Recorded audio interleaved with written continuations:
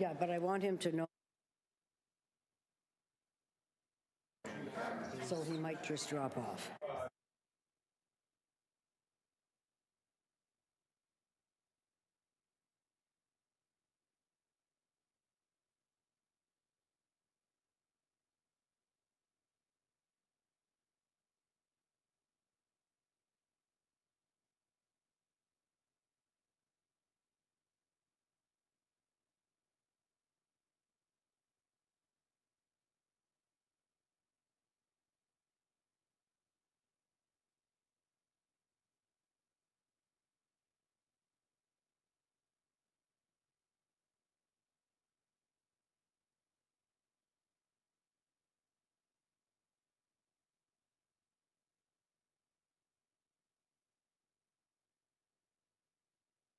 Morning.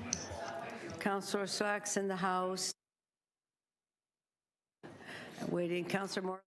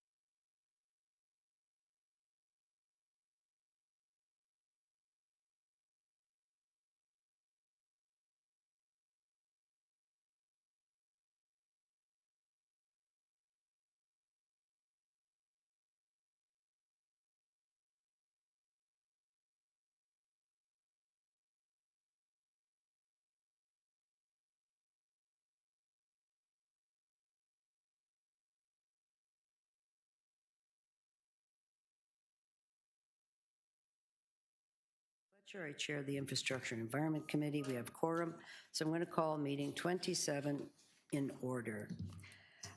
Today's meeting is being held by video conference and in person at City Hall and City Council chambers. The meeting is being live streamed online. Although we're meeting in different places today, the Infrastructure and Environment Committee would like to acknowledge that the land we're meeting on is the traditional territory of many nations, Mississaugas of the Credit, the Anishinaabeg, the Chippewa, the Haudenosaunee, and the Wendat peoples, and is now home to many diverse nations, Inuit and Métis people. We also acknowledge that Treaty 13 covers Toronto with the Mississaugas of the Credit. If you are registered to speak today, please listen to me call your name. I'll call the speakers in order. The list of speakers can be viewed by visiting the IEC committee link at toronto.ca council, and then check the speakers box. Members, the city clerks provided all of the agenda materials on toronto.ca council, and you also have it on your CMP clerks meeting portal. I also want to remind you to submit and approve your motions by email. Staff are available at IEC@toronto.ca to help with motions. Members are meeting, we're not meeting in the council chamber. We're back in this lovely room. Are there any declarations of interest here? Welcome this morning. Sorry, members, could you please take your seats? We're doing declarations of interest. Do you have any declarations of interest? I know you're interested, but the other kind, the legal kind, no. Thank you. Seeing none, we'll proceed. Could I have a motion to confirm the minutes of December 5th, 2025? Deputy Mayor Morley, all in favor? Thank you very much. We have 13 items on the agenda and 4 items of new business, which will require a motion to introduce. I also have to start off a couple of things because we are down a number of people today, some illnesses, and Councillor Pasternak won't be here. Two motions that I'd like to put, Mr. Clerk, please. Speakers who have not pre-registered be allowed to register until 10 o'clock, after which no further registration, that the length of public presentations be limited to 3 minutes, and I'm sorry that we didn't get that at 12:15, we break for lunch at 12:15. Do you need a motion for that, or you'll just do that at 12:15? And that, Councillor Chernos-Lynn has an important thing to do, and then we come back at 1:15? Yes? No? 1:30, what would you like? Oh, so 1:30. Okay, so we'll go from 12:15 to 1:30. That will be our lunch. Yeah, we need a few minutes just to get back, if that's okay. Like 1:35, 40. Okay.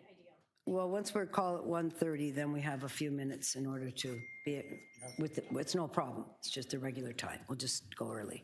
All right. That sounds great. Okay, let's start our run through. We've done that. We have speakers on a number of issues and the agenda rundown. I think that you've seen item number 1. Hang on one second, please. There's no.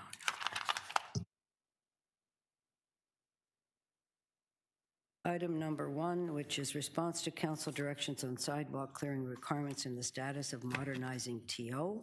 There is a letter that I had put in because actually it did snow last night and it's just continuing to snow, that this would be great if this could wrap up in the report that will be made to council. And I think Councillor Sachs, you know that. So that's the motion to move there, refer it to be put in that larger winter maintenance report. Okay, that's the motion. And there won't be any speakers on this. Yes? Oh, I was just going to move to receive it. Okay, or moving to refer it. Or to refer it, sorry. To that bigger report. Okay, thank you. All in favor? Opposed? That's carried. Thank you. Correspondence on automated vehicle pilot. We have 2 speakers, so we'll hold that. Number 3, utility construction photo documentation. Going to refer that to the next committee.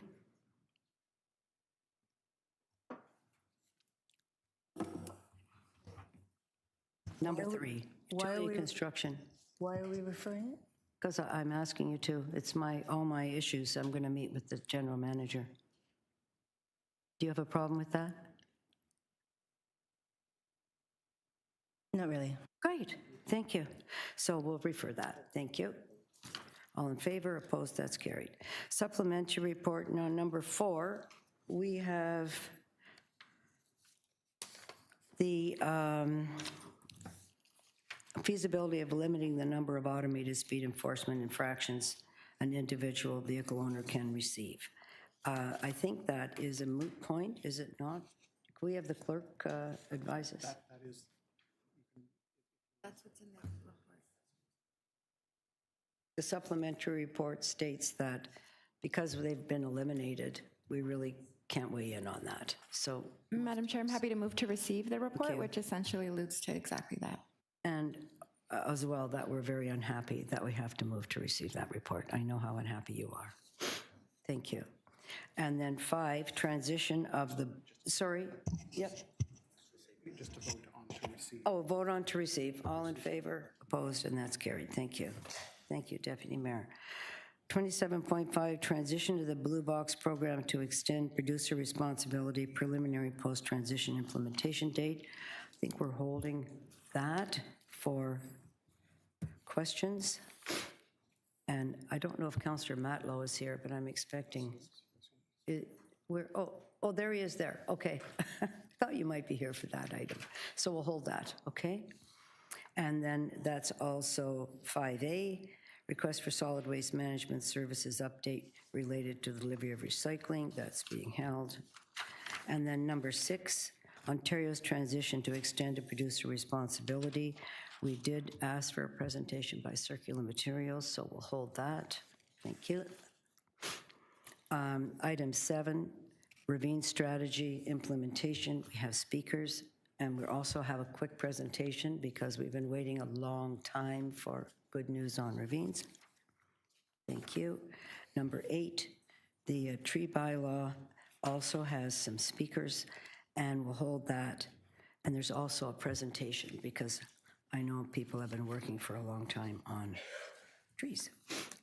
Item 9, there is a speaker on updates on Vision Zero road safety initiatives, follows up from June, missing sidewalk and road safety improvements.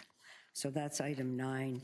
I'd also like to add item, Councillor Burnside has item 10 here, Tinder Crescent, and that we would hear 9 and 10 together at the same time. So that, they'll both be held for that. Thank you.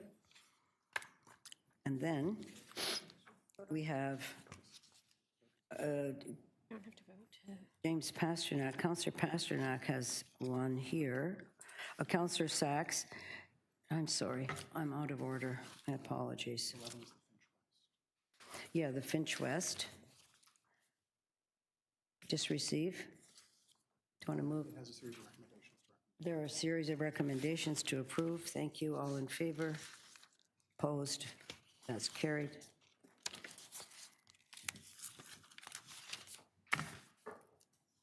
And then number 12, which was seeking clarity on the City of Toronto's application to the Community Sports and Recreation Infrastructure Fund, is Councillor Pasternak, and he is not going to be joining us and asks us to defer to the next meeting.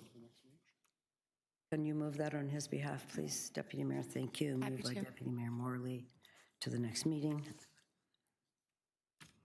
Item 13, United Nations Environment Program Travel Report, where we were ably represented by Councillor Sachs, and she's put a great report in. Would you like to move to receive that? I'd like to hold that. You're going to hold that? Questions? Ooh. Okay. Item 14, authority to enter into agreements with Board of Management of the Bloor Annex improvement area for improvements to Seaton Park. Is that a new one? Yeah, that's a new one, so we have to move to introduce that. Move to introduce that here? Yeah, all in favor? Opposed? That's carried. That's now on the agenda, item 14. Item 15, options for winter access to laneway homes and garages. Councillor Sachs, you're introducing that? Yes, please. All right, all in favor? Opposed? That's carried. Item, 16, balancing conflicts over use of accessible parking permits. You're introducing that today, Councillor Sachs. All in favor? Item 17, Lennox Street, two-way Markham to Palmerston. Introducing that. All in favor?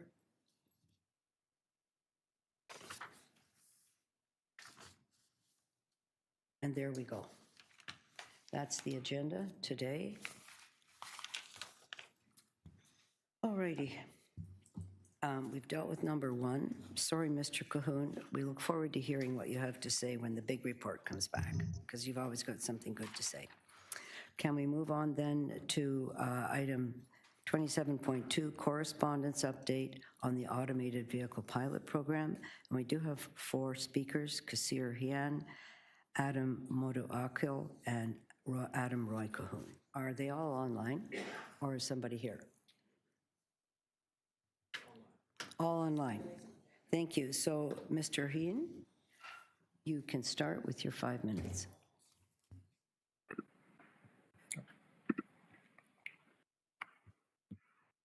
Hello, please start. Thank you. Hello, councillors, committee members, and Chair, Councillor Fletcher. My name is Kasir Heen. I'm a resident of University Rosedale. I'm a software developer.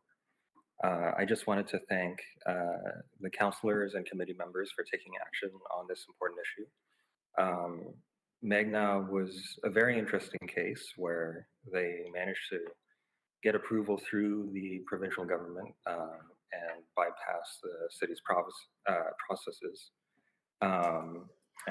This bypass is not to be confused with the 401 tunnel. And there were other issues of, labor, traffic, privacy. Back last year, a few of us spoke up about the privacy issues where they were recording everyone's faces. I just wanted to thank councillors and this committee for raising those issues. We raised the issues privately with Magna ourselves, and they wanted us to sign NDAs. We raised issues about storing personal images indefinitely, as long as necessary, whatever that means.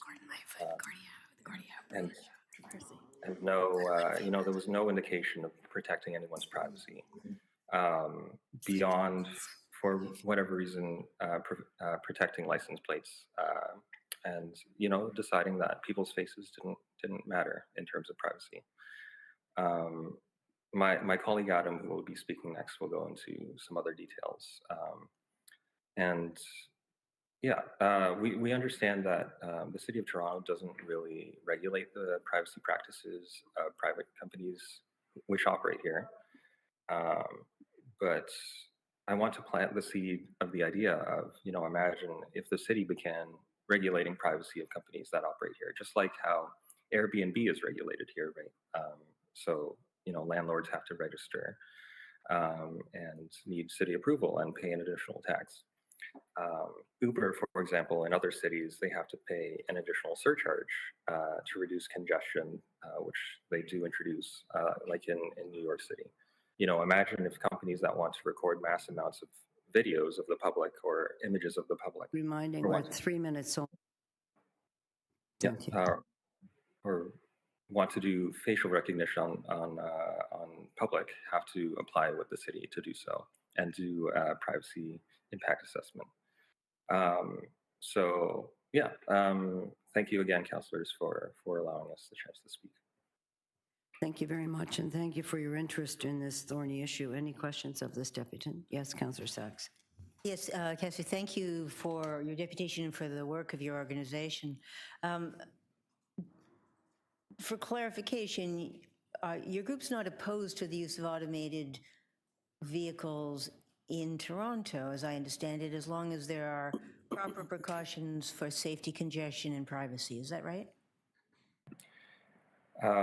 We don't take a stance on whether they should be in Toronto or not, but we do really take a stance on the privacy and the ethical concerns, as well as the traffic concerns. And we raised these issues with the company, and they were unable to answer them or unwilling to answer them. And so our stance is really they should have clear answers for these, which they don't. They just sort of want to come in, break things, and then fix them later. And it's up to the city to fix them, right? And that's not really the way things should work. Well, I certainly agree with you and had the same experience with Magna. But in terms of the things within the city's power, what in particular are you asking us to do? Perhaps looking into, so some of the examples I mentioned, right? Airbnb, for example, is regulated here, right?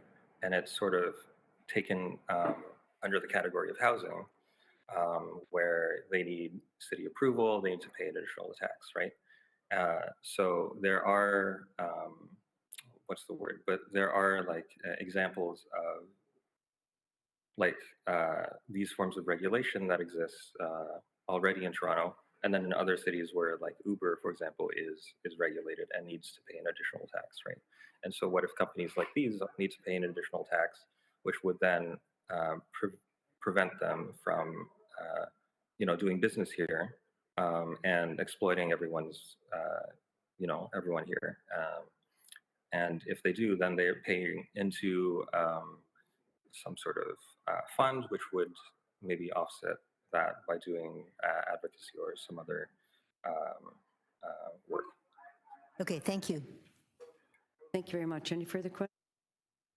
Thank you very much to the deputant, and calling Adam Moto-Akil. Adam, are you here? Yes, I'm here. 3 minutes. Thank you. Sorry, one moment. I'm just there we go. Yeah. Perfect. Yeah. Members of the IEC, city councilors, distinguished guests and speakers, thank you for providing us with a platform to voice our concerns regarding Magna's self-driving pilot. My name is Adam Moto-Akil. I'm a software developer, resident of the Spadina Fort York ward. I'm, along with Kassir, part of Technologists for Democracy, a group that advocates for ethical uses of technology and also democratic uses. We followed this issue since last May, and we've deputed in front of the IEC today and last May as well. We were pleased to hear that the City Council took the privacy concerns seriously and brought them up with the privacy commissioners. We're appreciative of the clarity that the IPC and the Office of the Privacy Commissioner, the federal office, provided. We would like to highlight one item on the record from the IPC stating that privacy regulations municipally and provincially should be clearer with a stronger vetting system to ensure that public companies or private companies as well are complying with orders and privacy regulations. We believe that there is a privacy regulation asymmetry, and that whatever regulations are used for public systems, the same should apply to private systems with the same rigor. Not only was Magna's privacy concern troubling, but it has come out that Magna's self-driving delivery was a danger to Toronto's roads. We highlight two companies who suffer from the same problems, although at different scales: Waymo and Serve Robotics, both of which have registered lobbyists in the city.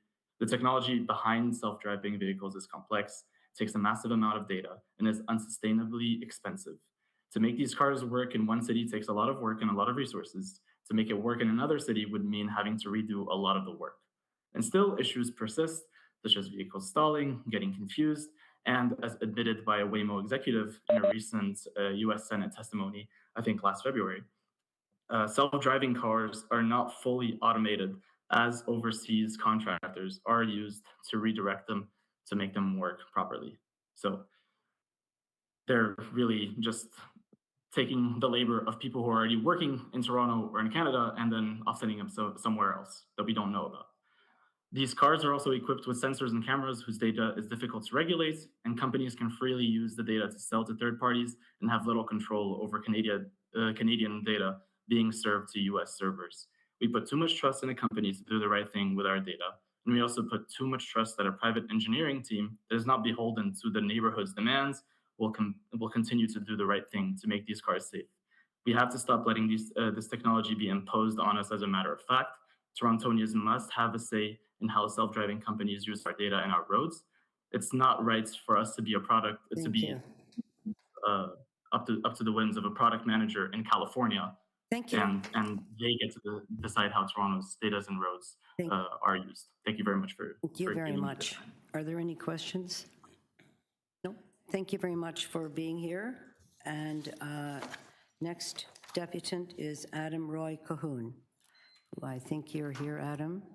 Oh, yes, you're online, right? Here we go. Starting your time, 3 minutes. Thank you.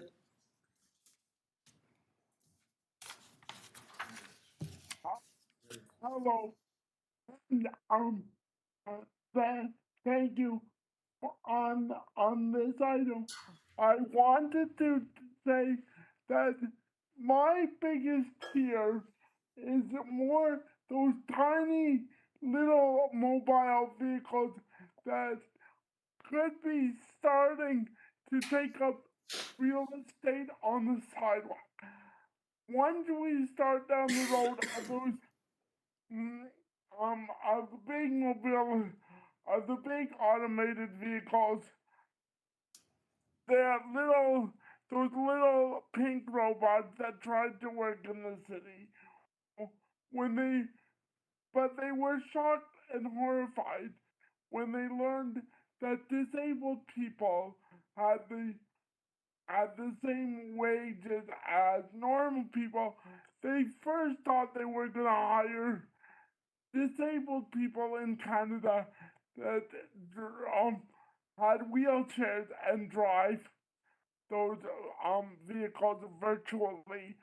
So the main real estate that those vehicles do have is what is troubling me with this. And also, the city also has to realize that these automated vehicles, especially the tiny ones, are only easily controllable when everybody understands what the sidewalk layout is fully like, with bumps and smoothness, with the city sidewalks becoming so uneven with the new climate change.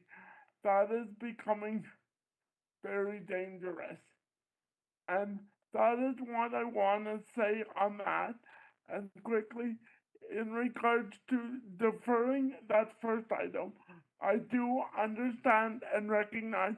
I just want it to be made a proper plan of actually dealing with this item rather than leaving it to a sweltering day in July when snow clearing is the last thing on anybody's mind and everybody just gets a rubber stamp card. I thank you for your time this morning for both these items. And we thank you for being with us here this morning as well. Are there any questions to Mr. Cahoon on this item? If not, thank you as always for your insights. We appreciate it. Bringing this into committee, any questions of staff on this one? No? Any speakers?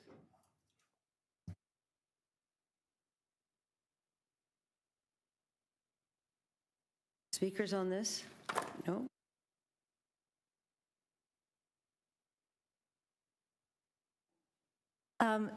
Sorry, I have a. receipt.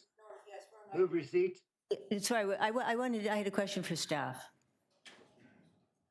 This is moot, isn't it? They're not doing it, so No, what are we no, talking hang about on. for? She has it.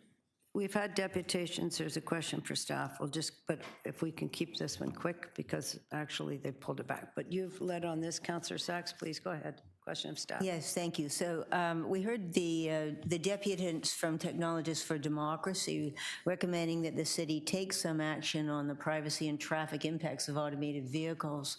My question for legal, have we reviewed the city's authority to take action on either of those items? And if not, how long would it take to do so? Through the chair, legal has not been asked to look at that specifically and would probably need a few months to do so. Thank you. Follow-up question, do you need direction from this committee to do that review, or will a simple request suffice? We would need direction, but I think it would probably be best that it be directed to staff along with legal and not legal alone. Okay. Can you assist me in drafting the recommendation you'd like to see to have that review done? Through the chair, yes. Okay, can we stand it We'll down until hold I get this that word in? down while Thank you you. get that, and then it'll be a quick move, right, Councillor Thank you. Sachs? Yeah, thank you. All right, thank you. Coming back around the clock to that. We don't have, I don't know, Mr. Kelleher, is Circular Materials here with us, or are they online? Pardon? Here in the audience?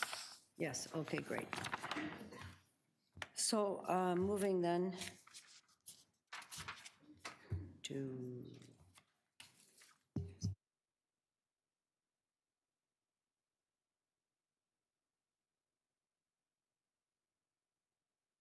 to item number 5, which is the transition of the Blue Box program to extend producer responsibility, preliminary post-transition implementation update. And perhaps you'd like to come out of the gallery.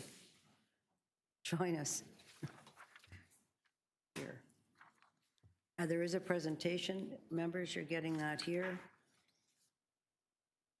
I don't know if 311 is here to answer any questions, Matt. Pardon me, Danielle is here. So why don't we have you on deck, please?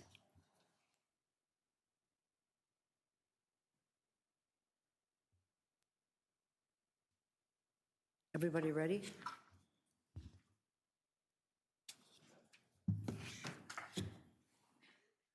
Okay, go ahead. Thank you. Good morning, committee. Just going to give a quick presentation this morning on the transition to extended producer responsibility, just a preliminary update of the rollout that took place in January.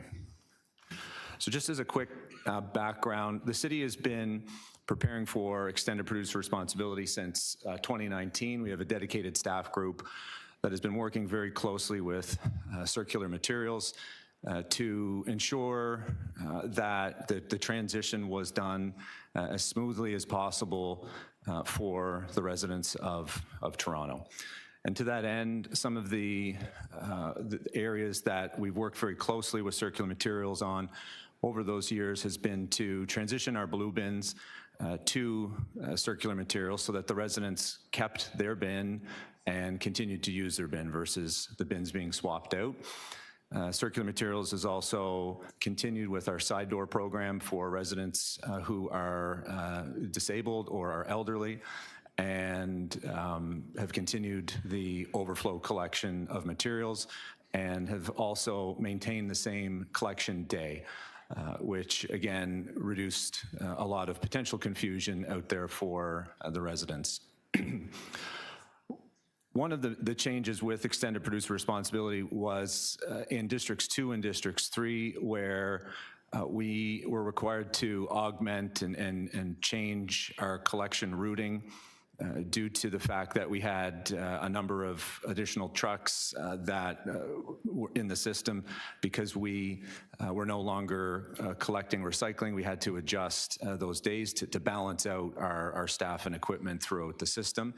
And we were looking at around 130, 140,000 households in Districts 2 and Districts 3 that had their collection week changed, but the day stayed the same. So for example, if your collection day was a Tuesday, it's still a Tuesday, but if your first collection of January was recycling, it was swapped out for garbage and vice versa in order to help both organizations balance staffing and equipment. We used a lot of very successful tactics through our communications department to get that message out to the residents, and also work very closely with Circular Materials on that transition. The observations from the field, as could be expected in Districts 2 and 3, because of that change, there these two districts had the most miscollection calls. Around 80% of the calls that 311 received were for Districts 2 and Districts 3. When we look at the other two districts, Districts 1 and Districts 4, the service disruptions were fairly minimal. And on a citywide basis, the overflow collection was collected for most residents. Now, that being said, there definitely were some challenges with miscollection.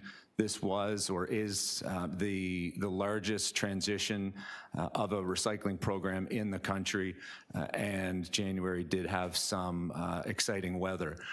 So, you know, Circular Materials did their best, the city did their best, but as with any transition, there's always some hiccups in the beginning, and we're starting to see after those first couple weeks, the program really smooth out and be in a place that I think both groups are you know, happy with, but again, there's still some room for improvement for everybody.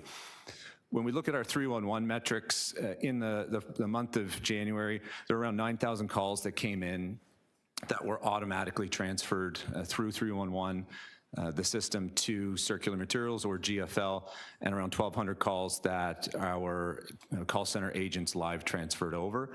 What these numbers really show us is that the city's communication efforts was a success. The residents were calling Circular Materials or GFL and not calling 311.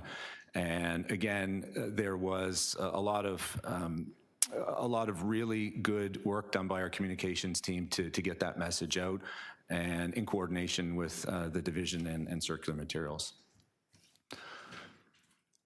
There was a slight hiccup on the Circular Materials collection app where the dates of collection for certain areas wasn't correct, but my understanding is those have been subsequently corrected. And with the apps for both organizations, Circular Materials and the city, we are mirroring the recyclable materials and what goes where with Circular Materials to make it easier for our residents and for the residents who are non-eligible. But again, one of the other pieces that was missing was the collection date for recycling on our app, and we have worked very closely with Circular Materials to have the collection date added to our app, again, just to make it a little bit easier for the residents of the city. And it says here that it's going to be completed by Q1. My understanding is that it'll be done by the end of the week. So that's been fast-tracked through the hard work of both groups. On the communication side, I'm sure everybody has heard or seen, you know, some of the social media challenges out there, and the confusion was really around missed recycling. But again, back to the city's communication strategy and the tactics, the overall sentiment was directed not really to the city, but to the province on this change and Circular Materials. So the city's message that the city is no longer responsible for recycling was well received, and again, based on the numbers that we've seen through 311, was well understood by residents. When we look at litter, we have not seen a marked increase in our service requests with regards to litter. That being said, it's been 1 month. It's been just for January, and again, we've had a lot of snow. So this is something that the division will be looking at over the next number of months, and we'll continue to report on this. And if there are some challenges that we see, we will be reaching out to Circular Materials and their operator GFL to determine, you know, potentially different avenues to address that issue if it does become an issue. What we've seen in our transfer stations in the first week of January is a slight increase in the amount of recyclables that ended up in the garbage stream. This could be due to a couple of factors. One, just the seasonality of the materials coming in after Christmas and residents putting them in the garbage potentially by mistake, or on the flip side, with missed recycling, residents putting it into the garbage because the garbage was being collected a little bit more frequently than the recycling was. But what we've seen now is that those numbers have stabilized back to historic trends. And again, this is something that we will continue to monitor over the next months and years to determine what the trends are and ways that we can work with circular materials through education to make sure that the recycling goes into the blue bin stream and the garbage goes into the city's garbage stream. The next steps for staff is we'll be reporting back to committee in Q2 with a strategy to reduce some of the risk around the two items I just spoke about with regards to materials going to landfill and materials becoming litter. So we'll have a more robust report after we get some additional data points over the next few months. And next year in 2027, we plan to return to committee again with our general observations that we've seen over the past year of recycling being collected and any frequency or challenges that circular materials has had over the past year, and report that to committee, as well as looking at the number of tons of recycling that makes its way into our stream, again, through our periodic audits of that material. And again, any information from the oversight body for recycling in the province, the Resource Productivity and Recovery Agency, and their annual report. So we do plan to return quite frequently over the next number of years and update council and receive direction as required. Thank you. Thank you. There's probably going to be some questions for you. Councillor Matlow, welcome. Maya? Yep. Thank you, Madam Chair.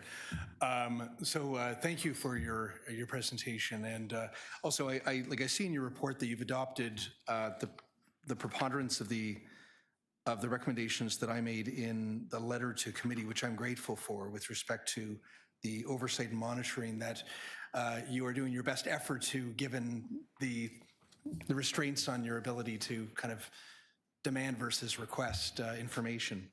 I see on the city's website, along with the app, recycling has essentially disappeared. So I see on the calendar, if you put in your address, if you're a resident, you'll see garbage bin, green bin, and then on recycling days, it's just green bin, as though recycling doesn't exist. What is the thinking there, given that for a lot of people, they still will go to us to get just basic information about calendars and also information about what they can and cannot put into the bins? Through the chair, and one of the challenges with including a lot of that information in the app, it's a 50-50. We're no longer in the recycling business, so there's a challenge of including that information because it's really no longer our information. But then on the flip side of that, it's great to have one source of information for the residents to go in and get that information. I would submit that it's confusing to people. Has there been any effort to work in cooperation with Circular Materials to have just one-stop shop where residents can just go to an app, find out what their calendar is, what services provided, what they're allowed to put into what bin, rather than have such separate silos in a way that nobody knows where to go and frankly get basic relevant information that they need to rely on every week? So all that information will be updated by the end of this week in the app. So it will be a one-stop shop for residents. It will be updated. That will have, so right now we do have the kind of what goes where function in the app, but we don't have the collection date in the app. That's going to be updated within the next week.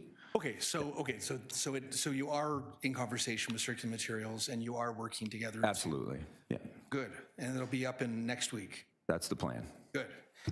Thank you for doing that. In your report, you and your staff suggest that aside from some missed collection, to quote you, and your team, it was that the transition was relatively uneventful. I had trouble processing that line and that narrative, given what a colossal failure, frankly, the transition was for most people.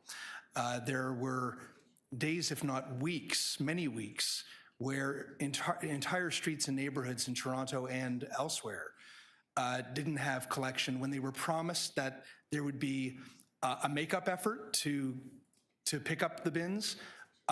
It wasn't done for many weeks. Raccoons and rats were having fun, but residents were not. Sidewalks were impeded for many weeks because the bins remain there.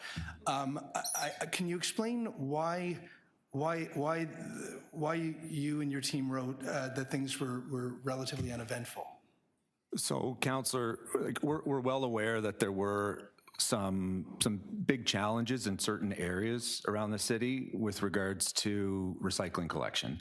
But as I touched on just at the beginning of the presentation there, it could have been a lot worse if the partnership with Circular Materials in the city and the direction that staff received from council on maintaining the same bins, having side door collection, having overflow collection, and keeping the same collection day was not maintained. So yes, there definitely were some challenges.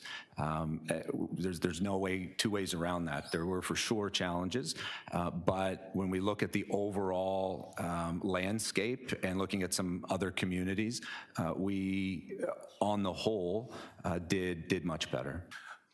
I grant you that. I would just respectfully submit that suggesting that the transition was relatively uneventful did not match the lived experience of many residents in our city.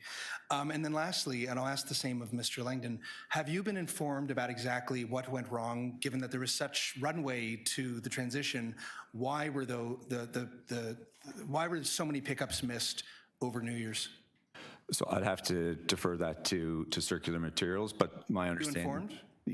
We knew that there were some operational challenges with, number one, the weather, and number two, getting enough resources, staff, and equipment for the augmented collection in Districts 2 and Districts 3. And again, with any transition, whether it's of this scale or to a new contractor, there's going to be some bumps in the road, and we know that. But on the whole, there were some challenges, but now I think we're in a good steady state. Thank you. Thank you. I gave you some extra time there. Appreciate that. Any other questions? Councillor Sachs, Councillor Moore, Deputy Mayor, everybody has questions. You're very popular this morning. Okay, Councillor Sachs. Thank you, Matt. I have no questions. I want to build on the comments of my colleague. I mean, it may have been fairly uneventful in the suburbs, but I can assure you it was not uneventful in my ward. And again, I echo Councillor Matlow's real concern that the way this has been framed is, oh, don't worry, it's fine. It has not been fine. It has not been fine for individual homeowners. It has not been fine for multi-unit buildings. It has not been fine in terms of litter. We're not getting litter reports because it's under the snow. But we will have litter reports once we can see what's happening on the ground.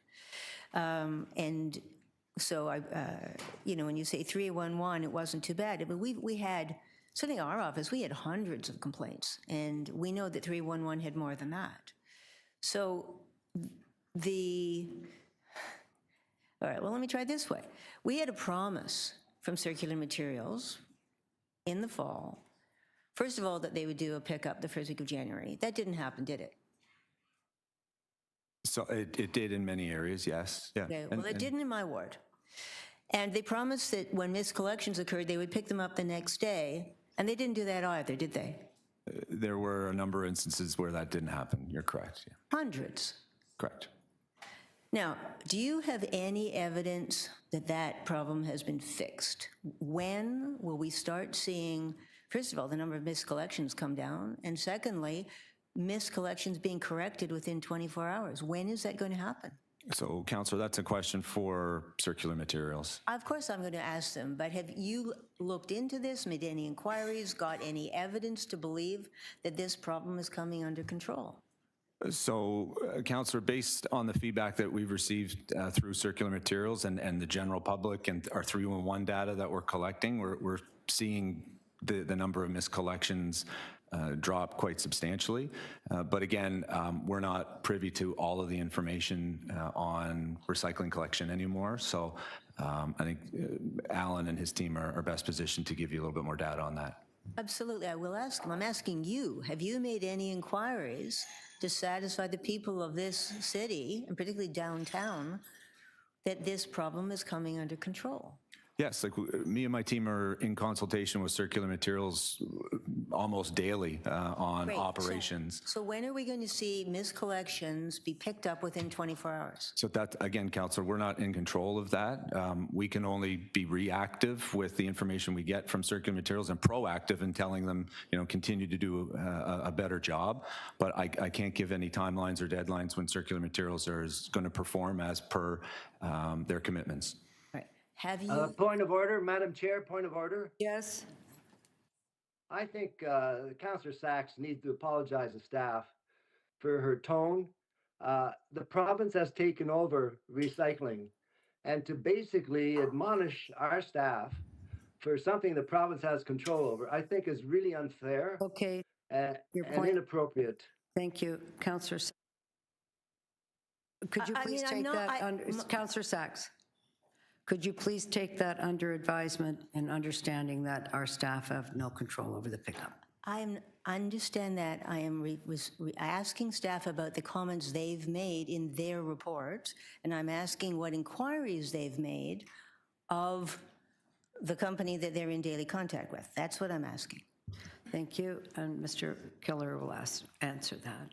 So, Chair, I've addressed that we are in contact consistently with circular materials, and we do inform them of the observations that we continue to see on the road and continue to push them to deliver the service that they've been tasked to deliver.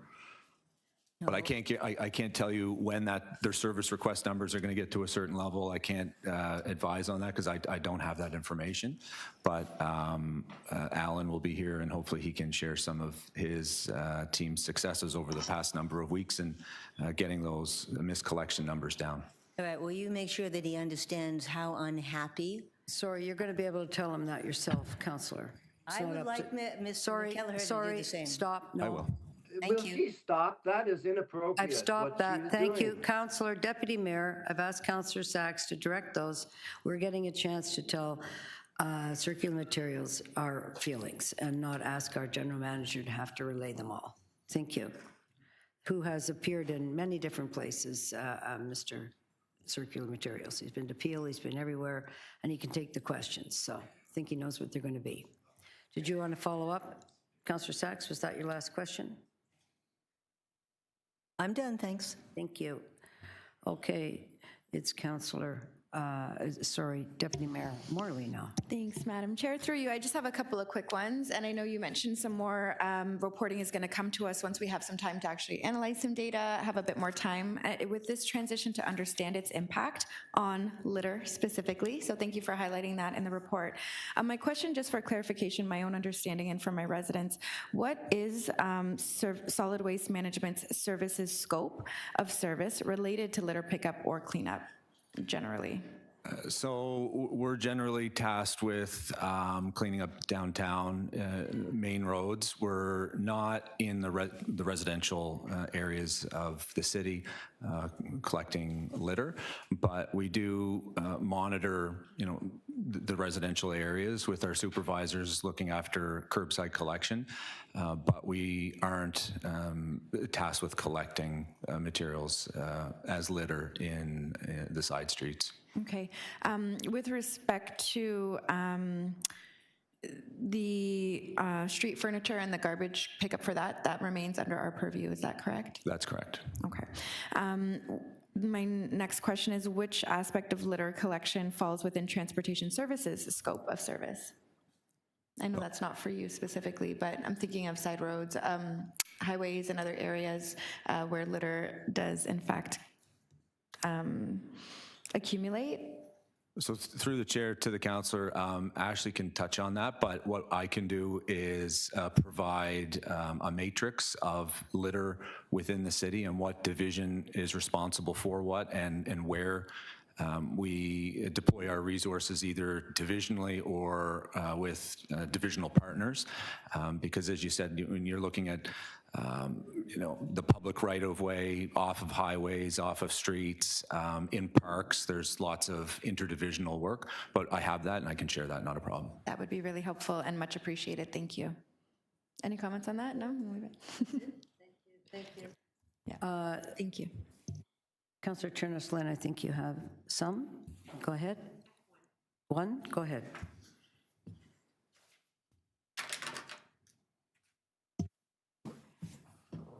Oh, thank you. So as per the report, calls about missed collections peaked in early January and have since subsided to, I would say, a still significant 49% of 311 calls. And I wonder what proportion of 311 calls were actually about issues with recycling on average before circular materials took this over? Perhaps we could get 311 to answer that. Oh, sure, I can direct that to 311. Or not. Are If they not, here? Then we'll continue. I'm Pardon here. me? So I can address that, Councillor. So if we're looking at year over year, we had around 12 to 1,300 missed recycling collections for January and February last year. And this year it's much less. But the challenge with that is we have been promoting for quite some time not to call 311, to call circular materials. And so that's part of the data gap is our numbers have dropped from that 1,300 substantially lower, but is that because the calls are now going to circular materials and maybe it's 2,000, 3,000? We don't know that. But what we do know is that year over year, our calls to 311 for recycling, February to February is down 95%. And again, that's to the success of our communication strategy of letting the residents know the city is no longer responsible for blue bin miscollection and blue bin repairs. And when you look at the numbers in the report, the split there is the 40 some odd percent that you mentioned is the percentage of miscollection calls as it relates to total blue bin calls.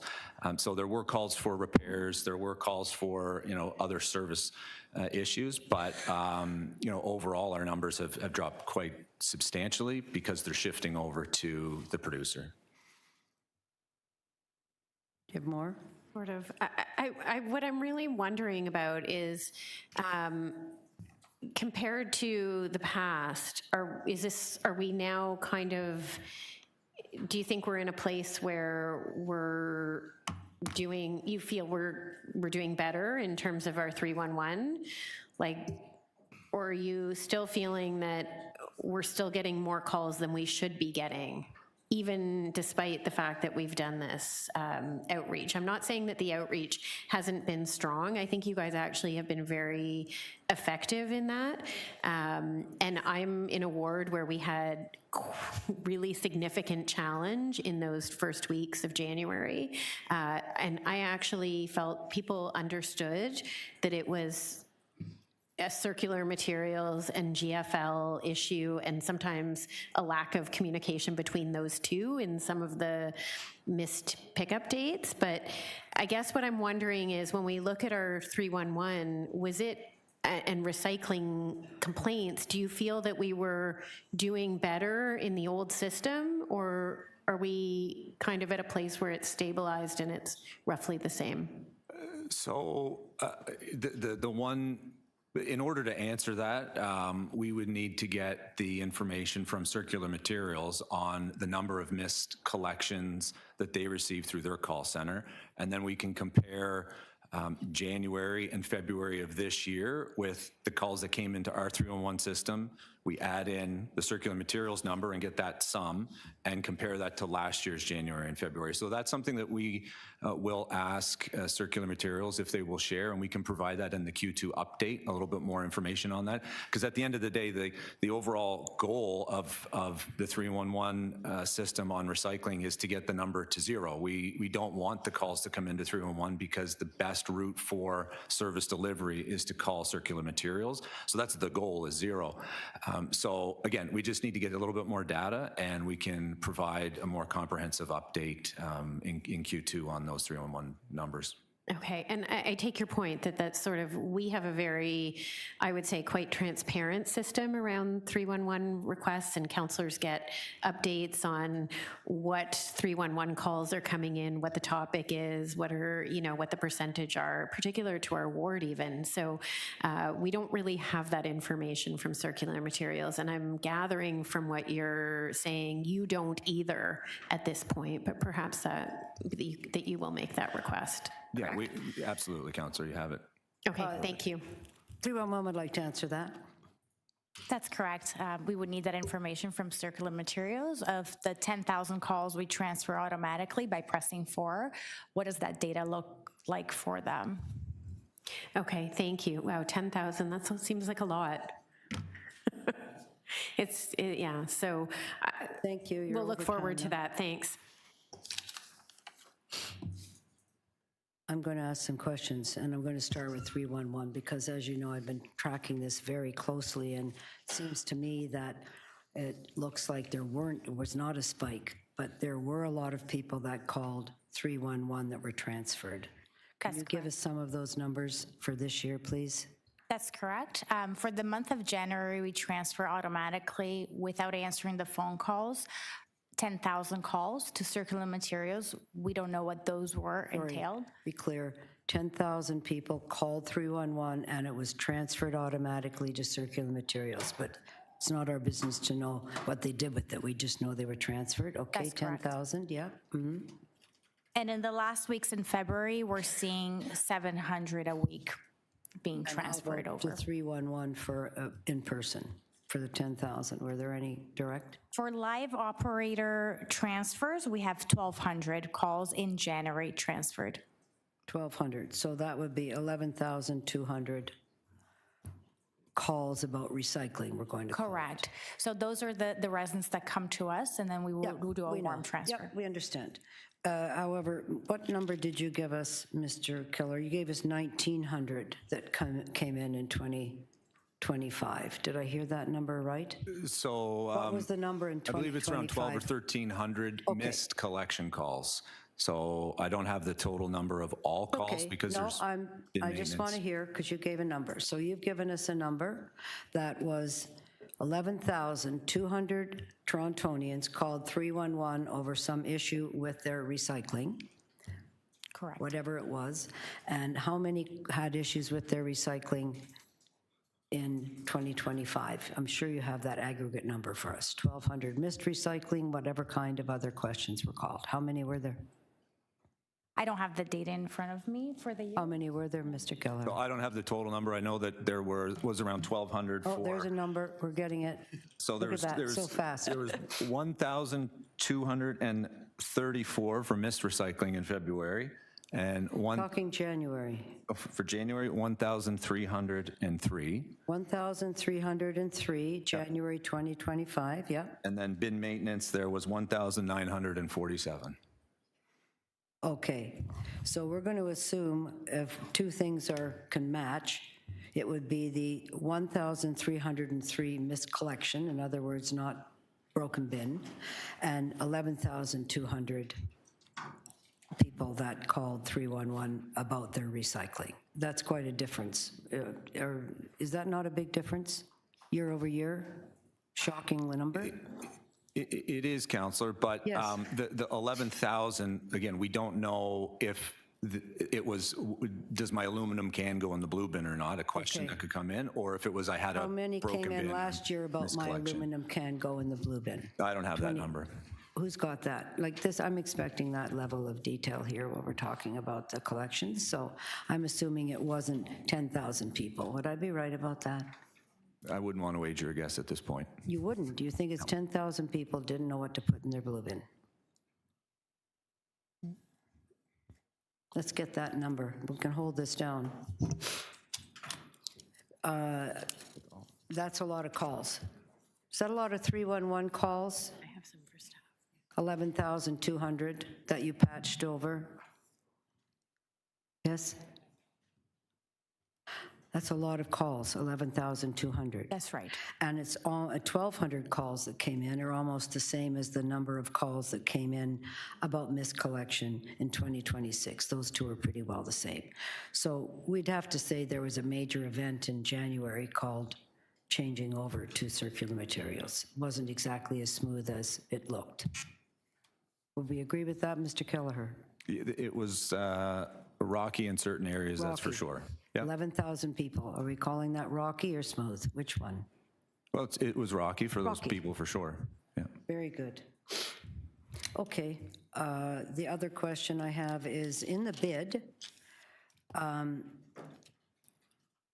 were our multi-res and et cetera left out of the RFP that GFL bid on? So not everybody gets collection here in this. My understanding is that the RFP that was put out by Circuit Materials was all-inclusive of curbside and multi-residential collection. And then what happened? And I'm assuming that the contracts were awarded to GFL. For all multi-res? That's my understanding, yes. Okay, what's left out? Just remind us what are we still picking up?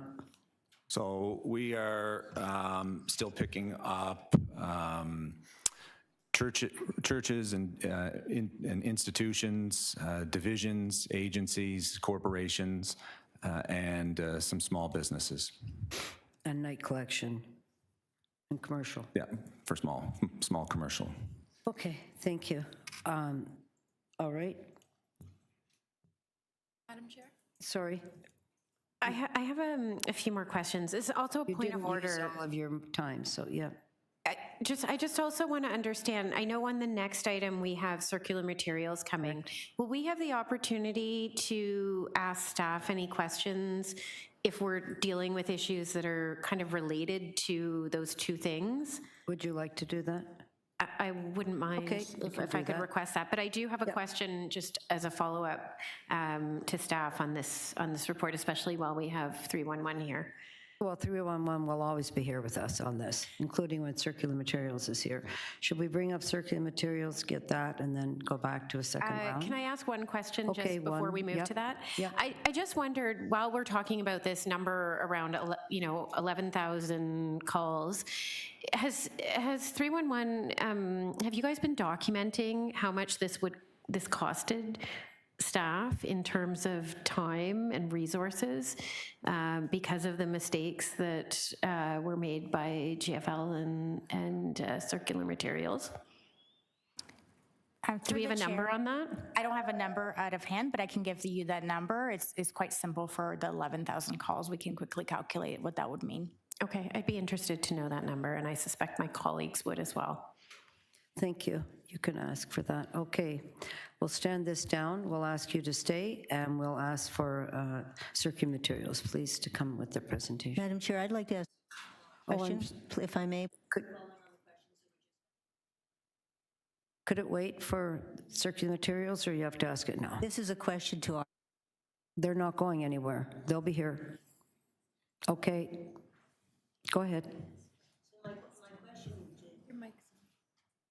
Yeah, my question to both of you is this. So you saw the letter from 416, Ted Avalos, and he's asked in particular that there be, for the rest of the year, a monthly dashboard, both of what you can tell us about complaints, which I recognize is limited, and what you can tell us about the impacts on the city waste costs. And they're looking for a monthly dashboard by ward. Is that something you can do? On recycling, no, we don't have the data for that, Councillor, and how that impacts us at this time. I'm talking about the letter from Ted Evans. What he asked was, what's the impact on your costs? Have you seen that letter, Mr. Kelleher? I've read it, yes. Would you like a chance to look at that and then come back and answer that a little more crisply? Sure. Let's have him do that. Thank you. All right, we're having here, sorry. Thank you very much. You can stay there, and we'll bring circular materials here unless he has more folks. That'll be fine. Oh, you have quite a few? Okay, please. And then we'll have everybody. Appreciate that. Thanks very much. Just a point of clarification, Madam Chair. Are we doing another round of questions for circular material on item 5, or are we moving on to item 6? They're having a presentation on item 6, and then we can ask questions on item 6. On item 5, we can go back to in general. There'll be some of the things they'll tell us may have to have a question from Mr. Kelleher too. Okay, does that make sense? Thank you for the clarification. Okay.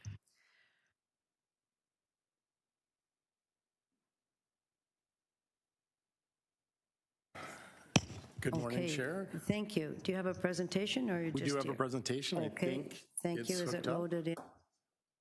Do we have their presentation? Okay, we don't have it printed yet.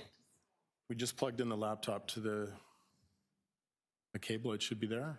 Okay, We also sent a copy in advance, so okay, just give us 1 second. for sure. Get your laptop plugged in.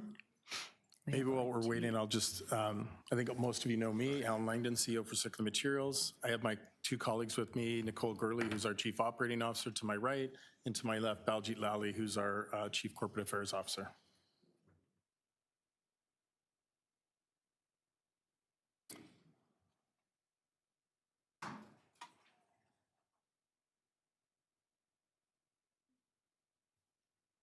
Okay, perfect. Great, thank you very much. Okay, I'll start just by giving a brief presentation, kind of encapsulating what we've seen during the transition as well as some other issues, and then happy to take any questions after. Sorry, we don't have a printed copy here, and usually we can follow along on that, but you've not provided a printed copy here today? You've just. We have not. So just let me ask.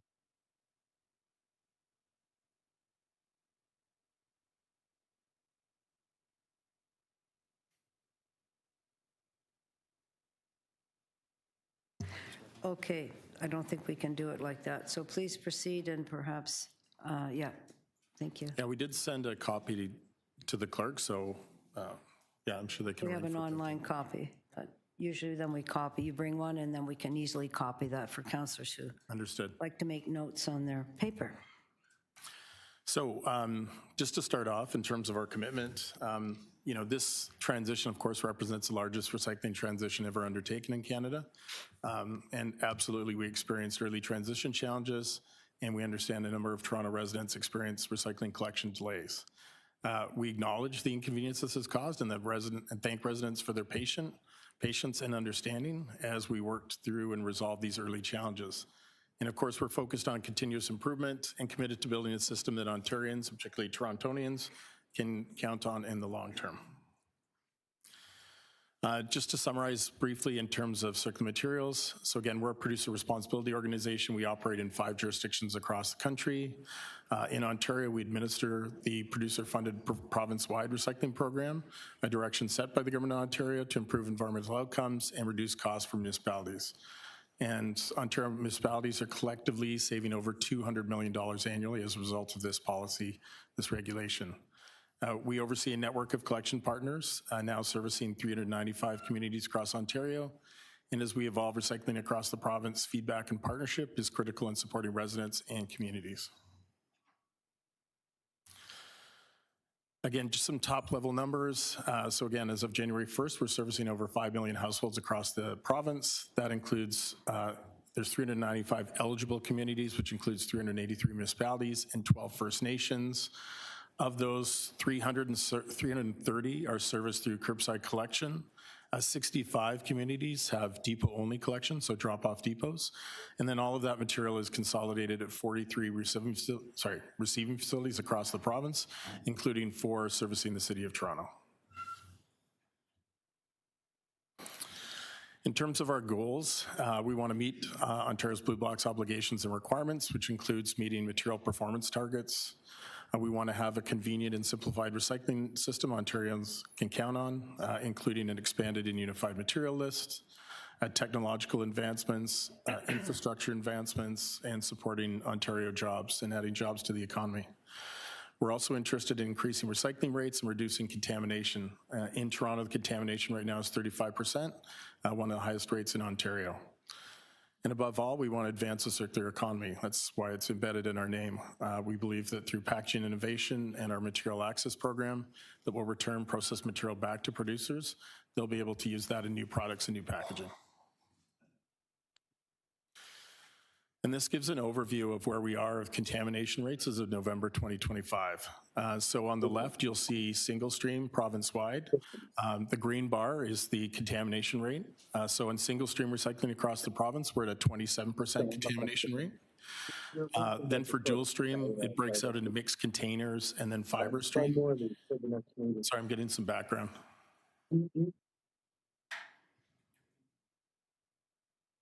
Okay, that was Councillor. Okay. And he's now been muted. Okay, good to know. So for a dual stream system in the mixed container stream, we have 15.9% contamination, and then in the fiber stream, 4% contamination. And that means overall province-wide, we're sitting at an 18.8% contamination rate, and that's as of November 2025. And this is just, again, a reminder of the performance management targets. So under this new regulation, it isn't just how much material we collect, it's how much material actually gets recycled. So how much material is actually turned into a product or a commodity that can make a new product or a new package. So we have, and when we talk about those targets, they're done individually by material category. So paper 80%, rigid plastic 50%, glass 75%, metal 67%, and beverage containers 75%. Flexible plastics is 10%. And that's probably going to be the most challenging target we have. Flexible plastics is, of course, now collected province-wide in the system. That hasn't been typical in the past. And it's a more challenging material to collect because of its lightweight density. And it has a huge variety. When we talk about flexible plastics, it's not just one type of plastic. There's a multitude of plastics captured in that category. And so a lot of our research and development over the next few years will be specifically targeted on how can we make sure that we're recycling that material. And right now in Ontario, we are probably collecting more flexible plastics than anywhere in North America as of January 1st. So in terms of collaborating to support the residents, and I just want to touch on the fact that we have been working with city staff over the last couple of years, but particularly in the months leading up to the transition. So there's ongoing partnership, information sharing, and discussions to understand resident behaviors and needs. We've worked together to streamline communications channels to support coordinated resident communication by collaborating on Toronto's recycling calendar, which includes recycling information, as well as the Waste Wizard app. And I think we had the update from staff that that's going to be up and launched by the end of the week, early next week, something we completely support. We've been working with the city to support the decision to swap recycling and waste schedule in District 2 and District 3, which from our perspective resulted in special collections required for 60,000 households. And we're working with our collection provider and the city. We'll continue to evolve to deliver the recycling service that residents expect. Oops. Oh, do you want to? Yeah. Oh, it will not. There we go. So in terms of key learnings and solutions, so definitely in terms of contractor onboarding, we work closely with our collection service provider to identify and correct early gaps and ensure residents receive recycling services. In terms of special collections, those were created to support the City of Toronto's new waste schedule change. However, there was resident confusion and as well as excess holiday volume to manage. So we work closely with the city team and our collection service provider to prioritize and address service delays. And I know firsthand, having discussed it with residents, received resident concerns, they sometimes would think that the recycling had already happened when in fact the garbage had happened that week and the recycling was scheduled for the following week. So that was definitely a theme. Was that all of the inquiries received? Not at all, but certainly was a component of what we dealt with. Of course, there was also weather delays and increased volume due to holiday season. In January, there was significant snowfall that impacted driving conditions. We issued 182 service alerts across the province to keep residents informed and updated on delays. So those service alerts would involve an inability to get to recycling that day, as well as information on when we would be able to get to recycling. And there's, without a doubt, there was significant resident call volumes and wait times. So due to heavy call and email volumes, residents experienced longer than usual wait times. We onboarded additional staff to support volume, resolve backlogs and escalations. Current wait times are less than a minute. And to date, call volume has declined significantly since the first week of January. In terms of resident inquiries and support, again, the first point of contact, as most resident, is with the contractor. And so we have their information, and certainly that's where we've been directing people to go. If they need an escalation, they can contact Circular Materials, and we have adapted our phone tree so that people phone into us, maybe mistakenly, they're thinking to phone the contractor. There is a prompt where they, oh, I've got to speed up, got it. Okay. So just comment, please, thank you. Yeah, I guess just the last part would be that we do have emails set up for the mayor and councillors to prioritize or escalate inquiries, and I know that they've been used frequently, and we've been in contact with a number of councillor offices to help and support resident concerns, resident complaints with relation to recycling. In terms of resident communications, we want to deliver timely and clear communications to residents, provide accurate information. So, we have targeted promotion and education, proactive multi-channel strategy to highlight changes and benefits with residents, including educational resources and tools. We will be engaging in community engagement, so on-site recycling activation at local events such as Due West Fest, St. Lawrence Remarket to support awareness, and also collaborating with the City of Toronto on its long-standing 3Rs Ambassador program to ensure that recycling continues to be highlighted as part of training, and that's specific to multifamily buildings. In terms of school programs, we're working with Eco Schools and Earth Rangers to enhance recycling education with students for 20+ Toronto schools have signed up. They'll participate in the Earth Rangers program. Recycling education toolkits are also being promoted through these programs. And then finally, website education. We have a dedicated Toronto community page, including customer service details, request forms, and collection schedules. We also could, you're reading, and we can also read, so please give us the high level for each of your pages. I think we're pretty much at the end. So looking ahead, we're committed to delivering consistently reliable, fully compliant recycling services. Successful transitions require collaboration and learning from all parties involved. There's ongoing meetings with municipal officials and teams, and we have bi-monthly Ontario municipal working groups where we share key updates. And again, we look forward to progress in building a trusted and resilient recycling system. Thank you. Happy to take any questions. We'll try to get you that so you can read it as well. Questions? That would be you, Councillor Matlow. Thank you, Madam Chair, and thank you, Alan, and your team for being here. I appreciate it. Yeah, of course. Thank you. As you recall, there's been, I think, a narrative suggested by some today that this was a blip, in a certain way, an uneventful blip. But you recall, and at that time, after Christmas, with lots of people having lots of materials at home, after lots of gifts being opened, being told that their recycling would be picked up, and after literally decades of reliable public service providing recycling collection, and within transition known for a long time, a huge runway in front of you, it was a colossal failure. And we spoke at the time, and there wasn't a clear understanding of exactly what went wrong. But you recall residents experienced not only streets and entire neighborhoods not getting the collection that they were promised, but moreover, they found rather than having more materials being allowed to be put in, there were fewer, including alcohol containers. There were promises that there would be a quick kind of cleanup after the fact, that it didn't get picked up when they were promised. And then that didn't happen for many days, if not weeks. Have you figured out, oh, by the way, and I should add, when people called over the weekend, there wasn't a call center available for them to be able to actually get access to anybody. So there was no accountability or any access to anybody. Have you figured out all the different errors that went wrong and why it went wrong? And can you give us like a candid account of why it was such a failure, and what have you and your team done to fix things? Yeah, so let me start off by saying, I think, and it was alluded in the previous presentation, I think was there challenges? Absolutely. Were they confined to certain parts of the city? Absolutely. There was challenges, maybe in all communities, but certainly the largest challenges were in the D2 and D3 districts and certain components of those districts. I think there's no doubt that there was some miscollections on the first day. I think we've acknowledged that, and that contributed to subsequent issues in terms of trying to make up for those collections, right? So once we'd identified the extent of the miscollections, I think resources were put forward to try and address those mixed collections as much as possible. But I think in terms of the scope of the number of initial miscollections, all the work to address that required more than just one day. It was multiple days and in some case weeks.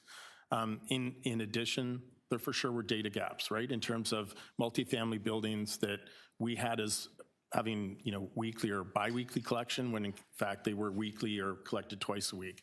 So I think there was a number of issues. In terms of the material, so I just want to be clear about alcohol beverage containers. Are they part of our system? No. I think in the graph I represented, if you didn't see it, we showed how much alcohol beverage containers are collected. But the point is that there's nothing in our contracts that require the collector to not collect those materials. So if those materials are present, they're still collected. I think in our pub promotion education materials, we try to be clear that they're not part of our system, so that there is a system they should be returned to. But we don't refuse collection of material, or we don't leave those containers behind. That's not the direction from Circular Materials. Alan, with all due respect, Yep. I didn't hear anything in anything that you just said that actually referred to my question about have you identified the errors, what went wrong, and can you take account and explain to us what you've done to fix them? So I think, as I said before, there were miscollections on the initial We know days. that. Yeah. And so there was resources that we diverted to try and address those miscollections. Those miscollections took a number of days to be able to address. And then in addition, That too. yeah, and then in addition, you also had the confusion with people not always knowing whether it was recycling or garbage they had to put out that week because of the swap and schedule. So if I'm looking back of where we are now compared to where we were at the beginning of January, what we've seen is a significant drop in the number of miscollections. We've seen a significant drop in the number of resident complaints and phone calls or emails being directed to us. Alan, I like you and I respect you, but Yep. I'm not hearing an answer to my question. And what is the answer you're looking for? So I think what we said is... on behalf of Torontonians, Yep. I want to hear from you respectfully Yep. that you have identified what mistakes were made, how they were made, why they were made, and take account for them and explain to us, articulate in detail, what steps have you taken to correct them so that they won't continue to happen again? Thank you. That's your 5 minutes, and now you can answer that question. Yeah, so as I related before, we had miscollections. Those were a one-time event in terms of that specific date, and they contributed to ongoing issues that took for us a number of days to catch up on. When you're talking about what have we done, so we added call center staff and we expanded our hours to be able to address the volume of complaints. We worked with our contractor to provide extra trucks and extra collection days, including on Mondays when we didn't typically have collection. So there were a number of Mondays when we did special collections where trucks were out there collecting what had previously been collected. And then we've worked over the last few weeks to identify data gaps, like why is a multifamily building contacting me saying they haven't had collection when they've experienced in the past weekly collection on a regular basis. For some reason, they're in our database as having collection every 2 weeks, and so we work to address those data gaps. So what I'm seeing from where I am now to where we were back in January, that we've gone through each of these issues. So we've worked at the contractor to understand what were the miscollections, we've addressed those. We've worked to expand our customer service hours and staff to ensure that we could meet the volume of calls coming in. And then we worked to address the data gaps. So we make sure that what was previously collected on a weekly schedule will continue to be collected on a weekly schedule going forward. Thank you. Whether or not that answered is you're done. Thank you. Okay, we have welcome Councillor Prutz. We have others. You're just here. Would you like to ask some questions? Go ahead, please.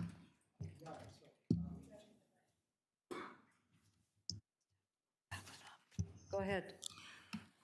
This is all new, by the way, new stuff. It might be new, It's but you're like running out of high-tech. time. Yeah. Barriers and all. This is good.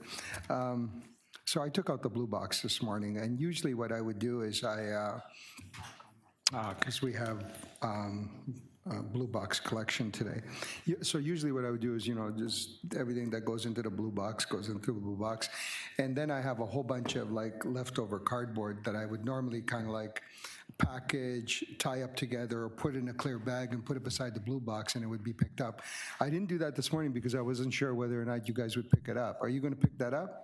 We can figure it out. Yeah, I The think, additional stuff, the overflow? so I think we've commented on that a number of times publicly, that we You know collect. sorry, I missed that. I just got here and I didn't get a chance to ask you directly, right? Yeah, no worries. So yeah, we have committed publicly that we're going to continue to collect overflow material in the city of Toronto.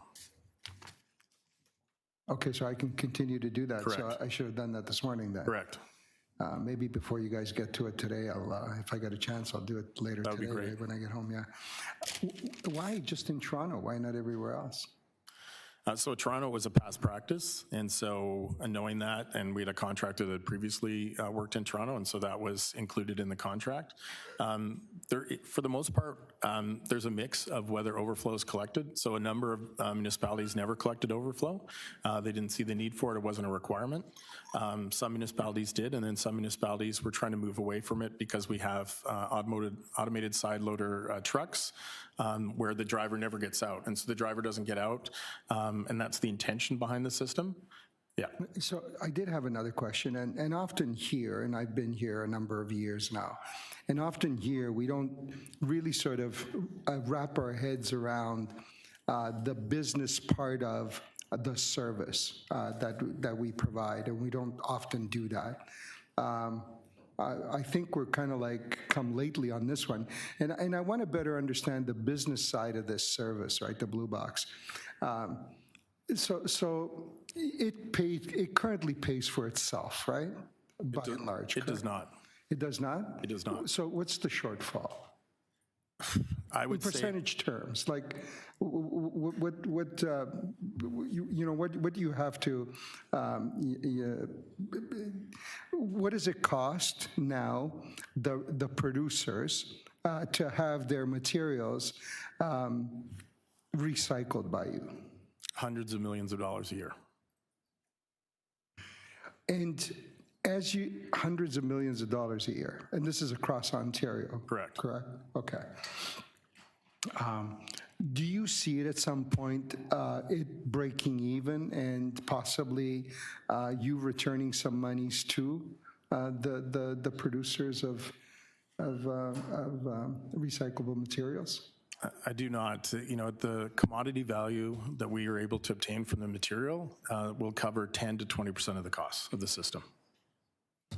So I've often wondered about that in terms of how, with technology, the changes or advancements in technology and the expansion of materials that can go into the recycling stream. I've often thought that one of the reasons why producers would want to this type of system would be that eventually it wouldn't cost them any money, and possibly they could make some money from the products they produce. You don't see it going in that direction at all?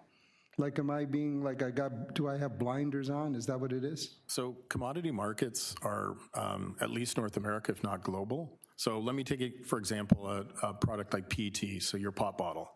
So last year at this time, we would have obtained maybe $600 per ton for that material. As of today, because of global trade issues and the price. No, and I understand the fluctuations. Hey, let him answer. You've got, fluctuations sorry, in price got and so 30 on. seconds, and he's trying to answer you, and then it's over. I'll just be quick. So as of today, we don't get any value for that material. We actually have to pay people to take it off our hands. And so part of the transition EPR has been actually removing that obligation from the city to have to pay those costs. So that's now paid for by producers. No. I forget your benevolence. I don't Okay, I'm not that's it. talking about your benevolence. Sorry. I'm asking you about the sort of the business model that you intend to develop and build across the province of Ontario for the producers of recyclable goods. And the question was, do you see this system eventually paying for itself? I understand the fluctuation in That's your prices, question. the Do you see- fluctuation in sorry, cardboard. Councillor. Yeah, that is the You're question. way over your time. The That is the question is, question, and do I'm you trying to see get this the paying answer for to it, itself? right? Mr., please, answer yes or no. We do not see the it's You system. do not see it paying We for do not itself. see the That's system his paying for answer. itself. Sorry? We do not see the Do system not see paying it for paying itself. for itself. Okay, thank you. Next up, Deputy Mayor Morley, you're up. Thank you. Thank you. Thank you. I have a little bit of a different tact, and thank you for being with us today and for sharing the information as well as some of the work you've done to adapt to the challenges out the gate. Appreciating no transition is ever going to be perfect, and we do appreciate those staffing up, et cetera. My questions are specific to the improve environmental outcomes goal of the work that you all are doing, understanding again that it is early days. But I'm wondering, will there be a dashboard or other data points shared with municipalities so that we can manage our progress and success specific to litter diversion, which you highlighted, and as well as managing recycling contamination within the municipality? Yeah, so definitely recycling contamination, like we've given you an update today. You know, we'll be updating various parties on that, particularly our collectors going forward, right? We want to reduce that contamination. In terms of a dashboard, we do have a commitment through the regulation. We have to publish annual performance measurement reports. Those measurement reports go into RIPRA. RIPRA then consolidates the performance measurement reports from all the pros operating in Ontario, and then they would be responsible for providing an information in terms of a snapshot in what performance looks like going across the province. I'm sorry, what was the body you mentioned that's responsible for that? Resource Productivity and Recovery Authority. That's different than other jurisdictions. In other jurisdictions, we would simply publish that information ourselves. So we have annual reports in all the jurisdictions we operate, and so annually we would provide a report outlining what the cost of the system, what was our performance, where did we see issues, has recycling improved or not improved over the year.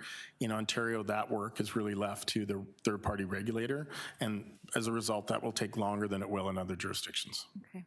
That's helpful to understand a bit of that path. It's a bit of a complicated one, but we'll follow it. How will residents be able to see how we're doing as a city with recycling contamination? Yeah, it's a great question. So, you know, right now we plan to follow up with our collector on a regular basis to monitor contamination and work with them to address issues of contamination. I think we'd be happy to provide the city with regular updates because reducing contamination is going to be a significant strategy in terms of improving the quality of recyclables that we're eventually available to sell into markets and actually recover and use against our targets.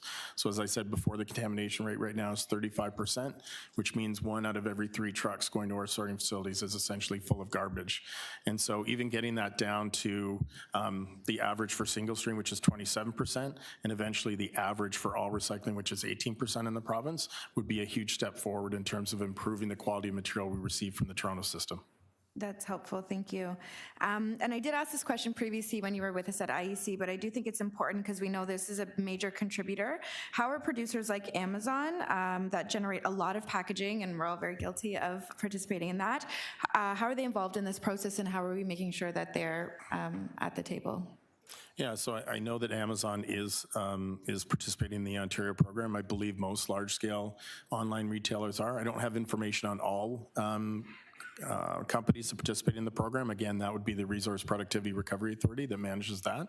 But certainly from Circular Materials point of view, we probably have over 900 producers participating in our program, and certainly the largest, you know, and a range of businesses, everything from small retail chains to some of the largest retail chains and largest consumer goods companies in the country. Are they also reporting in about where they're sourcing their product going forward? So like, are they buying it back from within the system, right? Really focusing on that circular piece.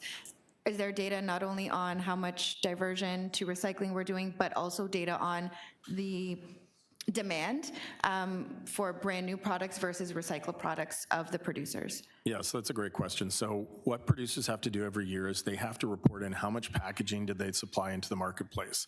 They have to report that in 62 distinct categories, so cardboard, polypropylene plastics, PET plastics. And one of the key initiatives for Circular Materials is working with producers to be able to allow them to access the recycled material. So can we have a PET producer obtain the PET directly from our system and then use that as recycled content in new packaging, essentially?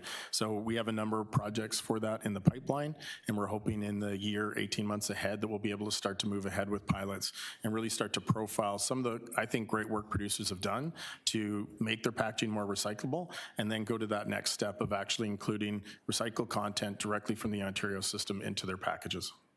And my last question is, do we expect and anticipate that that might add some more value? You mentioned the sort of diminishing value on recycled materials. As we get this figured out correctly in those process and procedures, and they come back within the system, do we expect to see more value of the recycled materials? That's exactly it. Like, we think that, you know, we've always made the assumption that producers are going to have to play a role. If we want these markets to become more steady, to not be so volatile, we actually need the participation of producers to buy back this material. And we know that we have a number of producers interested, and so we think it will be a key strategy in providing more certainty and more consistency to the commodity markets going forward, absolutely. And hit on that environmental goal. Awesome. Thanks, Madam Chair. I'll leave it there. Thank you very much. There's a question, Councillor Sachs. Hang on one sec while I get you reset. There we go. Thank you. Yeah, thank you very much. Going back to the multi-unit residential buildings, as you know, many buildings in my ward have had great difficulty getting their collections and aren't getting them often enough. What is the procedure that you want multi-unit residential buildings to follow to get back a workable collection schedule so that they've got room for the bins? Yeah, great question. So, you know, first of all, first point of contact is really to go to GFL. If the issue is persistent, then they should escalate it to our customer service line. A ticket's created, and then we can do the follow-up to ensure that they're, you know, that they're collected on the schedule that they should be collected on. And again, I think what we've seen evidence of mostly is people who were previously weekly for some reason being included in our schedule as biweekly or every 2 weeks, and then some people who were collected twice a week only being collected weekly. So as those issues or events have been brought forward to us, we've been working with the contractor to make sure there are adjustments in the contract that they can be collected on the schedule that they should be collected on. Okay, so the short answer is they just have to email you and ask to be put on a corrected schedule. All right. Are you willing to extend the phone support hours? A lot of people work during the only hours that your system's available. You want to take that, or you want me to? Yeah, so currently we have extended our customer service hours from 7 a.m. to 7 p.m. And then we do provide some weekend support to support backlog. So we took that interim measure to help support the volume coming in January, and we're evaluating extending that over the next couple of months as well. Okay, well, please extend it for the next couple of months. It's needed. If the city has, as I expect, considerable extra litter costs, there's so many collections were missed for so long, and so many bins were knocked over, and there was so much spillage when the bins were picked up. Will your company contribute to the city's cost for the extra street sweeping and litter collection? So at this point, so I don't think we know the extent of whether there is litter or not. So I think that's something we would talk to city staff about once we know if there is in fact a problem. I don't know that there is at this point. I can assure you my constituents say there is. Okay. So will you contribute extra costs if we have them? So it isn't involved in the scope of our program. And so again, I think I'd want to talk to city staff and understand the extent or the nature of what in fact happened before I could make any commitment. So you won't make a commitment, but I can assure you we have a problem. In terms of the flexible plastic, on slide 8, you mentioned that your biggest challenge is diverting even 10% of the flexible plastic. How much of the flexible plastic that you pick up is being burned? Yeah, so we don't send material to Energy from Waste. So couple things. Our primary goal is to try and recycle the material. Right now, if that's not an option or if there's not an end market, there may be some material that's landfilled, absolutely. But I think our goal is to ensure as much of that material can get recycled. All right, but you told us that you're having trouble reaching 10% diversion. That means that more than 90% is not being diverted. What's happening to that 90% right now? Yeah, so just a clarification, that 10% would be based on the amount of material supplied into the marketplace. So if that 100% is supplied in the marketplace, probably at this juncture, we're not even collecting 20%. So of that 20%, are we able to maybe get to 50% recycling of that? Hopefully. But keep in mind that there's going to be lots of loss of that material in particular because of its lightweight nature. So we're going to lose some in the collection. We're going to definitely lose a significant amount in the sorting because the way the sorting facilities work, they work on conveyor belts. That material tends to float. It gets wrapped up in machines. And so it's not... it's a regular thing that facilities will close down and just go out and pull out the flexible plastic that are caught in their machines. No, I understand. I'm not asking all the explanation. I'm asking what happens. You're picking up flexible plastic. What percentage of it, the amount that you don't actually have reused, is it going to landfill, or is it being burned, or both? So if it's not being reused, then it would be going to landfill. It wouldn't be burned. All right. And similarly, the rigid plastic, you say you've got a target of 50%. We know that all these plastics are expensive and hard to recycle. The extra plastics, are they being burnt or landfilled? Again, not burned. And again, for the rigid plastics, a number of them are actually highly recyclable, in particular the PET. I understand. Okay. I'm asking the overall, how much of what you're collecting now is actually being recycled? Being reused, going to some useful purpose as opposed to landfill? Yeah, so I don't have exact statistics, but the overwhelming majority of the material would be captured and would be recycled for use as a new product or new package. Can you get as actual reuse statistics? Yeah, for sure. Yeah, absolutely. And that's part of what we need for our performance management or performance measurement report. We need to be able to say, you know, we collected this much, and of this material collected, this is how much actually went to recycling or was actually transformed into a new product or package. Absolutely. Okay, thank you. Thank you very much. I'll just ask a few. I did watch the Peel region and the issues that they had. And one of the things that they have as a problem is that there's no cardboard that's being picked up and the blue bags overflow isn't being allowed. Is that because that was the contract with GFL, or was that your prescription? So two things. So currently both the blue bags and the cardboard is picked up. We're looking to phase that out, but as of today, it's being picked up. Sorry, yes, you're planning to phase it out. Was that in the contract, or was that GFL that made that? When they bid on the contract, did they not bid on picking up cardboard and blue plastic bags? Question. Yeah, so keep in mind that one of the differences in Peel is... When they bid on, how did that happen? Did they bid on the contract, or did you put that in the tender? It's pretty simple. It's either or. Which one?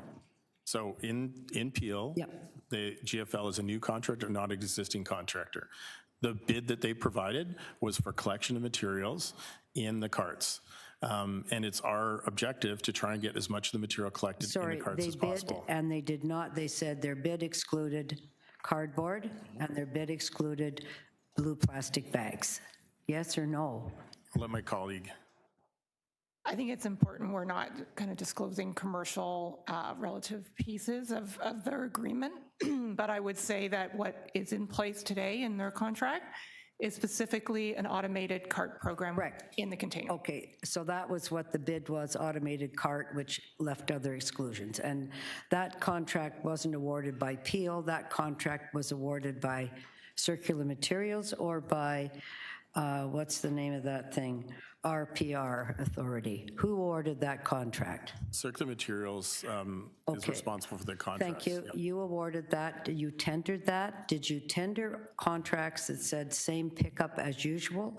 Or did you tender, because I think your tender is public, when you tendered that, did you require that the same materials or ways of operation would be people could still live out their blue bags, that you'd still be picking up cardboard? Or was that not something you included in the tender document?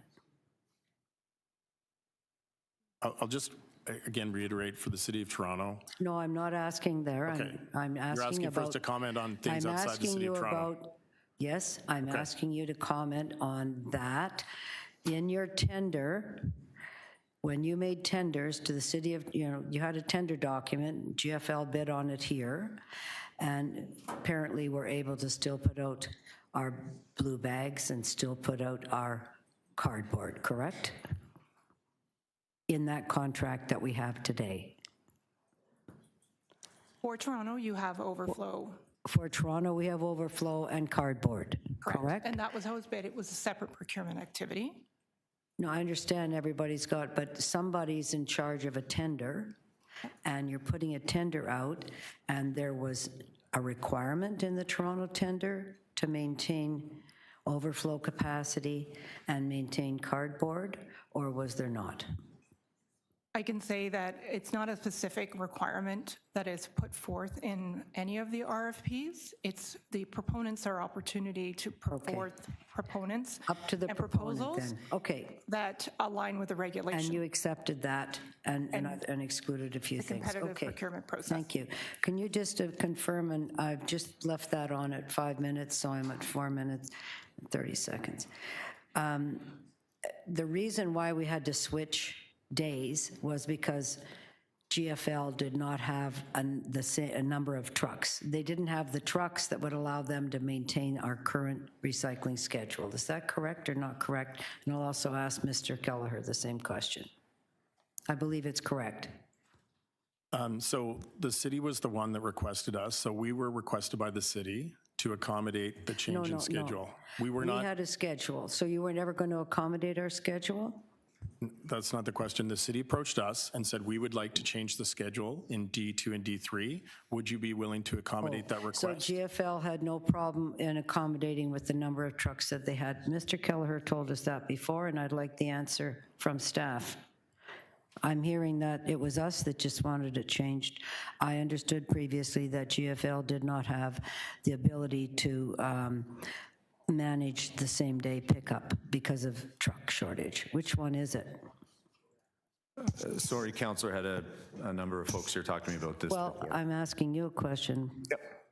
Okay. Would you mind repeating it? Oh, I'm repeating Sorry. it. The question was, and you answered previously, that GFL, we changed our schedule in January because GFL could not pick up in those little sections of D2 and D3 because they didn't have the amount of trucks they needed, and they needed to switch the day. Is that wrong or right in what we heard before?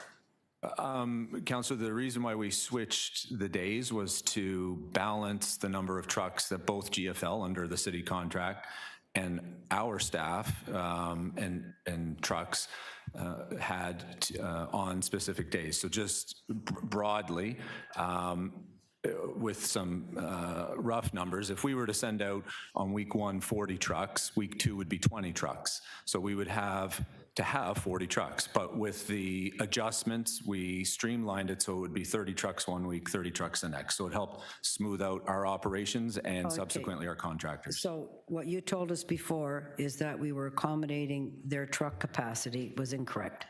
I don't believe I've ever said that, Councillor. Okay.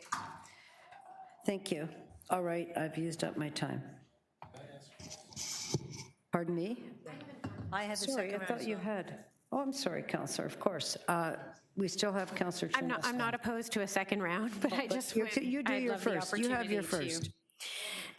So to circular materials, I know that we've been talking a little bit today about the overflow and collecting bags, and we're very happy to see you're doing that in Toronto. Can you commit to doing that long-term for us? Because I know if it's a family like mine, we often have more recycling than the largest bin allows. Yeah, so as I said before, it's part of the contract, and there was no plan, excuse me, there's no immediate plans or no plans to remove it, and it's in the long-term contract that we have with GFL. Okay, so there is no intention to change that? Correct. Thank you.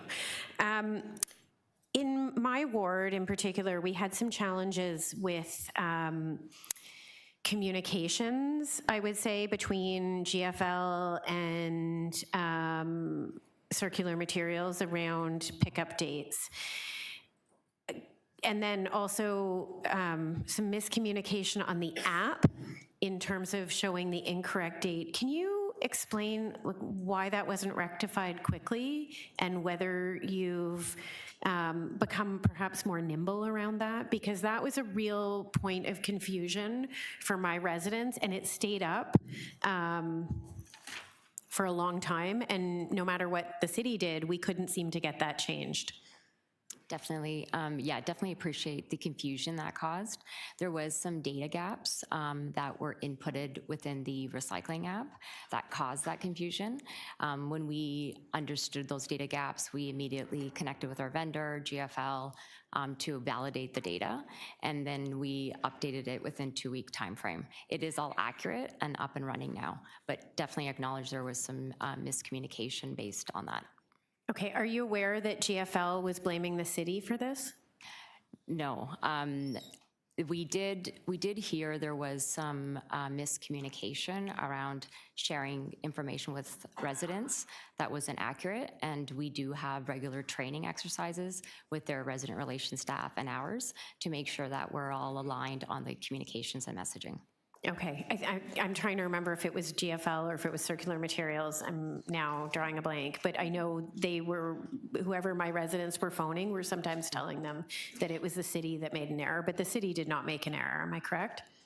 There was some just app data kind of challenges with the type of data we're receiving, but I wouldn't put point fingers at any stakeholder or any kind of collaborator. So that it was through the call center through GFL, but we do regular training exercises to make sure we're sharing accurate information with residents. Okay, and are you able to update your app more quickly if there are errors now? Definitely, yeah. We monitor it and we make sure that it's accurate. Okay.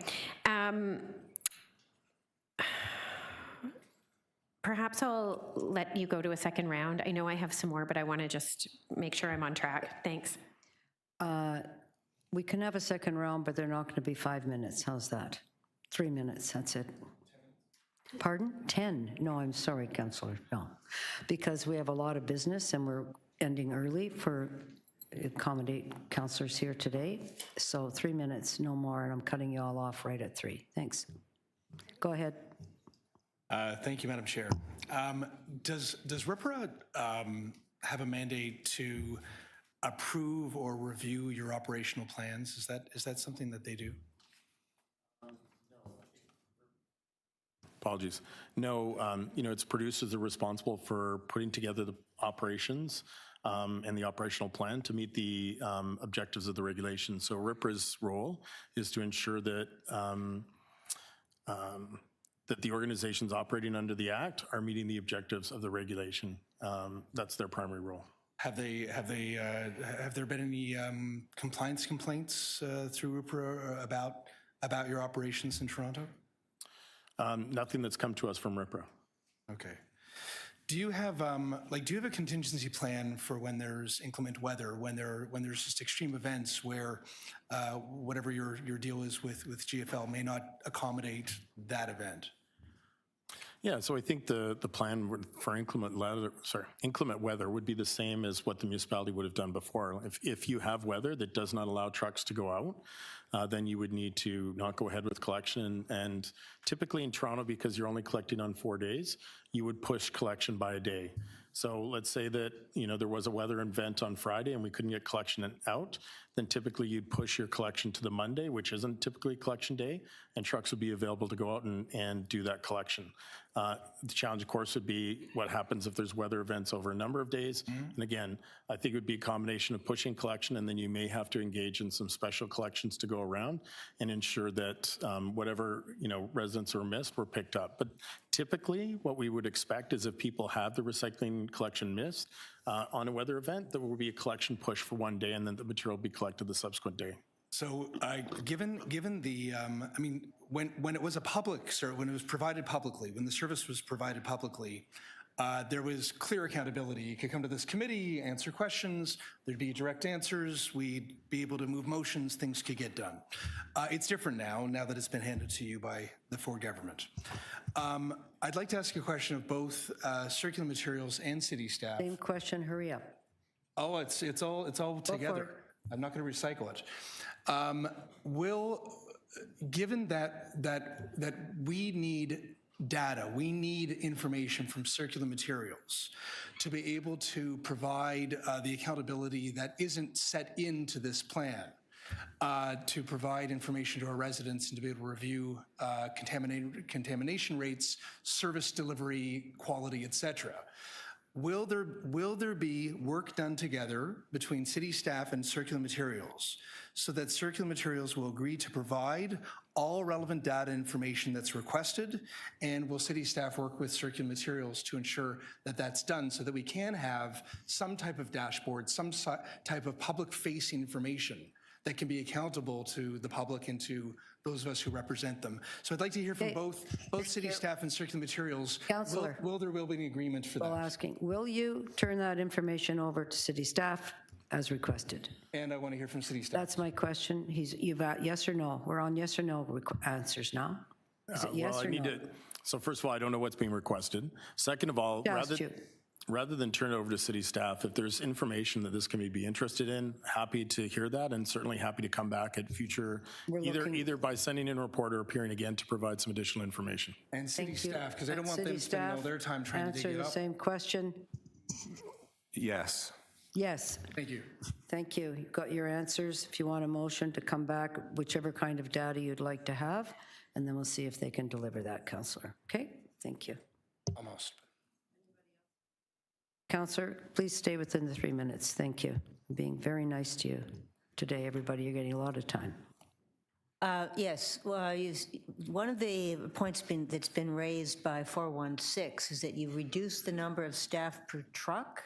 Well, have you reduced the number of staff per truck, or is it still 2 people per truck in Toronto? Short answer. I'm not aware of any reductions in any level of service. Check and let us know. Okay. Sure. Right. The second thing, again, following up on both 416 and my colleague, is we've been asked for visibility on miscollections and the collection days and recycling and contamination rates by ward. If the only way to get that, to get you to come back to every meeting of our committee, or are you willing to provide monthly data that the public can see? We wouldn't have data monthly. We wouldn't have data by ward, but certainly we're happy to provide regular updates on contamination rates in the City of Toronto, absolutely. Contamination rates, miscollections, collection delays, and we do need them localized. Oh, if city averages don't tell us anything. How can we get that data from you? Let me take that away. Again, miscollections, at least at current states, we're talking a few hundred a week in, compared against almost 500,000 stops. So I would say that generally miscollections have dropped considerably, and we would expect that they would stay at that level or lower going forward. We don't know that without the data, and I can tell you that in my downtown wards we have a problem. So that's what I'm looking for, data. When anyway, I've asked 3 times. We need that data. How do we get it from you? Yeah, for miscollections, I'll have to take that away. And miscollections, contamination rates, collection delays, and we need it localized.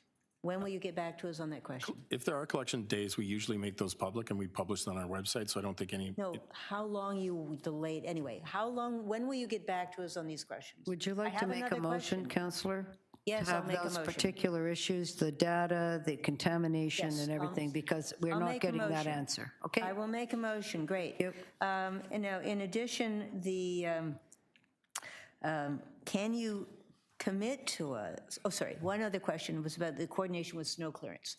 So when your collections were missed, the bins are left on the sidewalk plows can't get down, the sidewalks can't get cleared, people can't get through, and then your trucks then said, well, we can't get through because the sidewalks aren't cleared.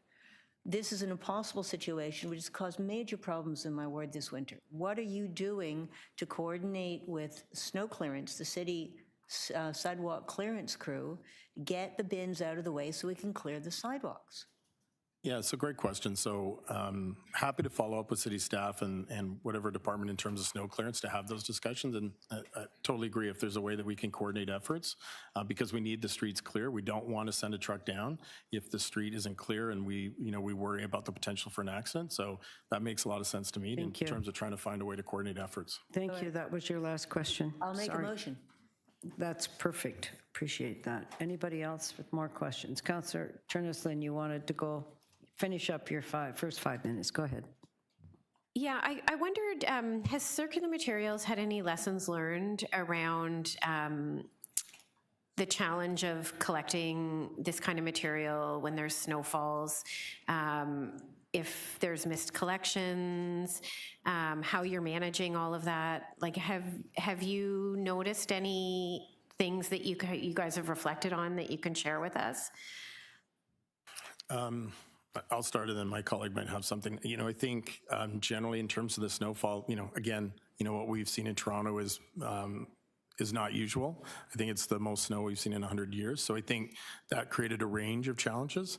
But just on typical snow delays, again, typically what we would see is if there is a snow issue, given that we have four-day-a-week collection, there is the ability to push collection, and then hopefully we don't see any long-term delay in the collection of material. I don't know if there's anything you want to add. I would just say that we continue to follow best practices that many municipalities have actually executed over many, many years, so we are aligned with those. And I would just say the more that we can ensure that we have clear communication and service alerts, alerting residents so that they're aware of the delay so that there isn't resident confusion is also key. So that's an area that we'll continue to expand on.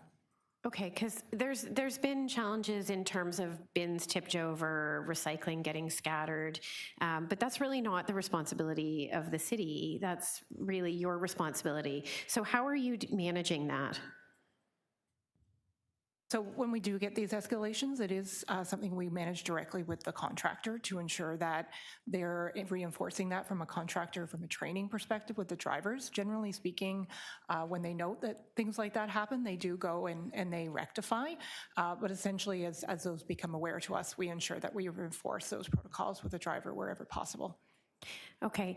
I just want to say I do appreciate Circular Materials coming today and answering questions. I know it's not always easy and you're in still a very challenging period of transition. But as we've all noted, it is starting to improve. That's good. Are you open to regularly coming to this committee? Yeah, I think as an organization, we're committed to engaging with communities in whatever fashion to ensure that they have the information about our services and we can address any concerns. Absolutely. Okay, thank you. I do think it's valuable, and I know it's not maybe the most fun, but I think we've really talked about a number of challenges that our communities have faced, and I think facing it together is a good thing. Finally, I guess I would just echo the ask for more transparency in terms of data and creating a dashboard. So are you willing to look into creating a dashboard? Like, we don't have a mechanism in the same way. We can't direct you the way we could direct staff, let's say. So are you able to commit to doing that, to provide transparency? So first of all, we want to be, our default is to be as transparent as possible. So as I've said, for things like contamination, that's relatively easy. When it comes to miscollections, I just want to ensure that we're not in breach of any contractual provisions. So, if we're talking about public collection delays, again, that's information we release publicly. So, happy to share that with committees. Same with contamination information. For other data, I want to make sure that I'm not violating any breach or any breach of my contract. So, let's take that back, and then we can come back to the committee at a future date. Okay, thank you. Thank you. I just have one question now from something that you'd ask, and that is actually to city staff. And it's either to you, Mr. Keller, or directly to our acting DCM. And welcome into your acting role this morning, Mr. Curtis. I didn't say that earlier.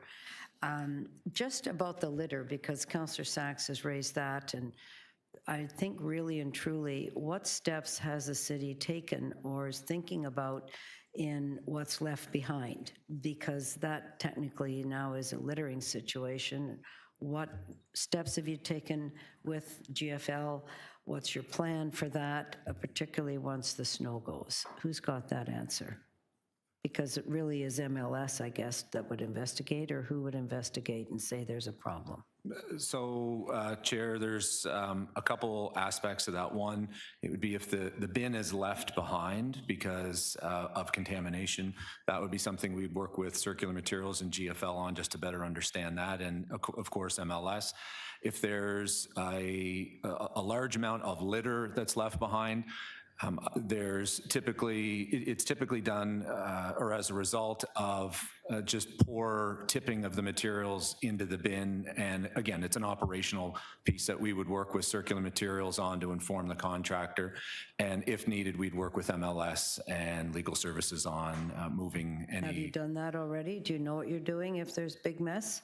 We're working on it right now So you with can come MLS. back and tell us what it is. Our 'cause you haven't got it done. plan counselor, as outlined in the report, is to come back in Q2 with an update on that strategy on how to minimize the city's risk for litter, as well as the recycled materials coming into their garbage stream. But 311, those calls can be taken by 311 if there's litter left behind, correct? That's a call for 311? That's my understanding, yes. I'm asking 311, yes? That's correct, Chair. And what about if there's a bin that's been discarded because of contamination? Who gets that call? So if the bin is left behind because of contamination, that would be a call into Circular Materials from the resident to understand, why the bin was left behind, and it would be up to Circular Materials and their contractor to educate and rectify that situation, and we would hope that they did. Last time Circular Materials was here, they said that their target was 4%. At what point have they told you they're going to clamp down on the contamination rate in the recycling bins? I haven't been advised of any particular date when they're going to start enforcing contamination at the curb. Let's just ask you, Circular Materials, what is the date you're going to start enforcing contamination curbside? Yeah, so, I think what we want to see is a plan of continuous improvement. So our initial plans are really to focus on promotion education, educating residents on what doesn't go in there. What's that? You have a certain point. When will you start enforcing was the question. We don't have a date in particular, and that's in part by two things. One, we want to see what we can achieve through promotion education, and we want to see where the data is going. So if we see that through the data our contamination rate is going down, then okay. And where will we get that data about the contamination rate? Will you bring that here? Yeah, we'll be happy to come back. I think it's of interest to everyone, for sure. That'd be great. Thank you. Sorry, I've got to be as hard on myself time-wise as everybody else. No worries, I understand.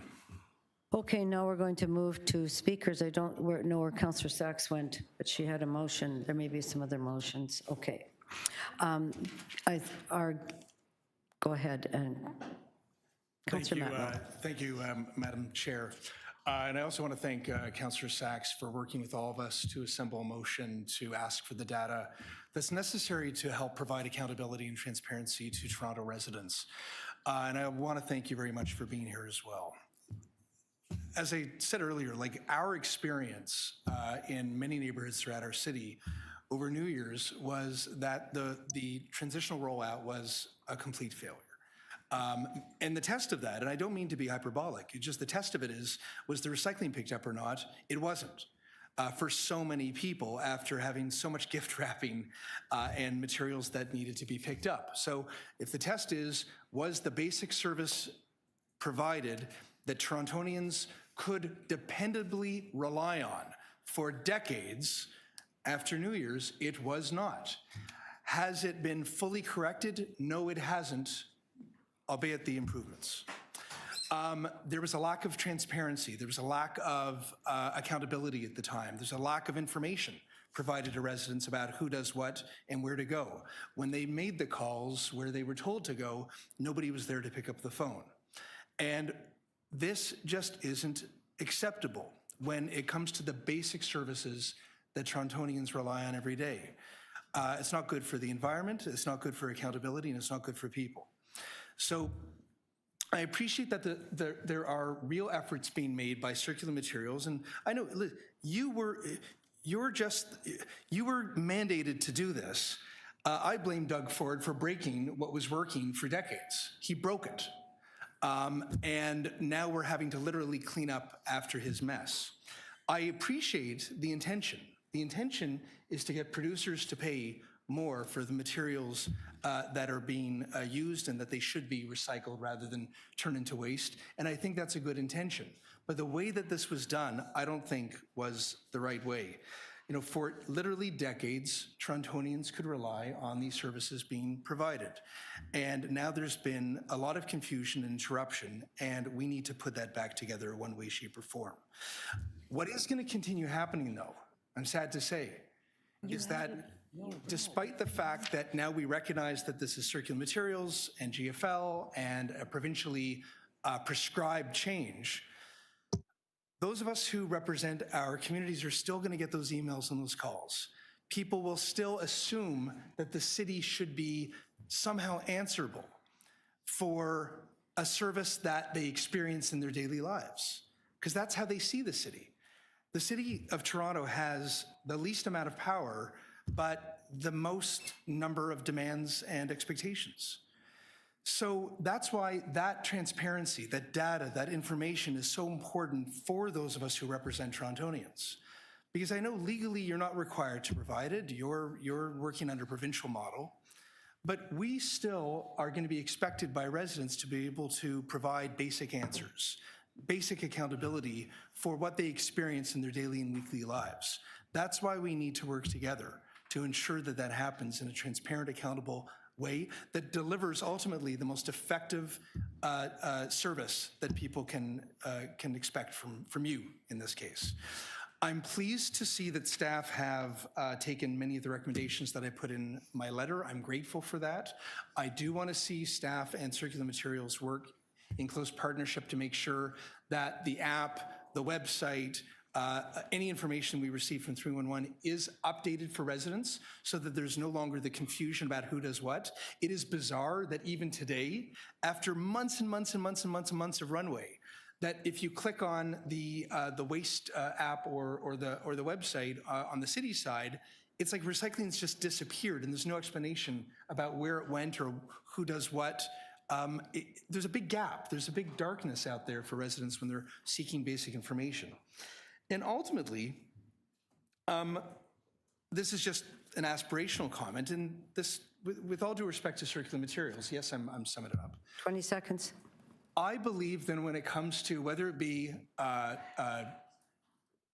basic services like recycling or things that we've done to ourselves like the Astro Media contract, the basic services that Torontonians expect and rely on every day should be provided by the service, by the City of Toronto rather, by the public, for the public, so that there's direct accountability. Thank you. For when things go wrong and you, Councillor. an expectation for things to go right. Thank you. Thank you very much, and I think you heard a lot.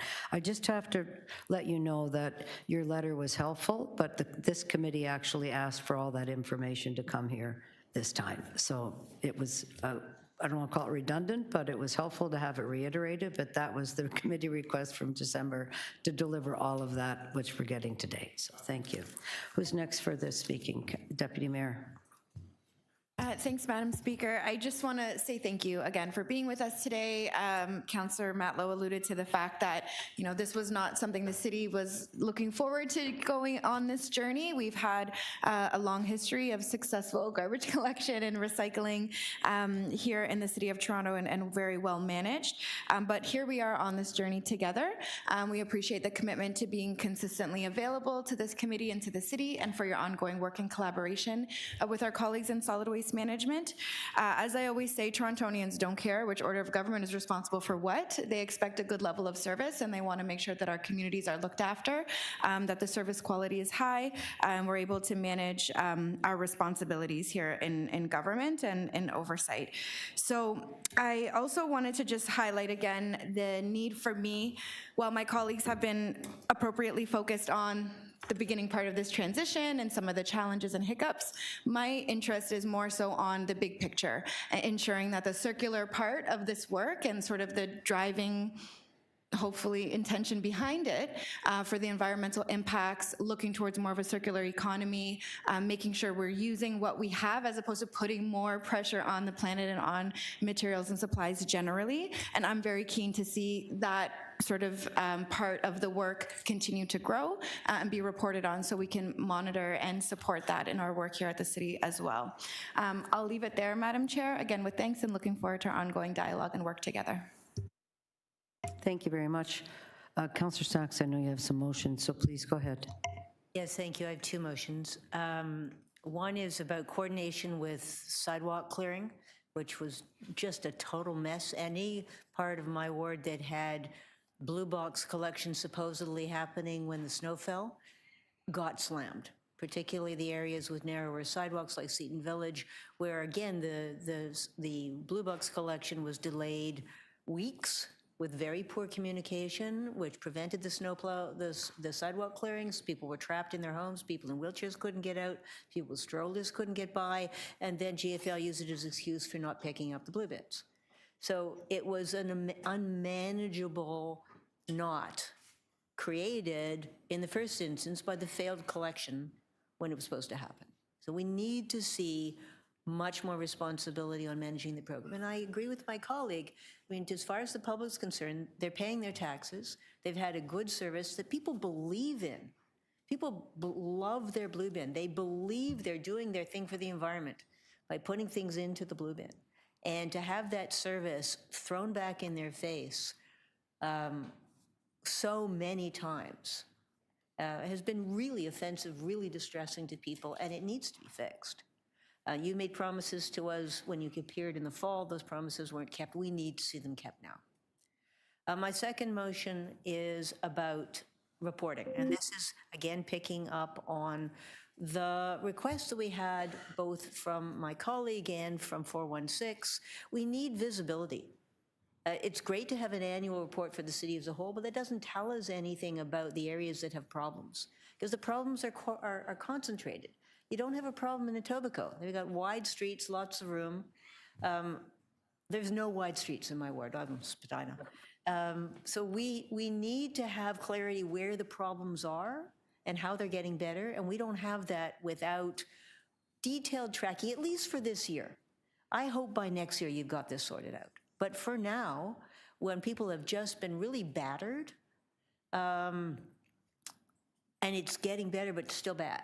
So it still needs considerable improvement. So we need the visibility, the transparency, both on the collection piece, which is just a nuisance for people, but also on the larger question that I share with my colleague is, are we actually, or this is supposed to be the Waste-Free Ontario Act. All of these changes were because we have an enormous pressure on landfill space. We have an enormous environmental footprint from the plastics. This thing has to be a tool for getting our waste volumes down, and at the moment it's just pushing them up. So we've had, what is it, 8 years now of hard work to get to this point, and we're not achieving the goals we set out to get. So we need you to do a better job, not just on the collections part, but on what happens afterwards. And we need to have visibility for the public that those things are happening. And we don't have it yet. Thank you. Thank you very much. Other speakers? Councillor Perruzza. Yeah, I know. I think we need to find a way to work together here to provide us, sort of deliver a service that people have come to expect, a quality service that people have come to expect.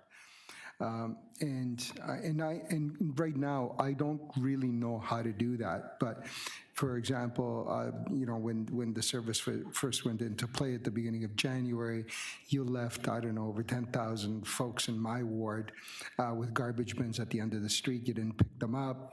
Many of them got left out. We tried to, you provided misinformation. You told them, don't worry, leave them out. We'll pick them up tomorrow, the day after. Some people pulled them back. Some people left them out. Garbage bins tipped over. Garbage flew all over the place. Recyclable stuff. Storm came, snow.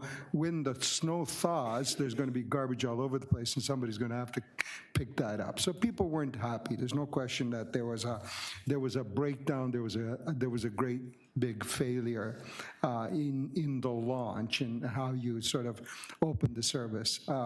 But we need to find a way to make it work. You need to figure out how to provide your customers with access so that they can call in and get timely information and all of those things so that they do and they act in a way that's responsible, because that's what most people want to do. And I can tell you this, I mean, it's not me you're going to hear from, and we allow you to go up and down our streets and collect this stuff. And I remember when we did it, you know, if there was a problem, we found a way to deal with it, and people had an elected person that they could go to. They had a 311 service here that they could go to and say, hey, there was a breakdown in the service, and I need your help. And they were able to do that. With you folks, that wasn't quite the case. Now, maybe it was just, you know, at the beginning and it was the launch, and you've got a way to fix that and make it work going forward. But I'll tell you this, you need to find a way to make it work going forward, because otherwise, as my good friend Matlow reminds us, we're going to find ways to have the provincial representatives and the provincial premier at the end of the day be responsible for this. And quite frankly, if you're not up to the task and you don't provide the service, I suspect that they will move in very, very swiftly and change the deck, as it were. Because that's generally, trust me, I spent a little time at the province, and they come at you in the night. They don't give you advance warning when they come. You know, you'll hear some grumblings early on, but and then you're always surprised by their, you know, by their swift and decisive action, because that's the way the place operates. So I'm hoping that it doesn't come to that. I'm hoping that you know, you provide the service, you give access to folks, you give people the right information when they need the right information, so that people continue to be happy with the service, so that you make it work, so that then, you know, people don't come to us and we point the finger at them and they point the finger at the others, and then you hear back through the back door. I'm hoping that doesn't happen, and it needs to be collaborative. And I think that you folks need to also come to understand in a very, very clear way that you drive through all of the municipal jurisdictions that you drive through. I understand that your mandate comes from up above, all right, currently. But times change and things change going forward. So, you know, establishing a respectful, friendly, collaborative, working relationship with all the municipalities that you drive through to collect their recyclables is to your benefit. We're not here to work against you. I don't believe we're here to work against you. I believe we're here to work collaboratively with you to make sure that the service that the people in this city, the people across the province have been receiving for years and years and years continues to, you know, to get better, for lack of a sort of better way to describe it. So I'm hoping that you're up to the task, and I would hope that you leave this meeting with those nuggets of advice and reflect on those, because they can only work to your benefit. Thank you, Councillor. I'll just have a couple of things to say, and then we'll move to, I'm sorry. I apologize. On for you. Sorry That's about okay. that. There you go. Okay. I just want to clarify, like, are we doing comments on to circular materials and like 0.6 and 0.5 at the same time, or? Be helpful, but. That would be helpful, because I have a motion on 0.5, so I just want to fine. make sure We'll put I'm them all doing at it the at the same right time. Yeah. Okay, so then if you don't mind, I would like to speak. No, I would like you to speak. Thank you. Okay, thank you, Chair. So I just want to say that I do believe that there has been progress made significantly, and for a number of residents, this was a seamless tradition. For others, it was significantly more bumpy, but I do appreciate that you're here, that you're taking feedback, that we're thinking about how to improve things. And I'm also happy to see that there's a strong working relationship with the city, both with 311, but with Matt Kelleher and his department, because I think this is truly a partnership that benefits all of us. And the ideas behind this are very strong and very positive ones. So it's really making sure that we're all working together, but also that any advice that we can provide helps as well, and vice versa. So I just want to also comment that, I think the more transparent we are about all of the pieces, the data that you're collecting, the kind of feedback that we've asked for today, those are all important pieces for both of us. The more residents of Toronto understand the challenges that you're experiencing with the waste that you get, when it's not clean, when it has to go to landfill, the better hopefully we can get those numbers moving. And so I think it is a partnership that we have to do together. So I'm hoping that there will continue to be partnership. So I guess I have a number of things in my head that I'm thinking about, and perhaps I'm not explaining them correctly, but I just think it is to the benefit of all of us that we get those that percentage that's going to landfill down, not just because of the challenges we face as a city, but in terms of the environmental impact. And so, your success is our success is your success. And I just want to also state, just for staff, I think it's important that we are keeping track of all of the pieces that are no longer necessarily exactly within our control, but where we are incurring additional challenges and costs. So my questions earlier around how much time and staff resources are going into 311 calls, I think it's important that we track that. Also, if we're seeing increased waste going to landfill, and I know this is something that you're looking at, but I want to make sure that we're continuously tracking that. So I do have a motion on that I'd like to put up on the screen. Yes, I'm letting you do that, even though it was supposed to be at the beginning, but that's okay. Oh, that's okay. Sorry. Thank you. I'm not looking in the right direction. It's okay. There it is there. It's a little difficult doing these two items at once because we have guests and we have staff. Well, we can't direct them. So I feel like I need to be an owl where I can move my head all over the place. Being a good owl. So thank you. Anyways, I'm hoping that, I know that this is in the staff report to some extent, but I want to make sure that we're continuously monitoring it. And I, of course, was happy to see, or happy to hear today that there is a commitment to continuing collection, the volume of recycling waste, whatever that is that we have in the city of Toronto, and hopefully it will be minimized over time as this project gets more and more underway. But we just want to make sure that we're really monitoring this and making sure that we're keeping this out of landfill, because that ultimately is our goal. So with that, I'll stop and let us move on. Thank you. Thank you, Councillor. I'm just saying we have 10 minutes till we're going to recess, so let's keep that in mind here. We have some... Okay, I'm just going to say thank you. This is hard to do, you're right, Councillor, because we had staff and then we have circular materials, but they don't report to us and they don't really have to tell us anything. We're just asking for that.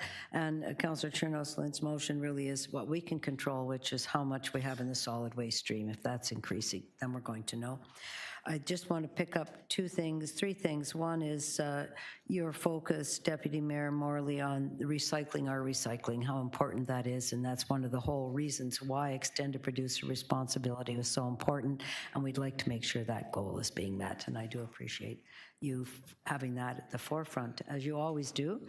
And then the contamination rates, which we're going to deal with by understanding if there is more contamination, and then how we're going to deal with that, because you did have your 4%, which one of the reasons we didn't bid, but we're also clear that it's very hard to achieve. And I think you told us that last time, you understand that.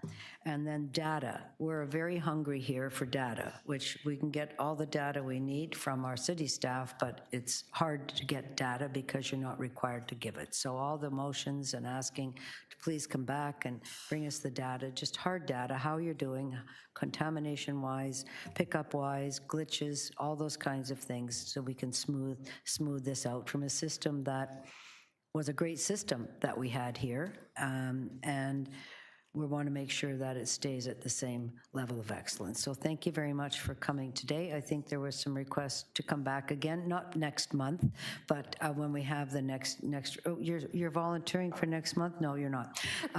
But had your hand up. But I'm sure you will when the request goes out. So thank you very much to you and your team for being here today. And we'll take these in. We're done. Thank you. And then if we could have the motions up. So we're doing yours, Councillor Sachs, first. Your motion? Yes, please. Go ahead. There it is there. Uncollected recycling, very good. Thank you very much. All in favor? Opposed? That's carried. Is that functional? I think you have one more, do you not? Yes, here it comes. There we go. Monthly ward dashboards, very good. Thank you. And looking at contamination trends, all in favor? Opposed? Carried. And then Councillor Chernos Lynn has hers. Then I'm going to try to clear off some of these ones that might be easy to do. Okay. There's Councillor Chernos Lynn. Thank you very much. On increase in contamination and increase in garbage. We're just checking. The clerk is checking with something. Okay, I just want to make sure we... Councillor Sachs, your motion on item 2 is ready, apparently, so I can... I submitted it. Yes, I know. I'm going to clear that up now. Did you clear that up? Yeah, we're all set. Okay, we're all set with that. Councillor, yes? All right, all in favor? Opposed, and that's carried. Let's try to clear off a few of these that we have, and Councillor Sachs put in her motion on the automated, sorry, receive number 6. Receive, thank you, Deputy Mayor Morley, receive item number 6 for information. Thank you. Could we clear up IE 27.2, the automated vehicle pilot, with your motion, Councillor Sachs? I have a motion. These are very sensitive today. There we go. There's my motion. This is as negotiated with Mr. Pasternak. We do need to know what authority we have. Thank you. All in favor? Any questions to the mover? No. All in favor? Opposed? That's carried. And then Councillor Sachs, I'd like to, you had some motions coming in later, the new ones, and I'd like to see if we can clear up 27.14, your authority to enter into agreements with the Board of Management of Bloor Annex Business Improvement Area for the improvements to Seaton Park. You'd like to move that? I move the recommendations. Thank you. All in favor? Opposed? That's carried. The 15, options for winter access to laneway homes and garages. I move the recommendations in my letter. All in favor? Opposed? That's carried.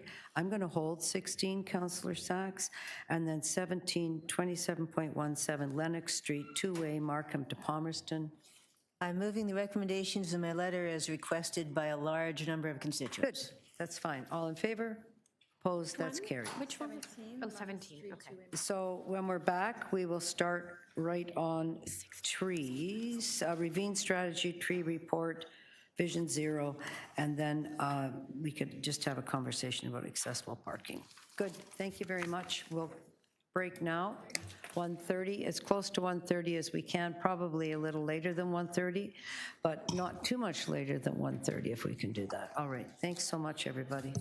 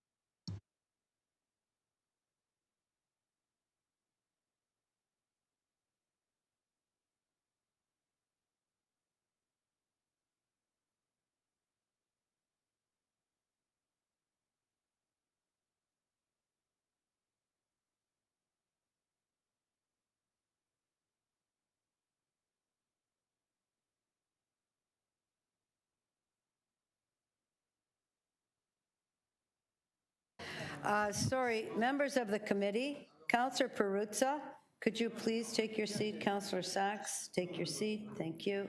Thank you so much, because we're running 50 minutes late. Great. Thank you. We're now going to reconvene. There is a suggestion that we could move, there's 4 of us here now with you here. Yeah.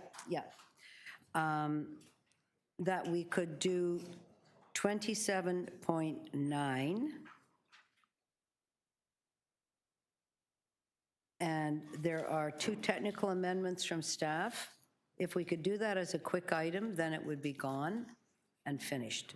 I'm not sure, Councillor Cole, if you could just move your Vision Zero motions and we could do that quickly before we hit the ravine strategy and trees, or do you need to spend time on this item here today?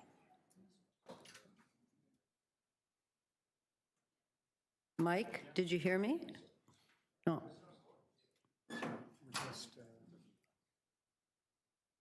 Do we have a technical difficulty? Mike, can you hear me now? But you need to unmute your mic. Yes, I can. Okay. The issue is we could do 27.9 Vision Zero if we can do it as a quick item. If everybody needs to speak, then we'll save it till the end, or we have Mike's motions and 2 technical motions from staff. I'm just going to see what the will of the committee is. You have questions of staff, so we're going to hold that down then, okay? And if we run out of time and people, that will just go to the next meeting. Okay. Thank you. Here we are with everybody here, except Councillor Pasternak, who's excused today. So here we are with the ravine strategy, item 27.7. We have a number of deputants, and we also have a great presentation from staff with Mr. Nolan and Ms. Statham. Thank you. Turn it over to you.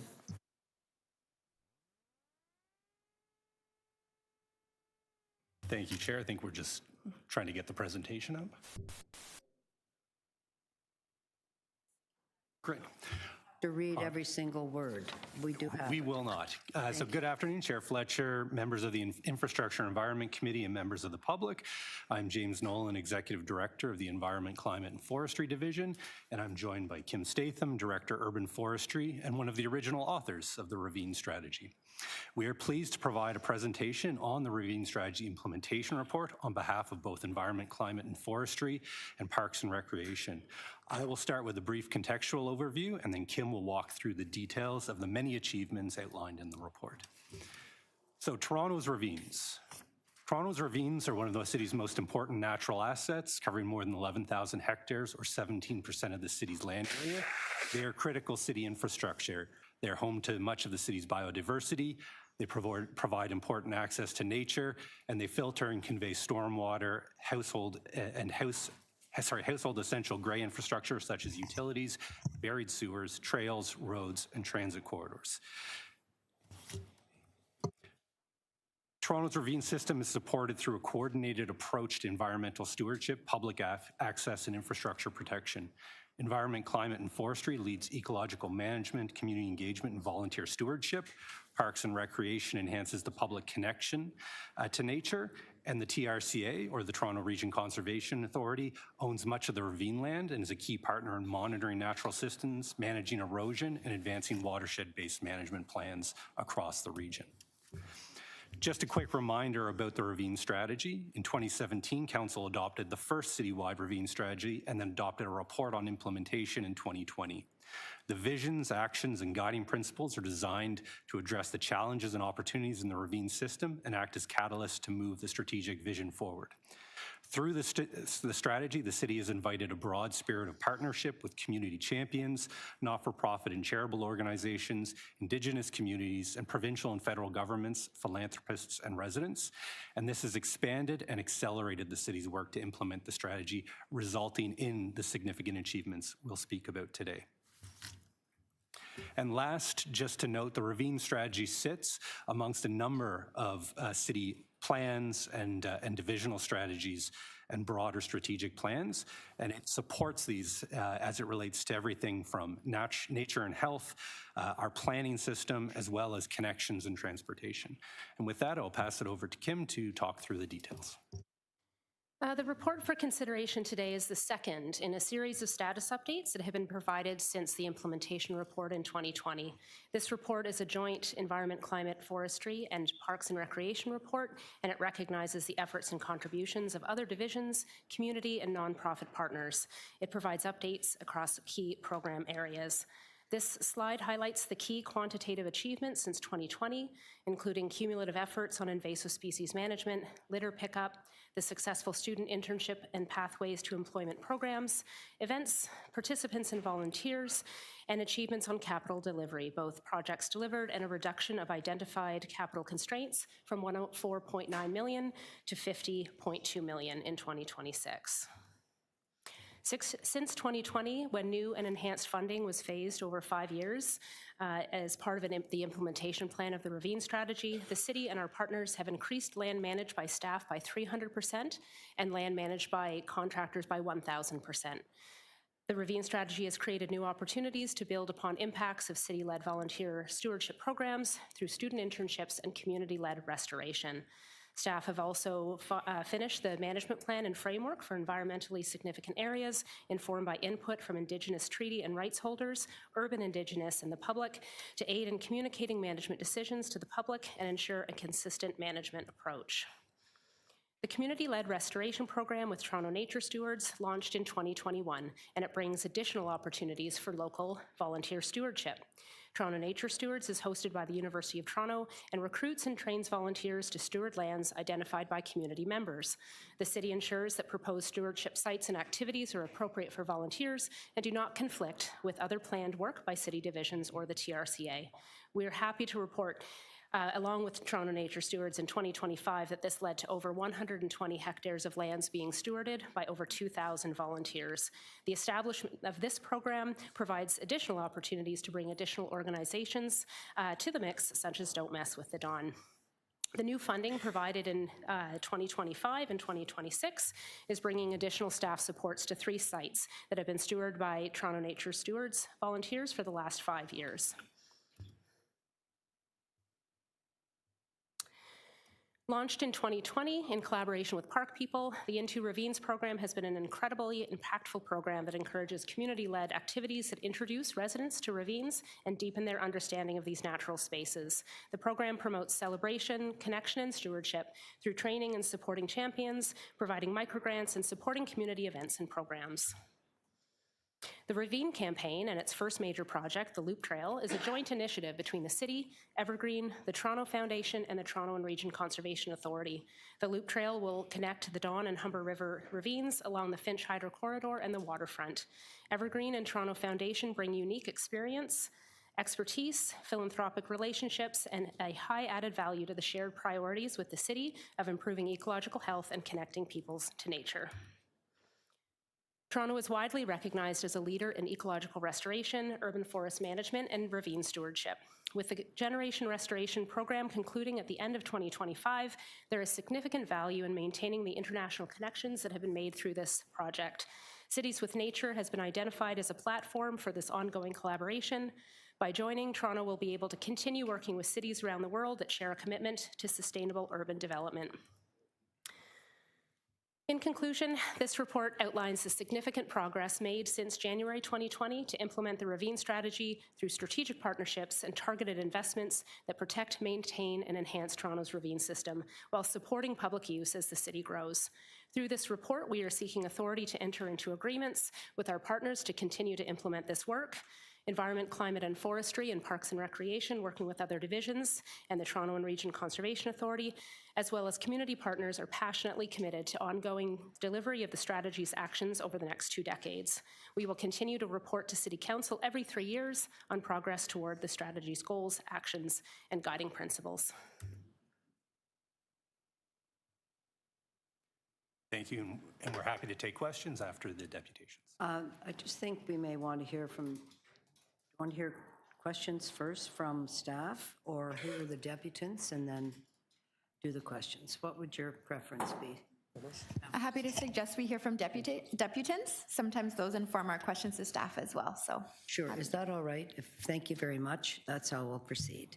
So we have 5 deputants today: Natalie Brown, Albert Cole, Sheila Dunn, Jerry James, and John Bossens. And I don't know if they're here in person or online. Some people are in person, thank you. Is that you, Natalie?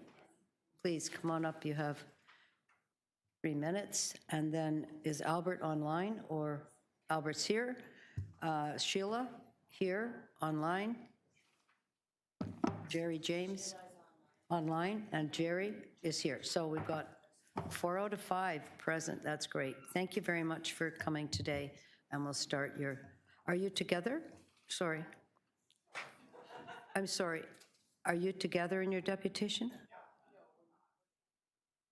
Yeah, we'll just call everybody separate. I'm sorry if I confused you by calling your name. I'm sorry. So Natalie, please, park people. Thank you very much.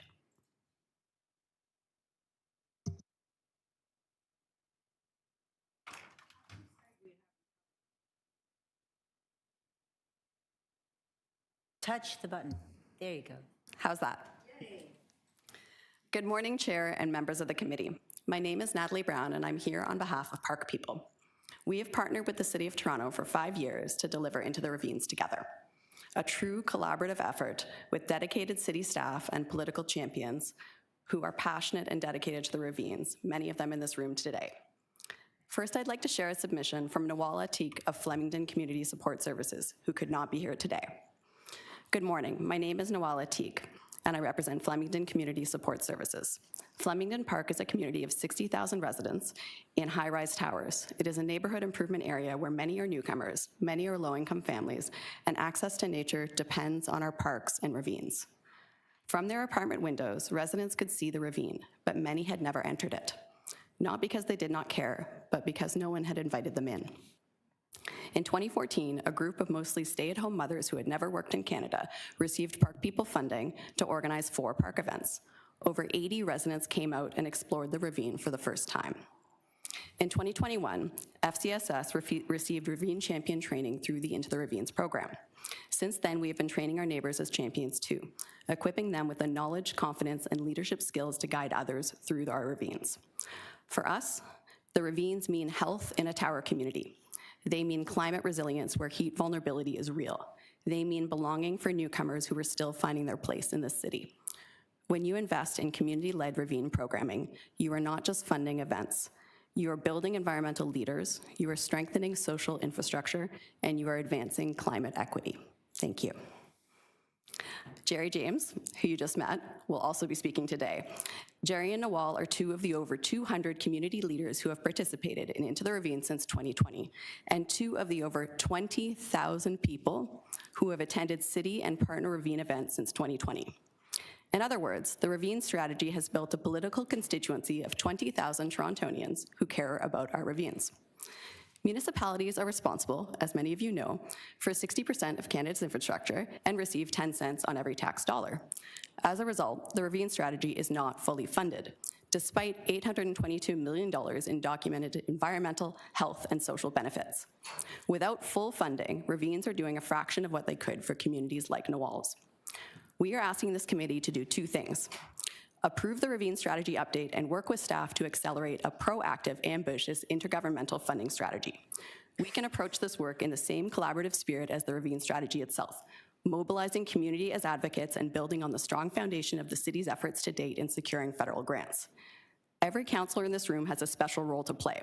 When you sit across from your federal and provincial counterparts and say, I want to introduce you to the women from Flemington Park who are bringing their community into the ravines, and I need you to support them, that is one of the most powerful asks we can make. And 20,000 Torontonians are ready to help you make it. Thank you. Thank you very much. Questions of our Deputy Mayor? Thank you so much for joining us, Natalie. Good to see you in person and off screen.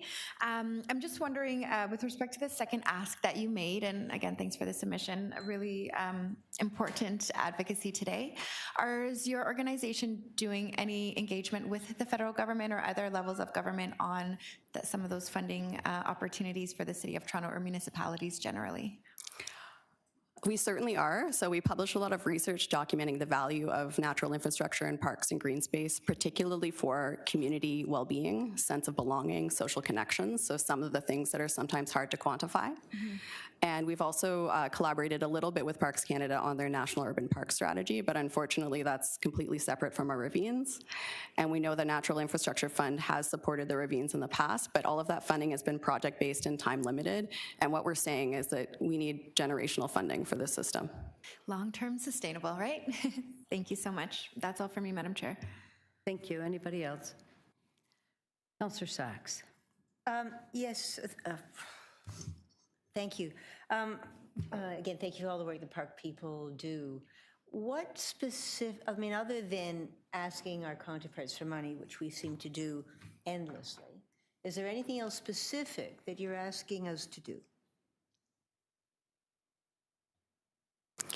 I think to mobilize the power of those 20,000 Torontonians that I mentioned, and to think about us as allies and advocates in this strategy. So you have entree into particular conversations, particular strategies with the provincial and federal governments. We have the firsthand experience of what the ravines have done for us, and we're voters. So kind of thinking even beyond the limits of this building and beyond the limits of City Hall to ways that we could collaborate creatively and effectively to try to get the attention of the levels of government who actually a lot of the benefits of the ravines are attributing to their budgets, not ours, right? In terms of health system improvements, climate resilience, et cetera. Right. Other than asking the other levels of government for money, I wondered what your members are finding to be the volunteer opportunities. We've got this report, lots of great things happen with volunteers. We know that people care deeply about their ravines. Are your members finding enough opportunities to volunteer, or are there more ways that we could get those people, not just asking other people for money, but doing things hands-on in the ravines? Just to clarify, Councillor, so is that doing things hands-on in the ravines with federal and provincial representatives? Or we can't count on getting money from other levels of government. So Yes. my question is, what can we do if we don't get their support? What more can we do with your support and the support of your group? It's a great question. And I think that the strategy update today shares a lot of the innovative work that the city has done, particularly on the community-led restoration front with Toronto Nature Stewards. And that's a model for the rest of the country that other municipalities are beating down our door to ask us about, in terms of that balance between staff expertise and well-trained volunteers being able to really mobilize and reach a lot more sites than ever before. I won't speak any more on their behalf, but that's really a model. And I know also there's creative philanthropy underway with the Loop Trail. I think, I'm not saying that we're not all, shaking the bushes as much as we can and trying to do this. I guess I'm just trying to encourage all of you to seize every opportunity that you have to leverage our love of the ravines, our dedication to them, and our firsthand experiences in them whenever you get that chance to make the case. Okay, but I'm trying to get more about that. Okay. Are there volunteer opportunities that your members want that you don't have yet, and if so, what are they? I would say that there is an endless appetite, essentially, across our network of over 200 community groups around the city to host events. And I know the city has been working on innovations like a no-fee permit process that are removing barriers for those groups. So any and all creative ways to support community groups within the ravines, within other parks, we can absolutely scale up those volunteer moments. We can support groups with capacity building to make that possible. So I think it is about us collaborating to essentially expand and build on the good work we've already done. Thank you very much. That was your last question. Any other questions? Great. Thanks so much for being here today and all your great work.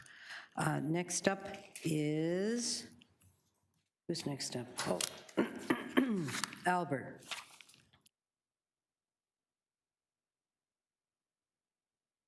You're here in person. Thank you. Thank you very much. Albert Cole, Community Bikeways.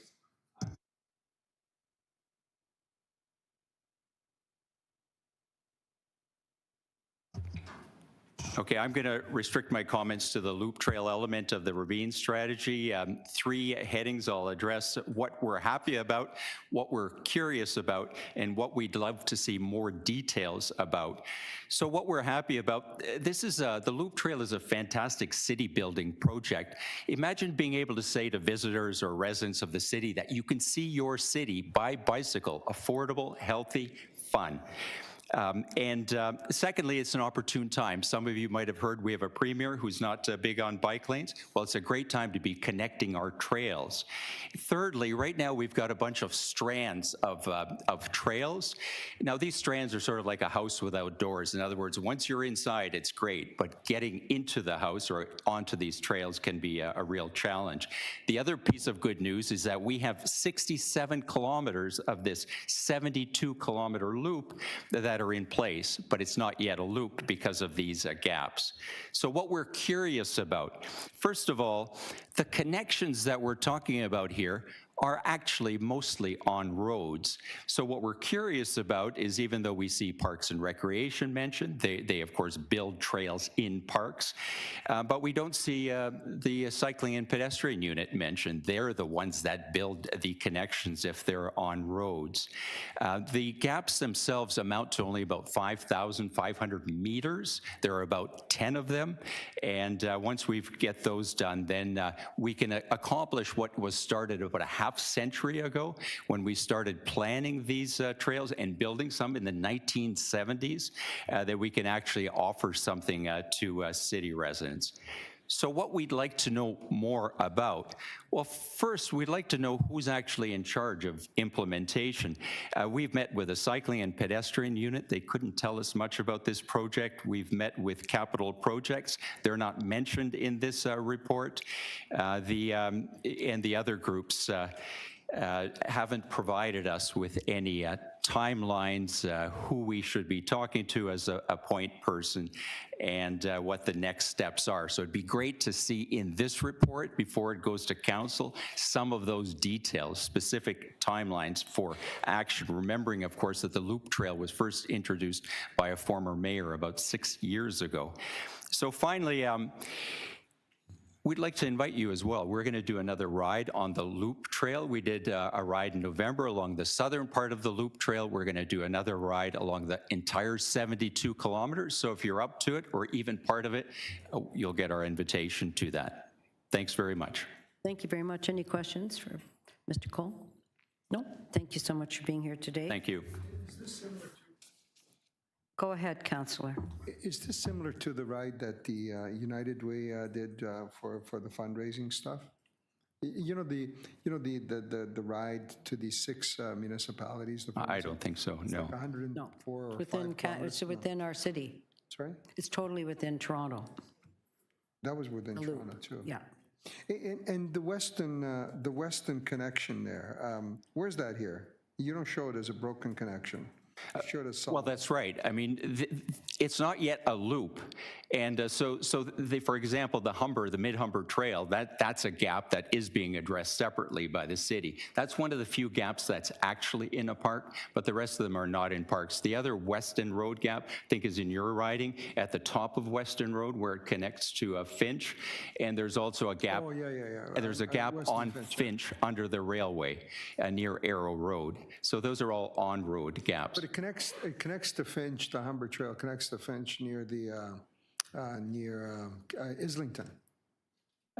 Well, you're right. There's one little piece on Weston Road that they're planning to do, but hasn't been done yet. But the trail actually does connect to Finch at Islington, because the trail, just before you get into Round. It's a meandering route, right? Exactly. Okay. Sure. Thanks. Hey, thank you. Are you good? We know you cycle there all the time. Thank you. I meant you.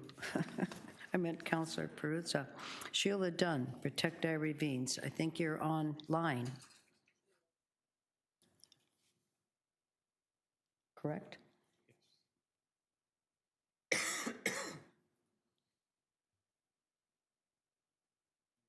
Pardon me? Just hooking you up, Sheila.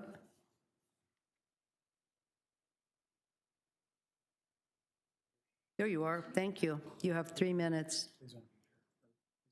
Could you just unmute, please? Because we'd like to hear what you have to say. You unmute. Testing. You got it? Now we do. Thank you. Okay.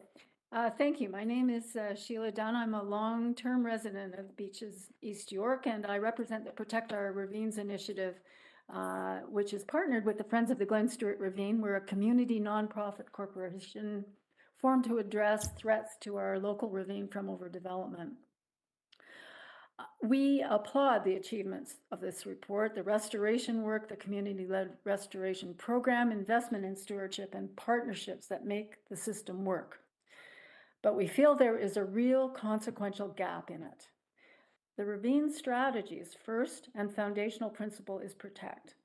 In this report, protection is operationalized almost entirely as ecological stewardship. Invasive species removal, restoration, management plans for ravines. What's missing is protection from development pressure on ravine-adjacent lands, which is an irreversible threat to these ecosystems. Our community has lived this directly with a recent OLT settlement hearing for requested bylaw and official plan amendments to permit construction of a condominium on the narrow ledge of boundary of the Glen Stewart Ravine. The ravine is an ESA with one of the city's few remaining old oak Carolinian forests. As a significant threat to Toronto's ravines is this incremental cumulative loss of ravine integrity through rezoning and boundary edge intensification. No single application may appear decisive in isolation, but the aggregate effect of individually approved rezonings along ravine corridors is the slow erosion of the edges that define and protect these ecosystems. I don't know why they did that. I don't know why, like, people, like. The ravine strategy has no systematic answer to address that cumulative threat. So we are asking the committee to consider, first, create a ravine edge protection work stream. Development immediately adjacent to an ESA, especially on narrow ravine edge sites, should not be permitted. The ravine edge is not a building site, it's the boundary of a protected ecosystem. Establish a city policy of non-settlement on ravine-adjacent upzoning applications. A clear policy that the city will not negotiate away ravine edge upzonings changes the calculus for developers who consider filing an application. The second is to accelerate and resource ESA-specific management plans. A site prioritization tool must consider active development pressures. Make a completed ESA-specific management plan a prerequisite for processing any development application within the buffer of an ESA. Finally, you have to finish up, land please. acquisition to protect ESAs. There's a long history of doing this in Toronto. Identify specific ESA ravine-adjacent properties under development pressure now and recommend an acquisition strategy, including funding mechanisms and community partnerships. Once rezoned and built upon permanent Sheila, sorry, I'm sorry, we had 3 minutes. Could you just please finish your thought? Thank you so much. We're willing partners for looking at strategic land acquisition. Finally, this report documents real progress. But if Toronto continues approving ravine edge intensification, we are funding restoration with one hand while allowing irreversible damage with the other. Thank you. Do the work to prevent the next loss and not just celebrate the last repair. Thank you. Thank you, Sheila. For everything you do. Councillor Sachs has a question for you, and she'll ask it now. Thank you. Hi, Sheila, thank you. I mean, I understand your point about ravine edge protection. Was there anything else you wanted to tell us? Well, I had a submission, online submission that you could do some reading about, but we were mainly concerned with ravine edge protections and looking at how to, with the Glen Stewart Ravine Friends group, really exploring maximizing their capacity of the friends groups and the stewards to do real work in ESAs, working collaboratively, obviously, with the Ravine folks, but doing what they really are well-trained to do, and they've shown the actual kind of work that they do and look at the amount of work that they do to support the Ravine strategy. Okay, thank you very much for all of your efforts on. Thank you for your help. Thank you very much, Sheila. Next up is Jerry James.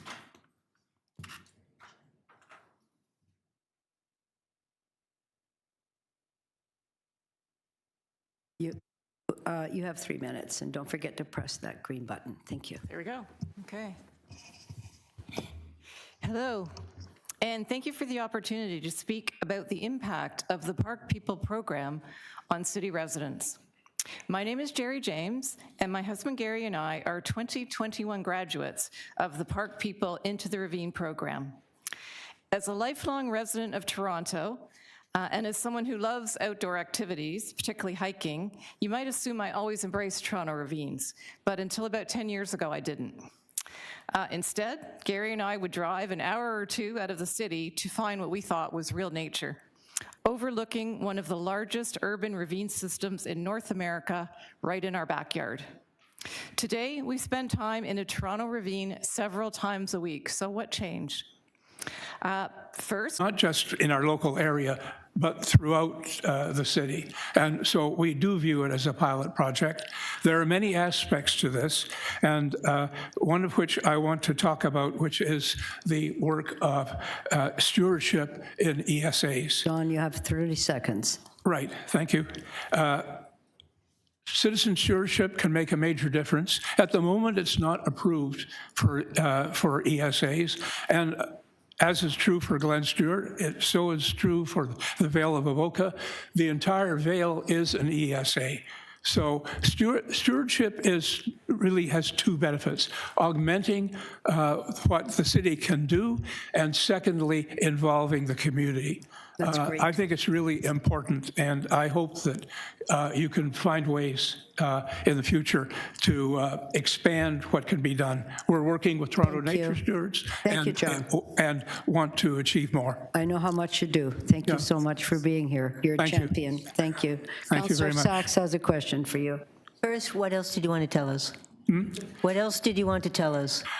I just like to emphasize the need for more city budget for parks and urban forestry.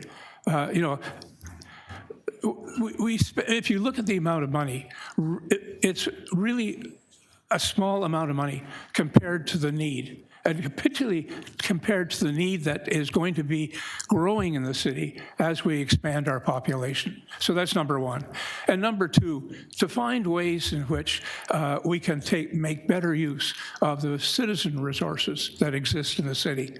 You know, Toronto Nature Stewards, I think, has made major progress, and working with urban forestry, it's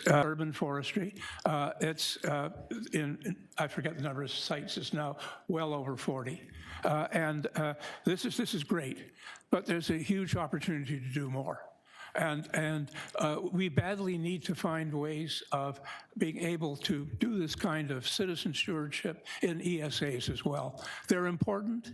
We need the additional resources, and we need to find ways of doing it. There are complications, I know, but those can be worked out.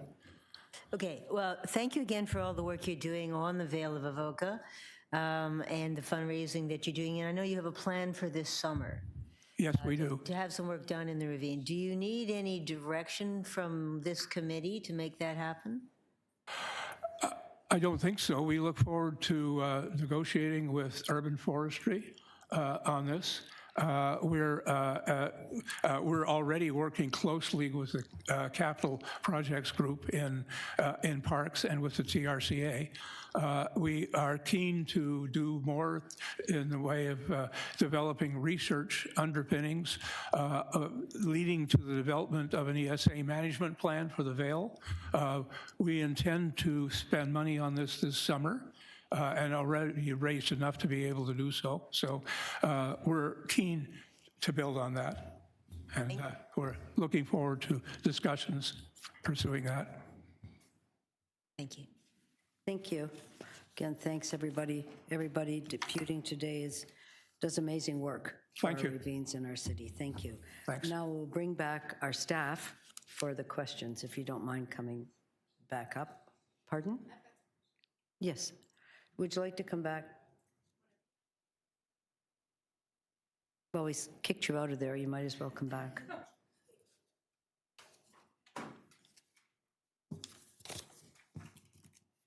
That way everybody gets to see you. It's always hard to ask questions when people are sitting directly behind you.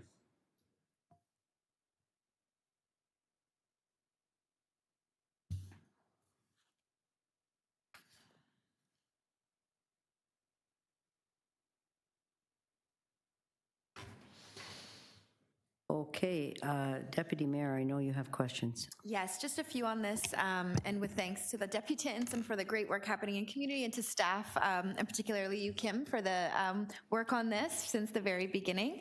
My ward is very lucky to have many ravines and waterways in it that we're grateful for. A couple of quick questions just to pull on some of the themes that came up through our deputations. Can you expand on what training volunteers undertake to participate in the community-led restoration program? What does that training complement sort of look like? I'll do my best to speak on behalf of Toronto Nature Stewards, but certainly the urban forestry team works very closely with their leads on, design of that program since it was piloted in 2021 and has grown and evolved to date.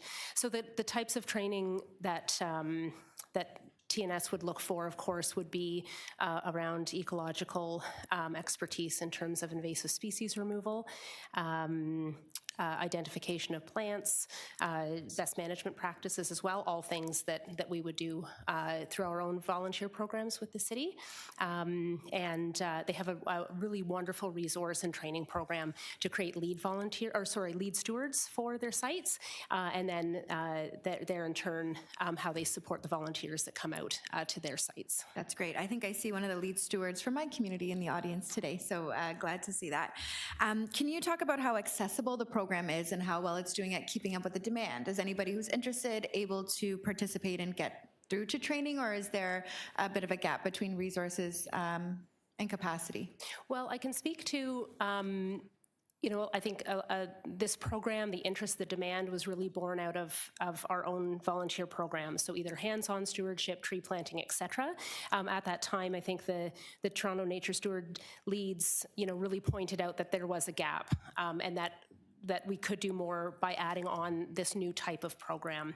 And through that, collaboration and coordination, growing that program over time has been incredibly important. We have a lot of ravine land. We all have a lot to do as well. Each year, between Toronto Nature Stewards and the urban forestry team, we look at new sites to bring on. If I'm correct, and someone will tell me if I'm not, but I think when we started, we piloted with 9 sites. And as actually John said in his deputation, I think in 2025, we had 47 in 2025, and that's looking to grow again for 2026. We're looking at site approvals now. Fantastic. So there is interest, and there certainly is demand from the perspective that there is a lot of work to do across Toronto's ravine system. And I just note, we did receive additional funding in 2025 budget, as well as 2026 to support expansion of the program, and that will help both expand the existing program, but also enables us to look at other potential opportunities as has been identified by the deputies. Fantastic. I'll leave it there just in the interest of time, but really grateful for this good work and excited to support it. Thank you so much. Councillor Sachs. Thank you. Thank you. We heard a lot about volunteer opportunities, people wanting more volunteer opportunities, and I'd like to hear more about that. So first of all, starting with ESA. So we've got this incredible work going on that John and colleagues are organizing to start collecting data in the Vale of Oka. It's in an ESA. Do you need direction from council in order to make this kind of thing work? So at this time, as we alluded to in the presentation, there's many different programs that cover restoration, stewardship, invasive species management across the ravine system.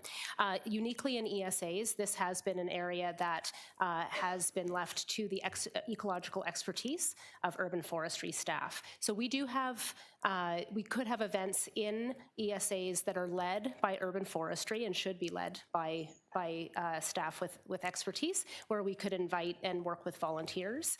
But to put the finer point on it, through the Toronto Nature Stewards program, we have not approved community-led work in these sites to date. But we've heard you need the resources, they've got the appetite to do the work. and Vale of Oka being a perfect example. So your staff's limited. How do we get the work, how do we make better use of the volunteers, and do you need council direction to move in that way? So through the chair, we have had events, again, partnered between urban forestry and volunteers. That will continue, and that can expand on its own. So I would say at this time we don't need council direction, but we're certainly committed as we see the value of these diverse programs and the impact that they're making to look at how we work together. I'm going to call you because we need to make this happen. All right. And what we also heard from Natalie, that there's a tremendous appetite for more events. People are having a hard time hosting events. And I understand that. Trying to get plantings on, really difficult. First of all, do you have the resources necessary to keep this impressive rate of progress going? And what will it take to allow volunteers to have a lot more events to do the work that's needed on invasives and planting and so on? So through the chair, yes, as you've seen in the report and through the presentation, this is really at the heart of a lot of the work that we do. Community events, engaging Toronto's residents and volunteers. We are so grateful for the partnerships that we have with the various organizations on the Ravine strategy who have good access, who can put on additional events. So we'd absolutely be happy to expand, what we're doing. We have what we need now to continue that trend, and we're always looking for opportunities to expand and partner so that we can host additional events. Our partners can host additional events, all in good service of connecting people with ravines and nature. Great. So you've heard Nicole say that her folks want to have more events, and you've heard John say they want to do more things. So what is it going to take to make these actually happen this year? We can continue through our 2026 budget. It is sufficient to continue to grow these programs, and we're committed to doing that. We have the partnership set up. The recommendations in the report before you today, in fact, re-secure those partnerships. So we would be looking for support for the report recommendations. Okay, but I'm trying to get to something tangible here. So we heard Nicole say lots of groups want to do things, and you're thinking about reducing fees, but it needs to actually happen. How do we make more events happen this year?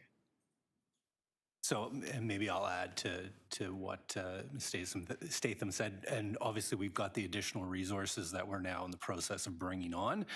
We were doing design last year that will support more community events, and I think we can look at, within existing resources, what we have this year in terms of our prioritization, and then the outcomes of some of these learnings will be part of what we bring forward in future submissions as we prioritize our budgets to support kind of these types of actions across communities. So we'll have more this year, and then we'll be able to report back on how we can grow that. All right, I'm going to try to get another question in here. We heard a lot from Sheila and others about ravine edge protection and all the anguish over the Glen Stewart ravine. Have you evaluated, or do you have the capacity to evaluate the damage to the ravines that's caused by developments that are right at the edge or eating into the buffer in a way that could support some action to increase the buffer? Last question. Through the chair, the existing legislative framework is in place to mitigate impact and to maximize restoration as a result of development. With concern to ravine edge protections, that's something that lies with the official plan and the natural heritage system. We haven't, as you framed the question, we haven't done that work. That's something we could take away to discuss. Thank you. Other questions of our great team here? Yes, I'm just noticing page 2, because I always find that a little difficult, of who does what in the ravines. So the owner of the parkland is generally the TRCA for all of our ravines. To the chair, correct. So the great graphic that you have here, would that be for everything, or for just the major rivers? So the Williamson Ravine is a small ravine, the Glen Stewart Ravine, is that owned by TRCA or are those city ravines? So the TRCA owns lands related to their regulation limit, which is very similar to the Ravine and Natural Feature Protection Bylaw. So on the map in the presentation, almost without exception, the Toronto and Region Conservation Authority is the landowner. And so the Glen Stewart Ravine that we had our deputant Sheila came to talk with us about, is that owned by the city or is that owned by the Conservation Authority? To you, Chair, I understand it is a mix between city ownership and TRCA ownership. I can get that very specific map for you and provide that. So there probably is. I would understand that all the watersheds, the Don Valley, the Humber Valley, the Rouge are very clearly, and the waterfront sections. But all of the small, I see some light green in there. See a number in your ward, Deputy Mayor, down here that look like parkland only. Those are city parks, and so that is, what percentage have we got there? It's 60% public land. Oh, let's just go to that percentage that over here for That's TRCA versus city ownership.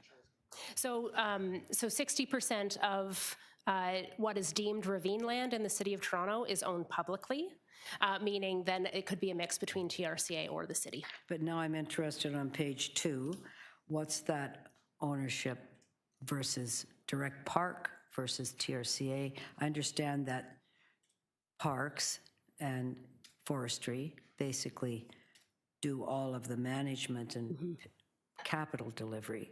But do you have some idea of what the percentages are there for direct city ownership versus TRCA?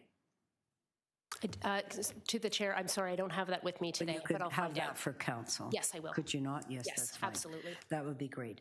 And just in some of your MOUs, because we just heard so many great things today from so many people that are so active that we can't do this work. I know they do such incredible work.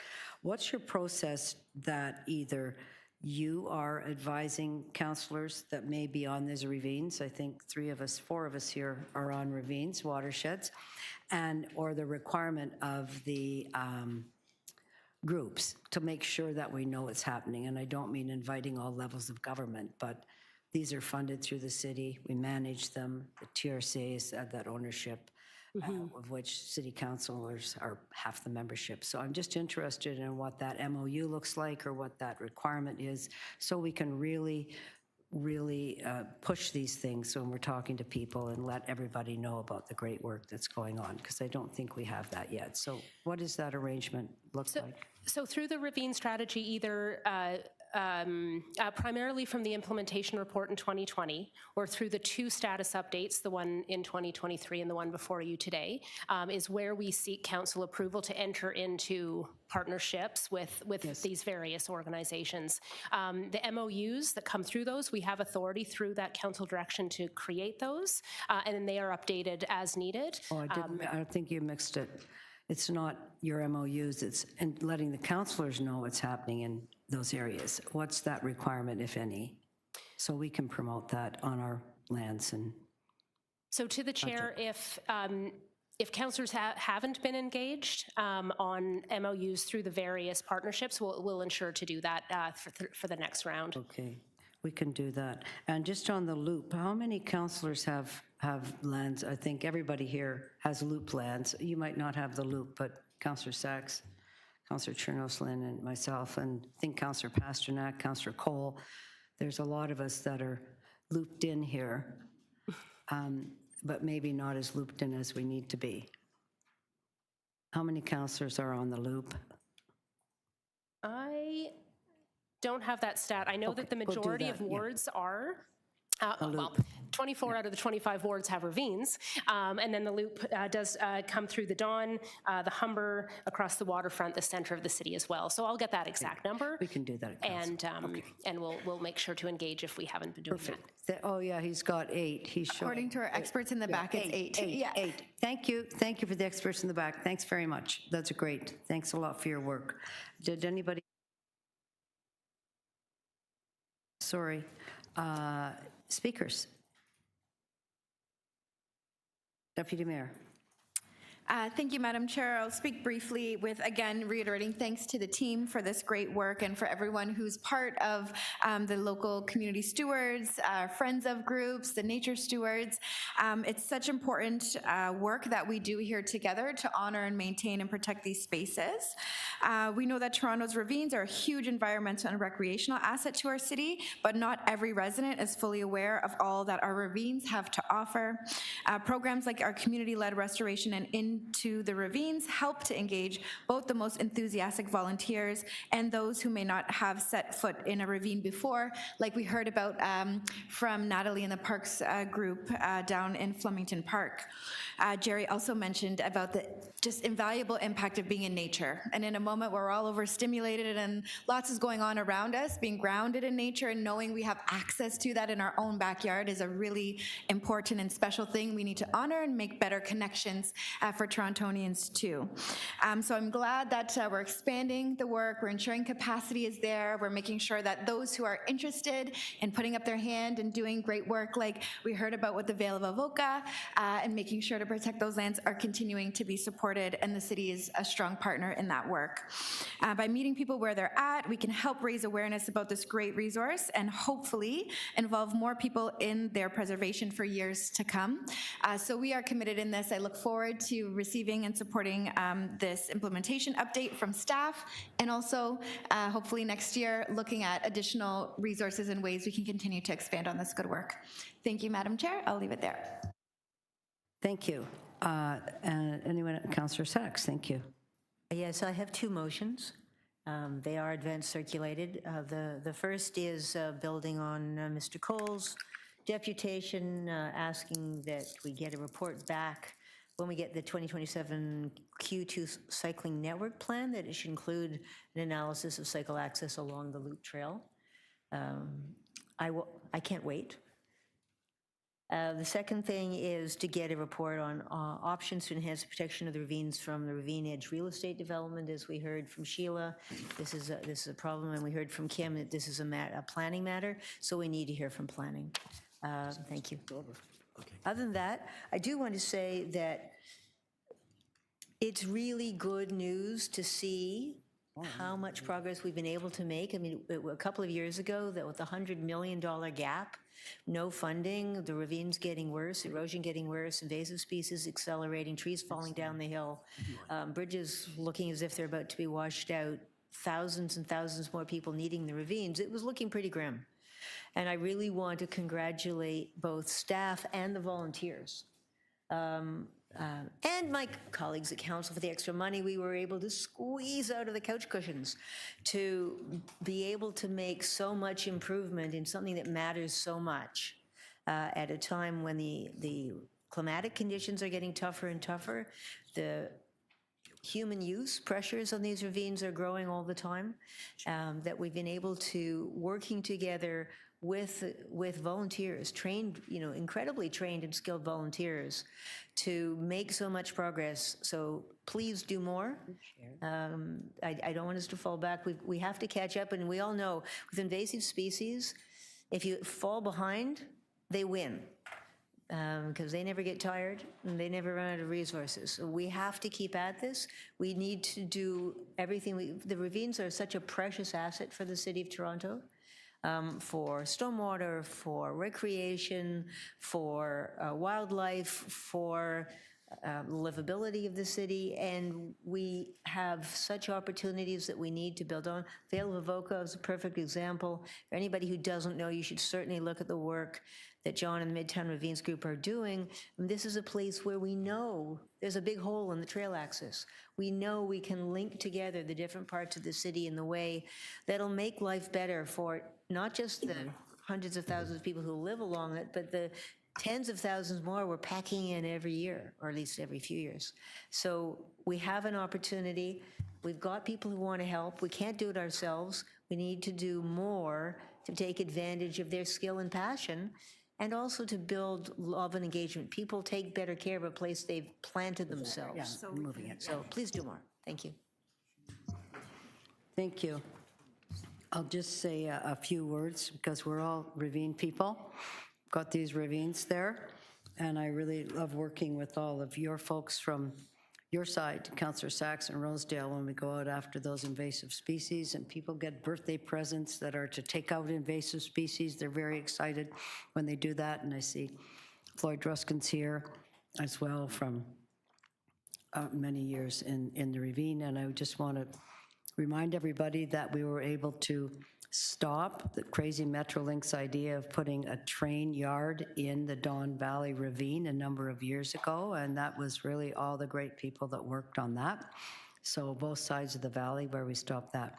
One of the things that really struck me was one of the deputants, I think it was you, Jerry, when you said that you thought you had to drive out of Toronto for an hour and a half in order to do something in nature.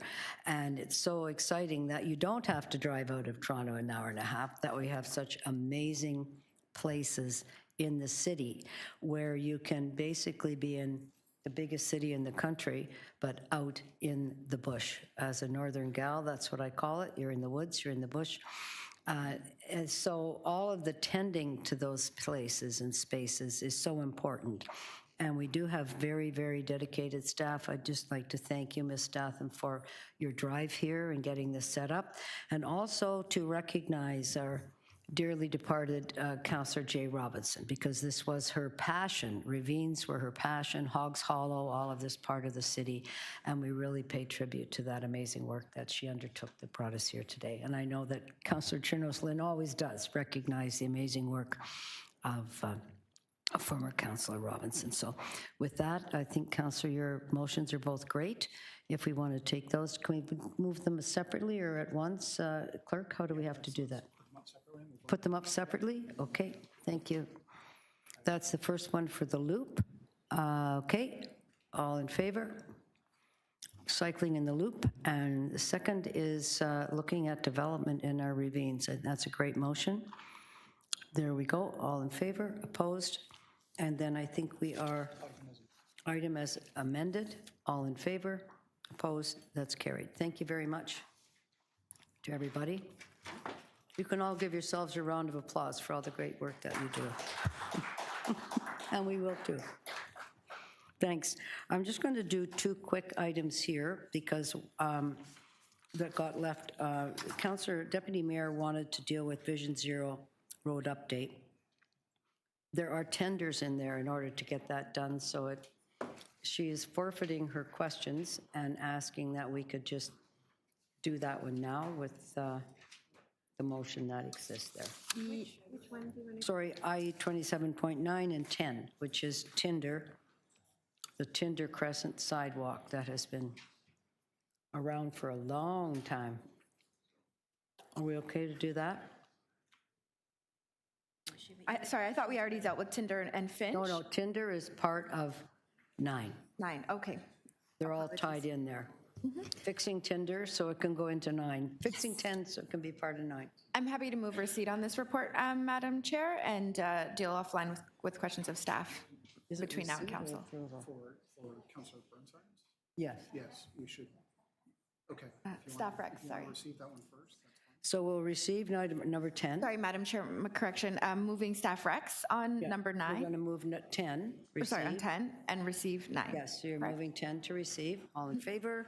Opposed? And you're moving the staff recs on 9? I'm sorry, there's a motion there. A series of motions on 9.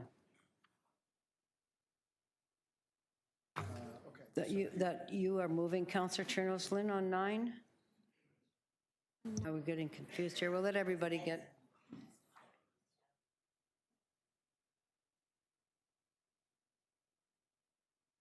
Councillor Cole. Councillor Cole has a motion on 9. Deputy Mayor Cole, you have a number 9 motion. is that Councillor Vision Burnside's zero. motion? No, Vision Oh. zero. Yeah, can we put them up?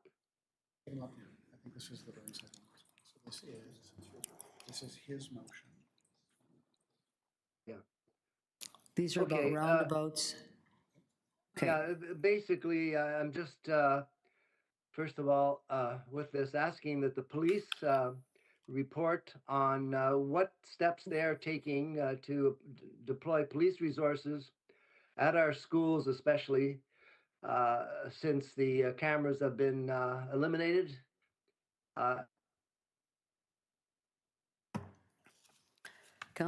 Deputy Mayor has two motions here on Vision Zero. Yeah, and secondly, Extra police. I'd Wait like a second, to, this is number 10, or number 9, sorry, same thing, okay. Go ahead. oh, and secondly, I'd like to ask the province to give their head a shake and tell us how they're going to force us to use roundabouts on our main streets and speed humps on our main streets when the TTC, our ambulance service, and our fire services say they will endanger lives. So that's why I'd like a report from the Minister of Transportation, who took away the speed cameras, and from the police services on how they're going to. Yeah. Thank you. Yes, and then you have another motion to deal with our Tinder Crescent issue. Yeah, that's on behalf of Councillor Burnside, yeah. Councillor Burnside just moved the Tinder Crescent adjustment there. There's a lot of Tinder here in this meeting today. The Tinder box. Yeah, okay, so we have two sets of motions and you've moved those. Is there anybody else that wishes to speak or move motions?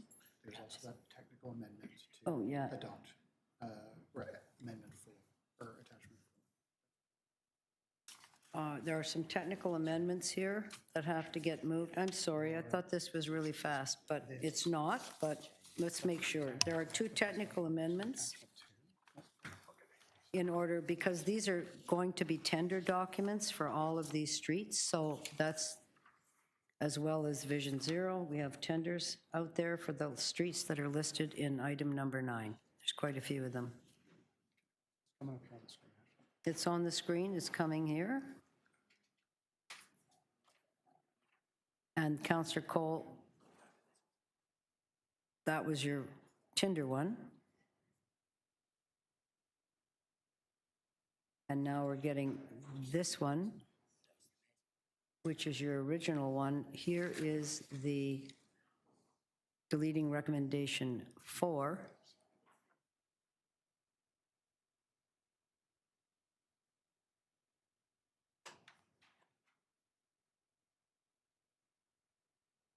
Should we just, I think there's a move to maintain community safety zones. I think so. Well, this part? Is there a second one too? Let's see if there's another one. Delete 4, it's a minor amendment. Maybe you could explain it, Mr. Curtis. Somebody could, yeah. Hello, Chair.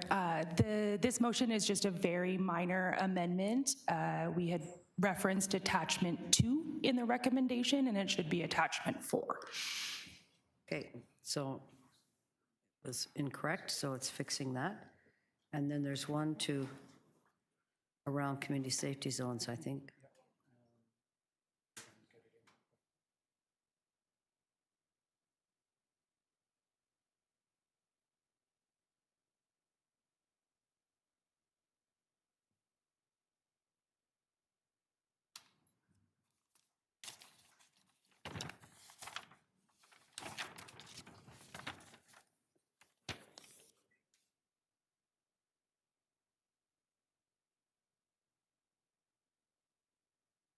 And these are, sorry.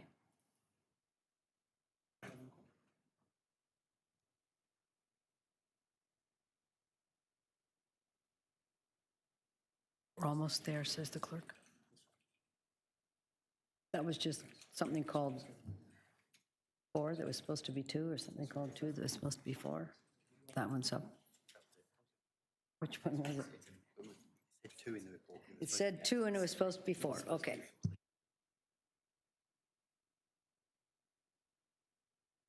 This changes recommendation 3, which I think was to do away with community safety zones, which was to do away with community safety zones, but we don't think we like that recommendation, so we're overturning that staff recommendation. And so I think you're moving that, are you not? Pardon?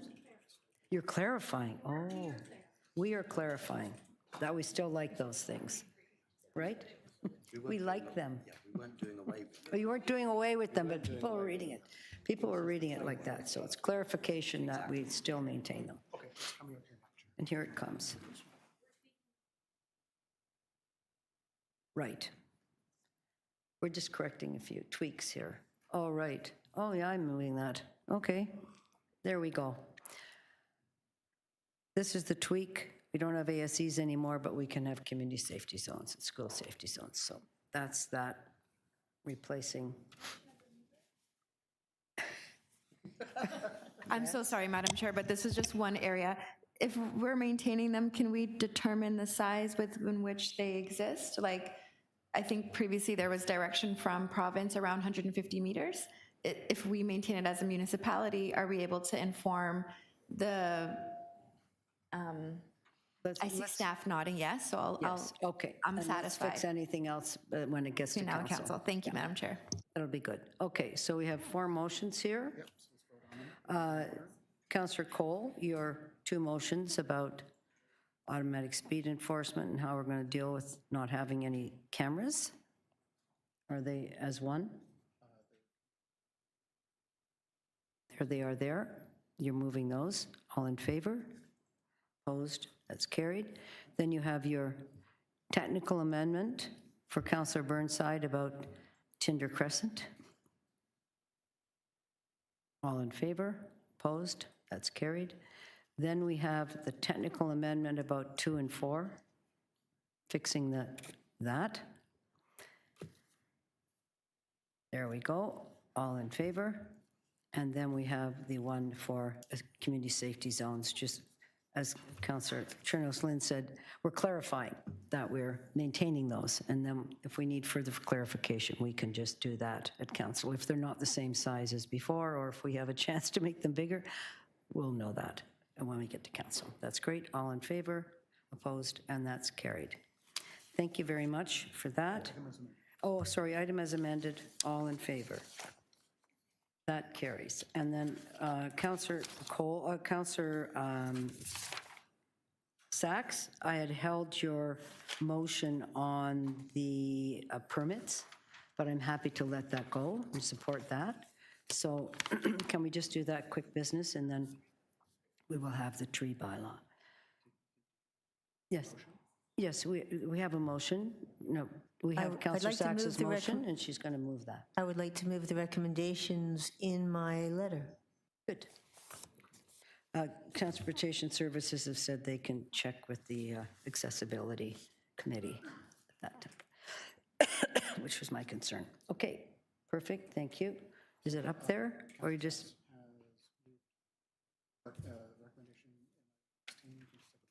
Item 16, moving the recommendation, all in favor, opposed, and that's carried. That's great.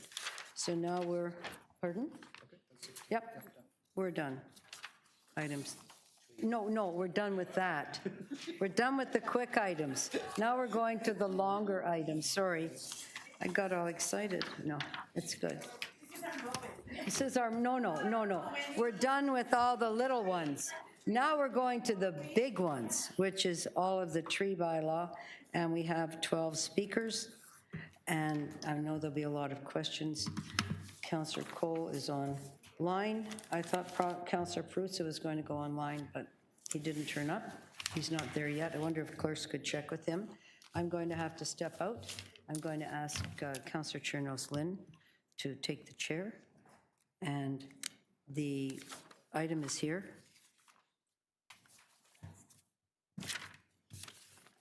Here are the deputants. Here they are. Okay, thank you. And here are the technical, sorry, turning that off.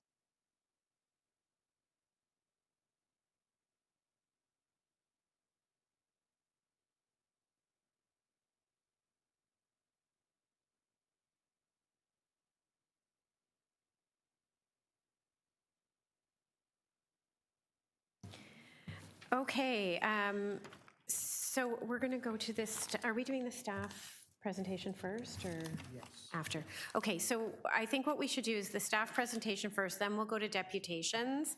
That way, if there's any questions, we can go back to staff for questions, if that's okay. So welcome. We've got Kim Statham and James Knowlton here. So I'll hand it over to you and you guys can get started. We're all really excited. We've been waiting all day. You have a big audience that's been waiting all day. All right, so good afternoon again, members of the Infrastructure Environment Committee and members of the public. For those who were not here for the last presentation, I'm James Nolan, Executive Director of the Environment, Climate and Forestry Division, and I'm joined again by Kim Statham, Director, Urban Forestry. For our second presentation of the day, we are providing an overview of the outcomes of our tree bylaw review. As before, I'll provide some brief context, and then Kim will walk through the details of the report. So just to put this in context in terms of why we're bringing forward the recommendations today, really looking at the value of Toronto's urban forests. And I'm not going to go through all the details here, but there's some pretty staggering and significant numbers as it relates to the value that the urban forest plays for Toronto. It is well documented. We put it came forward in our tree canopy study, and it is the reason that Council adopted a 40% tree canopy cover by 2050. But that $7 billion structural value is just one example, and that $55 million annual ecological services, another example of that significant value that the urban forestry plays, both directly to residents, but also in the quality of life of residents of the City of Toronto. So today we're going to talk about the tree bylaw reports, and really I think what I want to highlight here is that the purpose of these bylaws is not to prevent removal or injury to protected trees. Rather, it is around regulation of tree protection, and then requiring replacement and undertake compliance enforcement where necessary. So looking at avoidance mitigation, those measures. The tree bylaws are really about finding that balance between development, housing, and other elements of city buildings, such as ecological services, climate resilience, and those broader benefits of a large tree canopy. In terms of the tree bylaw review, it was a significant undertaking over a number of years from staff and was informed by a number of pieces of information. We've outlined them here, but jurisdictional reviews, engagement of constituency groups, public engagement, an online survey, a lot of internal work and work with city councillors, and as well as engagement with the province. We specifically wanted to highlight some of what we heard as part of that survey, public survey, where we had 6,400 responses and about 1,400 comments provided. Again, a very high engagement number. And here again, we've got some of those numbers here, and I won't go through them again, but I think one really to highlight that 98% consider trees important to their quality of life. So while in other areas we see numbers not quite that high in terms of what we should be doing, pretty much unanimous that trees play that important role, and a significant number of people concerned about tree loss.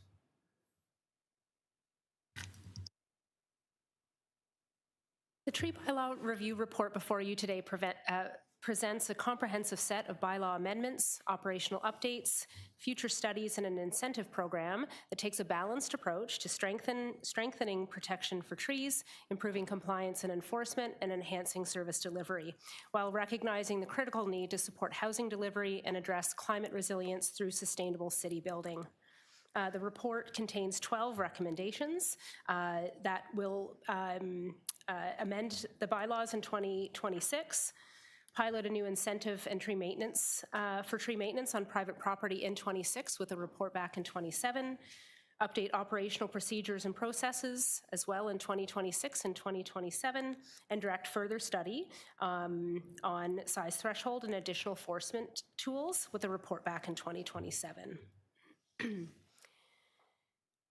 Large trees provide significant ecological benefits, and an ideal urban forest would have 10% of its canopy in the largest size class. Currently, Toronto has 2%.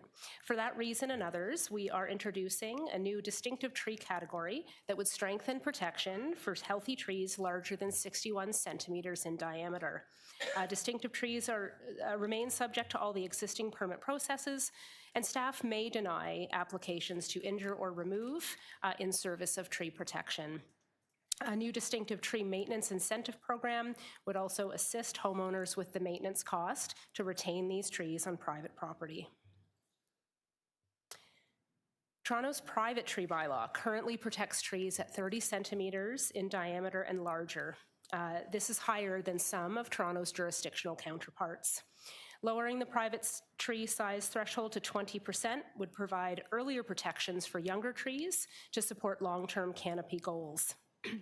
Our analysis shows that this change would result in an estimated increase of over 3,000 private tree permit applications, or a 50% increase in current volumes. There would be implications to current resources, staffing, and service standards for both permit and compliance and enforcement staff. If City Council gives us a direction to lower the size threshold, this report currently commits that staff would prepare an implementation plan to report back in 2027. With regard to stronger enforcement tools, this report presents an enhanced compliance and enforcement framework based on education, fees, orders, and fines through prosecution. Listed on the slide in front of you are the various improvements, updates, and strengthening that we are looking to do through this report. Some additional initiatives that would come back in the later study include additional operational updates and looking at the feasibility of additional enforcement tools that are not currently in play. Currently, there is no application fee for ravine and natural feature protection permit applications. So the report before you recommends introducing a requirement of a non-refundable permit application fee for tree permits under this bylaw. This is estimated to generate roughly $400,000 to cover staff costs to do this work annually. Permit exceptions will remain in place for stewardship projects, not-for-profit housing projects, and low-income households. City Council reaffirmed its commitment to achieving 40% tree canopy cover by 2050, recognizing that healthy, natural infrastructure is essential for quality of life and a sustainable city. This report reflects a comprehensive and balanced approach to improving Toronto's tree bylaws, which work together with critical city building goals of housing delivery to support a sustainable city. Following direction from Infrastructure and Environment Committee and City Council, the recommendations before you today will be implemented starting this year and be completed in 2027. Thank you.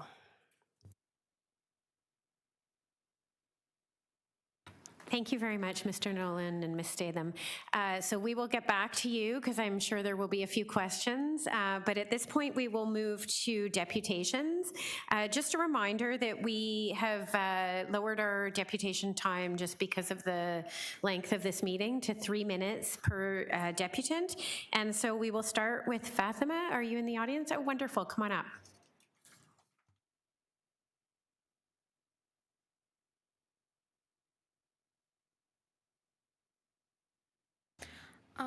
Hello, good afternoon, Chair and members of the committee. My name is Fatima Shoaib. I'm an undergraduate student at the University of Toronto Scarborough campus studying public policy. So today I wanted to focus on enforcement and penalties because strong rules only work if people believe they will be enforced. Toronto already has one of the most comprehensive tree bylaws in the country. However, we continue to see illegal tree removal and damage, which tells us that some individuals are still willing to ignore the rules when enforcement is limited or consequences feel unlikely. City data and reporting showed that thousands of tree-related complaints are made each year, yet only a portion of enforcement results in enforcement action. According to a report, in 2024, the city logged 2,642 contravention calls related to tree bylaw issues, but only about 1 in 5 of those, so roughly 433, led to enforcement actions. This highlights that while many people report potential violations, not all calls result in enforcement, suggesting that non-compliance is frequent and enforcement can lag. A very recent example in Toronto is at Leaside, where we saw how an 80-year-old tree was moved without a permit. This case showed that even when protections are in place, rules can be disregarded. And that's why we need stronger enforcement and real consequences, not just penalties that are easy to absorb as a cost of doing business. Strengthening enforcement and penalties isn't about punishing people. It's about making sure that rules actually work. If it's cheaper or easier to cut down trees illegally than to follow the law, then the system isn't fair to the environment or to the people who do follow the rules. Other municipalities provide strong examples of how deterrence can work. For instance, the City of Surrey imposes fines up to $20,000 of unauthorized tree cutting or pruning. The clarity and seriousness of these penalties send a strong message that trees are valuable public assets. Toronto already has a tree bylaw penalty system in place. Under the city's protection bylaws, cutting down or seriously injuring a protected tree without a permit is an offense that can result in fines of up to $100,000 per tree. In some cases, the court can also apply a special fine. Beyond fines, the city can require placement planting or cash payments to help restore lost tree canopy. However, enforcement often happens after the tree has already been removed and relies on investigations and court processes, which can be slow. As a result, some people are still willing to take the risk, showing why stronger, faster, and more consistent enforcement is important. Toronto should see these examples not as extreme, but as evidence that stronger enforcement is the need here. As we are going to continue building more homes and buildings, sadly, this will be the issue. This issue will start growing. Going forward, I encourage the city to continue exploring escalating penalties for repeat offenders, stronger administrative penalties, and improved after-hours enforcement capacities. I believe that these amendments move the City of Toronto in the right direction. With stronger enforcement and meaningful consequences, Toronto can ensure that tree protection laws are respective, effective, and future-focused. Thank you very much.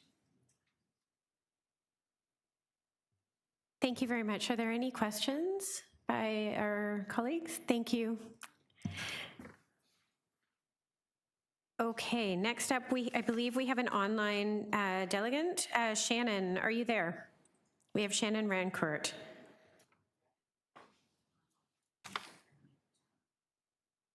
Do we have? She's online. Okay, Shannon, please unmute and you can go ahead.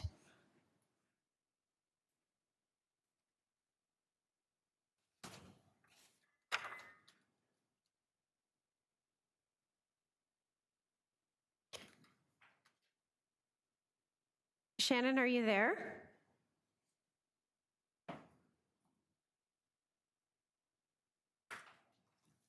Okay, so perhaps we will come back to Shannon and we'll move on to Claudia. Wonderful. Claudia, please go ahead. I want to just put this on the overhead. How do I do that? Just turn it on like this.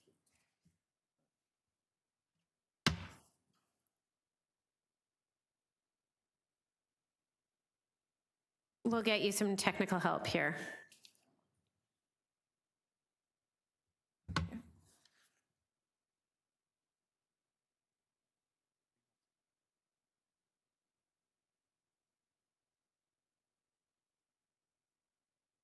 There we go. Okay, feel free to start whenever you're ready. Hi, my name is Claudia Ennis-Henslin. I live on Craven Road. In the summary, first of all, I want to applaud what Parks and Urban Forestry has done, put in a lot of work, thank you. In my summary of the bylaw tree report, I'm scattered, sorry.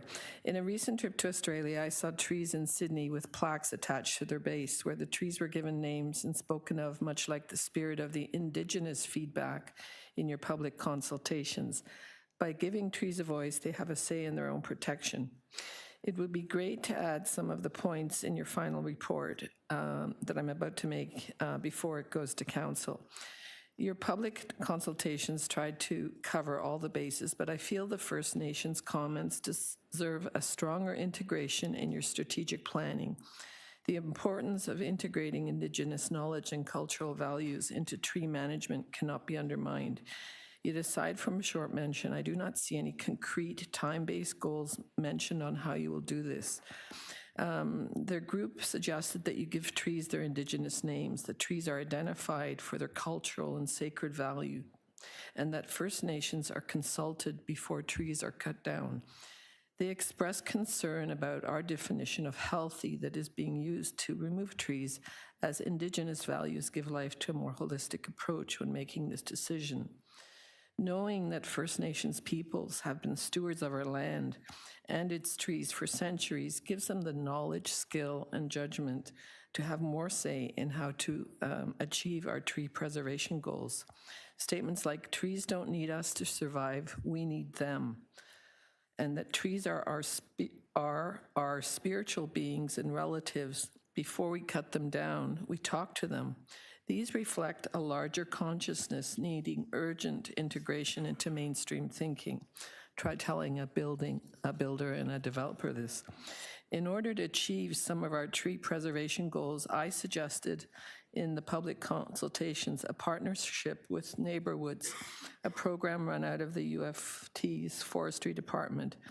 Daniela Purich is the head of this program. Kim is familiar with her. I'd like to see a partnership with Urban Forestry and Neighborwoods, as many residents associations have elicited this program to inventory their trees. Their goals are online. I myself paid $3,000 out of my own pocket to commission the Neighborwoods group to do a first pass inventory of trees on Craven Road. How can this be used for your distinctive trees pilot? Other neighborhoods in Toronto, Long Branch and others, have also used the Neighborhoods program. So you're going to work with partnerships and hire a third-party trustee. We'll use something that's already in place. Last but not least, your report is replete with mention of invasive species and how they're damaging and need to be removed or replaced. So I'd like to know, how much of Toronto's urban canopy is comprised of so-called invasive species trees? Mature, healthy trees over 30 centimeters. Okay. If you're going to get rid of them, how will they be replaced? Or are you just speeding up permits to remove them for building? Thank you very much, Claudia. I'm sorry, I know the 3 minutes is tight. Gotcha. Okay, next up, let me just ask if there's any questions from my colleagues. I do have a quick question. Okay, please go ahead, Councillor Morley. Sure. Thanks for being with us, Claudia, and for your patience joining us all day. You highlighted the neighborhood program, which I'm not super familiar with, but Long Branch is in my ward, and I know they do incredible work in terms of inventorying the trees and, of course, advocating for the tree canopy.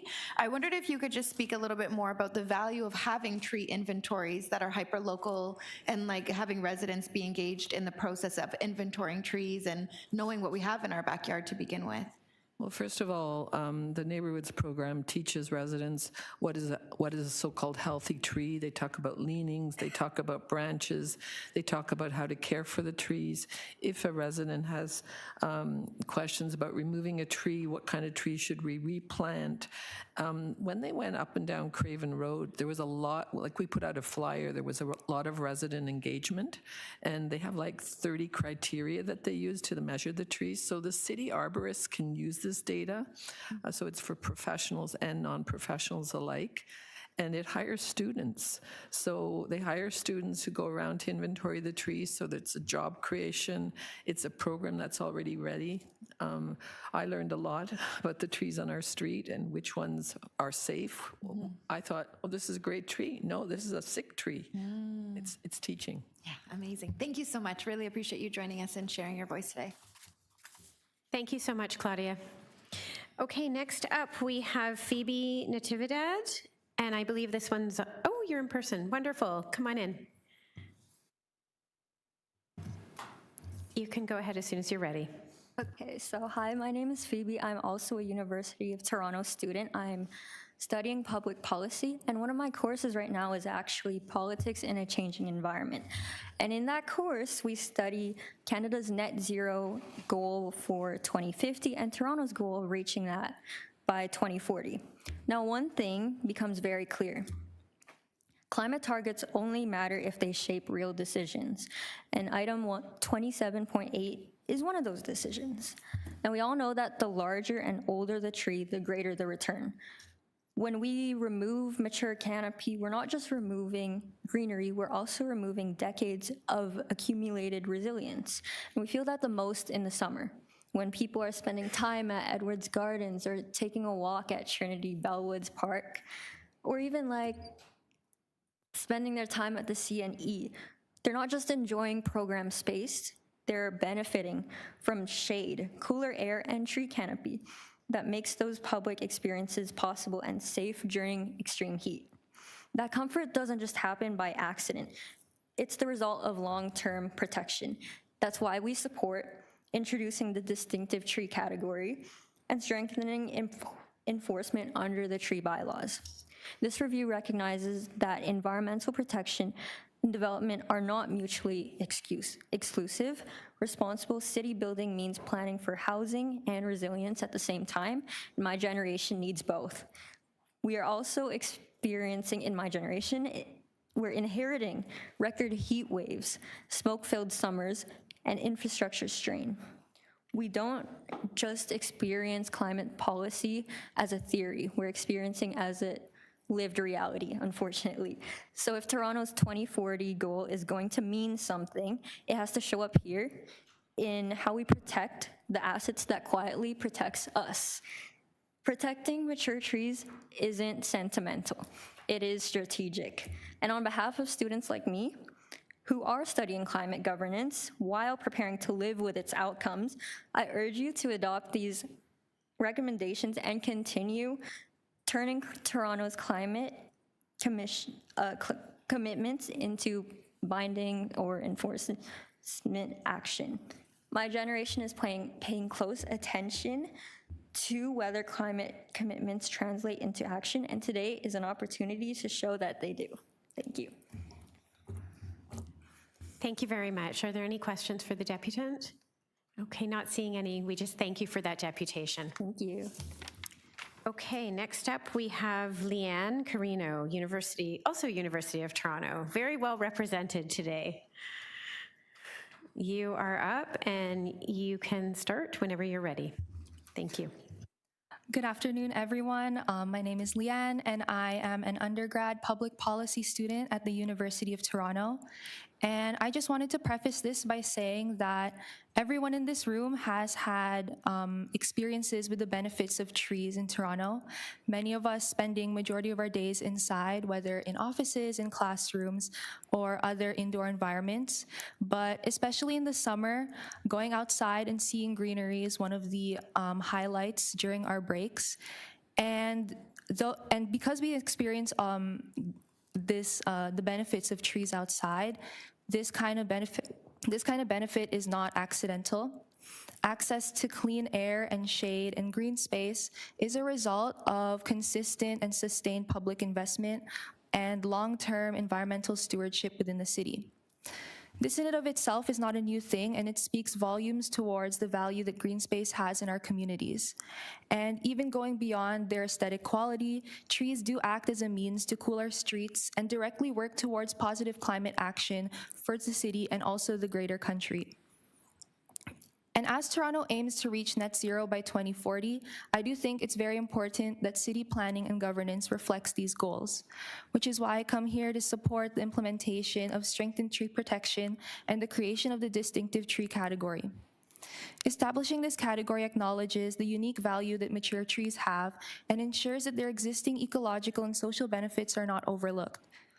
Without these protections, once trees are cut down or damaged, we cannot simply replace them and assume that the loss is immediately resolved. While newly replanted trees may offer future benefits, protecting current ones delivers those benefits now and secures them for the long term. In my courses, we often discuss sustainability within the context of an ongoing process rather than a fixed end goal, which is why I also support the city's incentive program pilot to ensure that you're providing targeted assistance for the maintenance of mature trees so that the city can move towards lasting outcomes of support rather than just single-time implementation. My generation faces some of the greatest risks posed by climate change, so supporting these amendments is not just about protecting the trees now, but it's about ensuring that future generations understand what it's like to sit under a tree after class or walk through shaded sidewalks. So I strongly encourage the implementation of the amendments in the review, and I would really love to see the city take on more action to advance our climate goals and invest more long-term efforts to ensure that urban forestry continues to thrive in our city. Thank you. Thank you very much, Leanne. Are there any questions from our audience? No. Okay, thank you. And next up, I believe this one might be online. It's Ngok Dang from the Spark team. Oh, she's here. Okay, come on.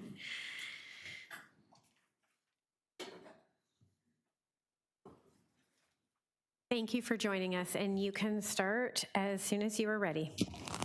Thank you. Chair and members of committee, thank you for the opportunity to speak today. My name is Annie, and I am an undergraduate at University of Toronto, and I am here to share my perspective on item 27.8, the Tree by Law Review Report. At its core, the report is about how Toronto managed its urban forests in the context of climate change, housing pressures, service delivery, and equity. Trees are increasingly recognized not simply as aesthetic features, but as natural infrastructures. They contribute to cooling down extreme heat, storm water management, air quality, biodiversity, and the overall neighborhood livability. For that reason, updates on the tree by law are not only minor technical changes, they relate directly to long-term city planning and climate resilience. From my perspective, it attempts to strike a balance between strengthening environmental protections and maintaining practical implementation and consideration. One significant element of the proposed creations of distinctive tree category. The intent is to recognize and provide stronger protections for Toronto's largest healthy mature trees. Mature trees provide environmental benefits that are not easily or quickly replaced through replanting. The Complementary Distinctive Tree Maintenance Incentive Program pilot reflects an approach that combines regulations and stewardship support. Rather than relying solely on restriction, the city is also considering ways to assist property owners in maintaining trees that provide broader public benefits. I also support proposed improvement to enforcement and compliance mechanism. These updates, including clearer evidentiary tools, administrative refinements, and enhanced transparency, are aimed at strengthening credibility and consistency in how the bylaws are applied. Effective enforcement is important not only for environmental outcomes, but also for maintaining fairness and public confidence in the system. In my view, this reflects a cautious and evidence-based approach to a policy question that has operational and development implications. More broadly, this report acknowledged an ongoing tensions in urban policy, how to strengthen environmental protection while also facilitating housing delivery and growth. The document does not frame these objectives as mutually exclusive, but instead emphasizes the needs for careful coordination and implementation planning. Overall, I see this report as an effort to modernize Toronto tree protection framework, improving administrative clarity, enhance enforcement, and integrating equity consideration, while recognizing that further analysis is needed in certain areas. Thank you for your time and consideration. Wow, that was really time efficient. It's exactly 3 minutes. Thank you so much, Annie. And just looking to my colleagues to see if there's any questions. Not seeing any. Thank you very much. Yeah. Okay, next up we have Judy Gibson from Long Branch Neighborhood Association, and I believe this one might be truly online. Yes, she is. Okay. Judy, please go ahead. Welcome back. Great. Thank you so much, and thank you for allowing me to speak today. I'm sharing my screen. Can you just confirm that it's up, please? Yes, we can see it. Thank you. Okay, excellent. Thank you so much. So I'm Judy Gibson. I'm with the Long Branch Neighborhood Association and delighted to be here today. And I'd like to congratulate the previous deputants for their excellent presentations. Long Branch has been working in partnership with the City of Toronto to grow the tree canopy since we've been created in 2018. As we've already heard, trees are essential to urban living. And in the last 8 years, Long Branch is pleased to help to distribute over 9,000 trees for planting on private property in the City of Toronto, mostly in South Etobicoke. and we'll be distributing another 1,000 trees in 2026. This report is the first step in stronger tree protection that is so badly needed in the city. Because we do not have strong enough tree protection through our bylaws, in our opinion, too often lots that are redeveloped are virtually being clear-cut in our neighborhood, and I'll be showing some examples. We're protecting too few private healthy trees, and the current fines and replanting requirements are insufficient to support tree retention. Therefore, we do support the following aspects of this report. We support increasing the number of private trees protected by reducing the diameter at breast height from 30 centimeters down to at least 20 centimeters. As we've heard, many other municipalities have already done this, and Toronto has fallen behind at a time when we would like to see Toronto being a leader and when our populations are increasing and there's an urgent need to grow our tree canopy. We request that this committee take action on this as soon as possible and not wait until 2027, as this is long overdue. Long Branch has experienced the greatest tree canopy loss, over 43% in all of Ward 3. 43% of our tree canopy has disappeared in a very short period of time. So we know what it feels like to lose trees. It's the 8th hardest hit neighborhood for tree canopy loss in all of the 140 neighborhoods studied at the time in Toronto. So we would like to see protection increased and more trees protected. We support the introduction of distinctive tree category as already discussed. We'd also like to see the revising the tree replacement planting ratios, and starting at 5:1 and increasing for larger trees we strongly support. I've got some examples on here of the what happens when trees are not protected, and you can see the clear cutting that happens in the lots before well-treed communities or properties, and afterwards all the trees are gone. Even the tree in front, the city tree, was lost. And here's another example. So we would urge this committee. We absolutely recognize that Toronto needs to grow its housing stock and homeowners have a right to renovate their properties. But we strongly believe that this should not be at the expense of removing healthy trees. We believe that there's benefits to the trees that have already been mentioned, and we would ask this committee to support the recommendations for stronger tree protection in this report and accelerate the actions where possible. In South Etobicoke, we have over 62 acres of vacant land that was cleared years ago of buildings and has already been approved for over 10,000 housing units. Nothing in this report is going to stop anything from being built there. So we would encourage stronger protection for private trees. And thank you for your time. Thank you very much, Janet. Okay, sorry, Judy, my apologies. Thank you so much, Judy. I'm just looking around to see if there's any questions. None here, but thank you for your deputation. Thanks. Next up, we have Janet. I was looking ahead on my sheet. Janet May, are you with us? I believe Janet is from Cliffcrest, Scarborough Village Southwest Residents Association. Okay, wonderful. You can start whenever you're ready. Okay, I don't know why my camera never works when I'm here, but whatever. I'm old, what can I say? My name is Janet May, and I represent the Cliffcrest Scarborough Village Southwest Residents Association. Our comments. The tree protection threshold needs to be immediately lowered to 20 centimeters. We cannot wait until 2027. Toronto is lagging behind our neighbors. We need better bylaw enforcement on weekends and evenings. It can take 72 hours or longer to respond to a tree under attack incident, which is a priority 1 contravention. Priority 1s have increased by over 300% in recent years. That's on page 20 of the report. City inspectors need to be witnessing these contraventions. It would help with court cases. It should not be the job of residents to be policing this. Okay, I have a slideshow. I'm not sure if it's going to work. Did that work? Share. No, I'm just going to pause you for a moment. Okay. Oh, there we go. Oh, there it is. Is that it there? Yeah. Okay, so I'm going to show you a few photographs like Judy did. So this is a healthy tree that was in front of a rental property, which housed 2 families. The owner had workers drill holes in the tree, and urban forestry was unable to save it. And then the owner applied to Committee of Adjustment, demolished the house, and replaced it with an oversized luxury house.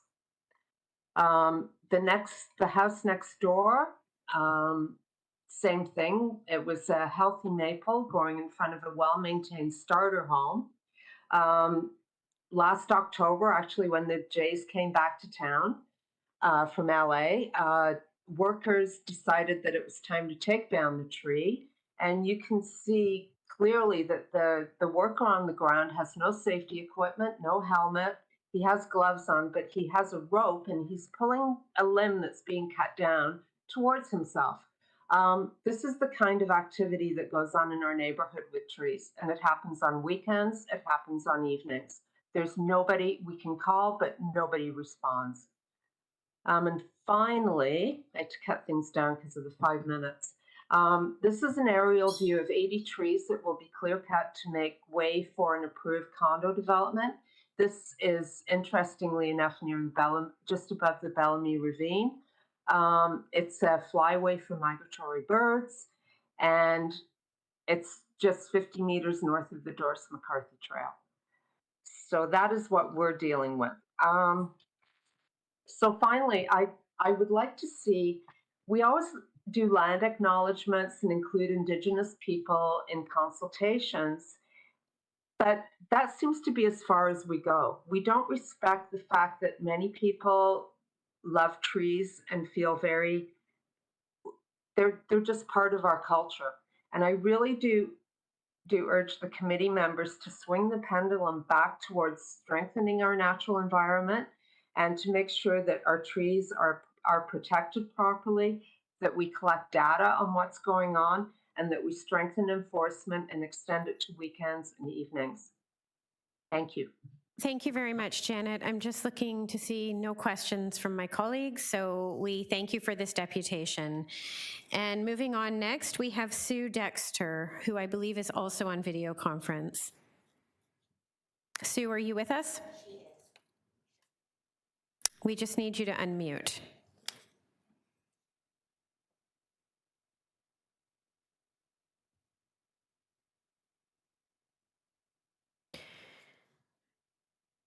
Okay, maybe this is a good time to go back to Shannon Rancourt and see if Shannon is with us. She was going to try to call it. Okay. So we're watching for a call-in number from Shannon. Okay, not hearing from Sue. We will come back to Sue and we'll move on to Jeff Cattell from Fontra. Jeff, are you with us?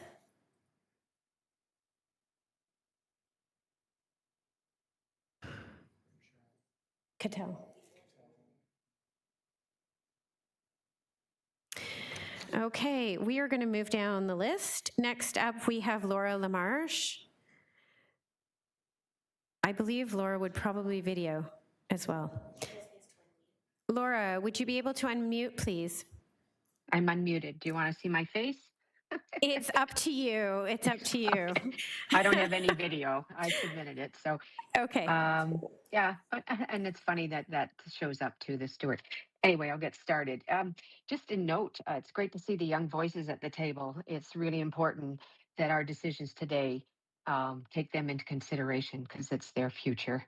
So thanks for U of T. I'm hoping more will come forward. Anyway, thank you, Chair and members of the committee. My name is Laura Lamarche. I support this tree bylaw proposal, definitely. I've lived in Hoggs Hollow for over 30 years, 33 to be exact, a ravine with nearly 300 properties woven into the Don River Valley. My community has watched our tree canopy disappear. Losing a 200-year-old tree can't be replaced. The city's 218 tree canopy survey said over 60% of Toronto's trees are on private lands, and a major concentration is in our ravines. We are aware of this trend in other areas like Leaside, Long Branch, Cliff Crest. This is a trend that does not contribute to the city's goals for climate resiliency. We've seen protected trees removed, often illegally. We've seen responsible approvals for 1 or 2 trees turn into clear cuts. A tree protection zone's poorly maintained so that the tree eventually dies. Mudslides, basement flooding, power outages are all happening more than the 100-year storm in our area. Now it's a 50-year-old storm, and in the last 10 years, it's happened twice that major flooding and street cleanup has occurred. And yet we continue removing the very infrastructure that protects us.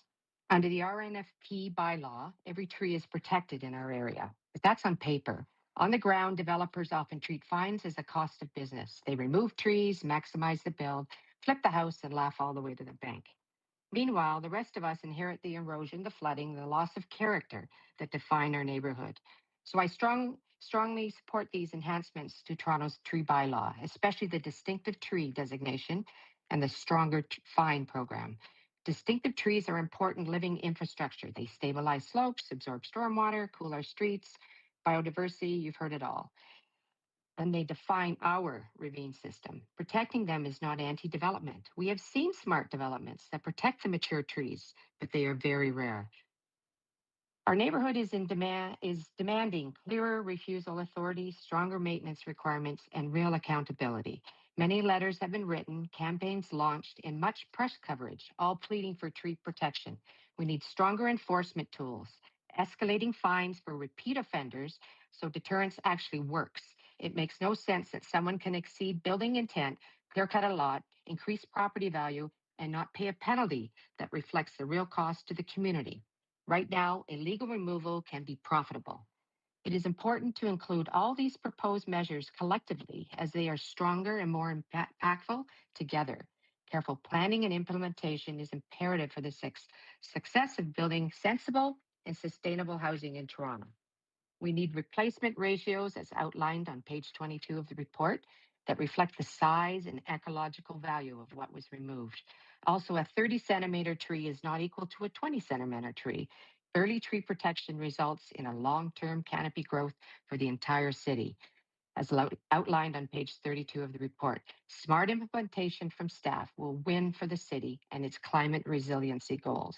Trees protect our properties, our infrastructure, our budget, and our quality of life. We can build housing, we can grow a city, but we cannot pretend that removing century-old infrastructure is good climate policy. I urge you to advance these measures and reinforce the Tree City's commitment to safeguard our ravines. Laura. Thank you. Okay.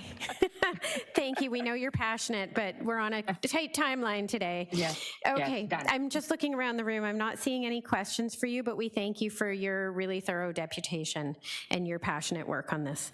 Okay. Next up, we have Sarah Buchanan from Toronto Environmental Alliance. Welcome back. Thank you, Sarah. You can go ahead when you are ready. Thanks, everyone. I'm Sarah from T.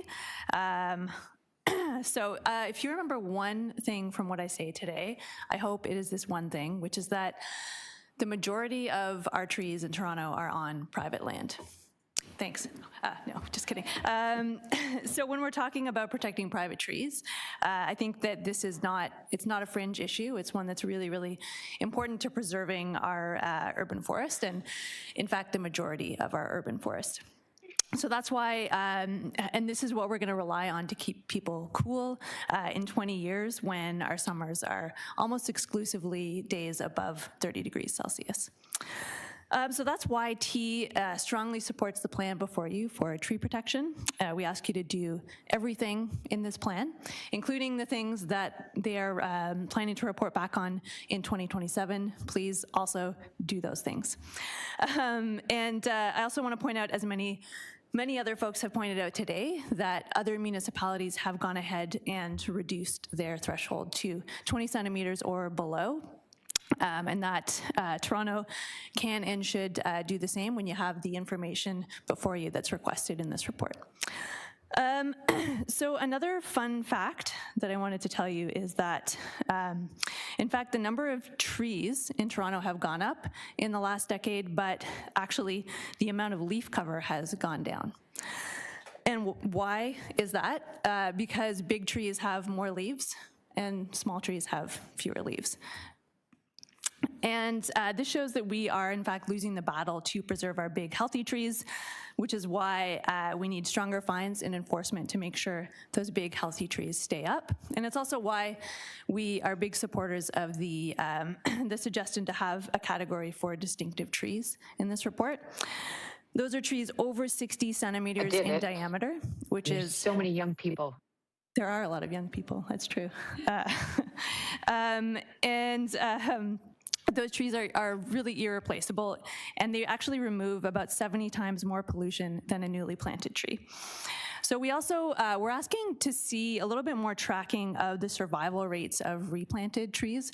We want to know when we're asking developers or homeowners who have illegally cut trees, we're asking them to replant, let's say 5 trees, 6 trees or more in their place. How are those trees doing? Are they surviving? Are they thriving beyond that initial check? I think that's really important information to have on hand, as well as potentially what kind of programs we can put in place to enable those trees to better survive if possible. So that's something we'd like to see. And I'm going to leave you, I think, with one last fact, if I have time in the last 10 seconds, which is that the 2018 tree canopy study told us that we're actually losing plantable space for trees as it turns into pavement. And the place where we're losing this surface most quickly is actually on hard surfaces other than buildings or roads. So that's not housing. That was parking lots, driveways, and patios. So I think that this underlines why it's entirely possible to have a city where we can build dense housing and we can also protect the trees that we have. Thanks a lot. Thank you very much, Sarah. I'm just looking to see if there's any questions. Okay. Oh, yep, we do have one. Please go ahead, Councillor Sachs. Sarah, thank you as always. So good that you support the report. Are there any particular things that you're asking us to change or add? Well, a couple of things I mentioned were better monitoring how those newly planted replacement trees, so those are trees that are planted as a result of a bylaw contravention, are doing. So getting a sense of, when a developer is asked to put those trees in the ground because they've cut down, a bunch of trees or one really big tree. If we're asking the same people who cut down trees illegally to be in charge of replanting those trees, how are they doing? What kind of supports might they need, or what kind of guidance might they need? They might be people who need some tips on how to do this properly. So is there a way the city can make sure those trees survive and have a sense of how well they're surviving? Okay, so that's one thing. Was there anything else you were asking us to add to this? Honestly, it's a pretty comprehensive report, so I think there's a lot in there. I think that forestry has a lot on their plate with what's in here, so I'll stop there. Thank you.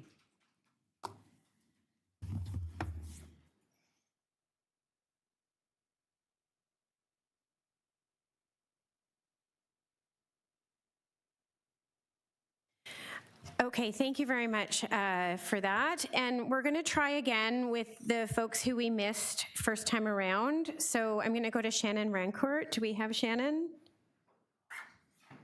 She's still...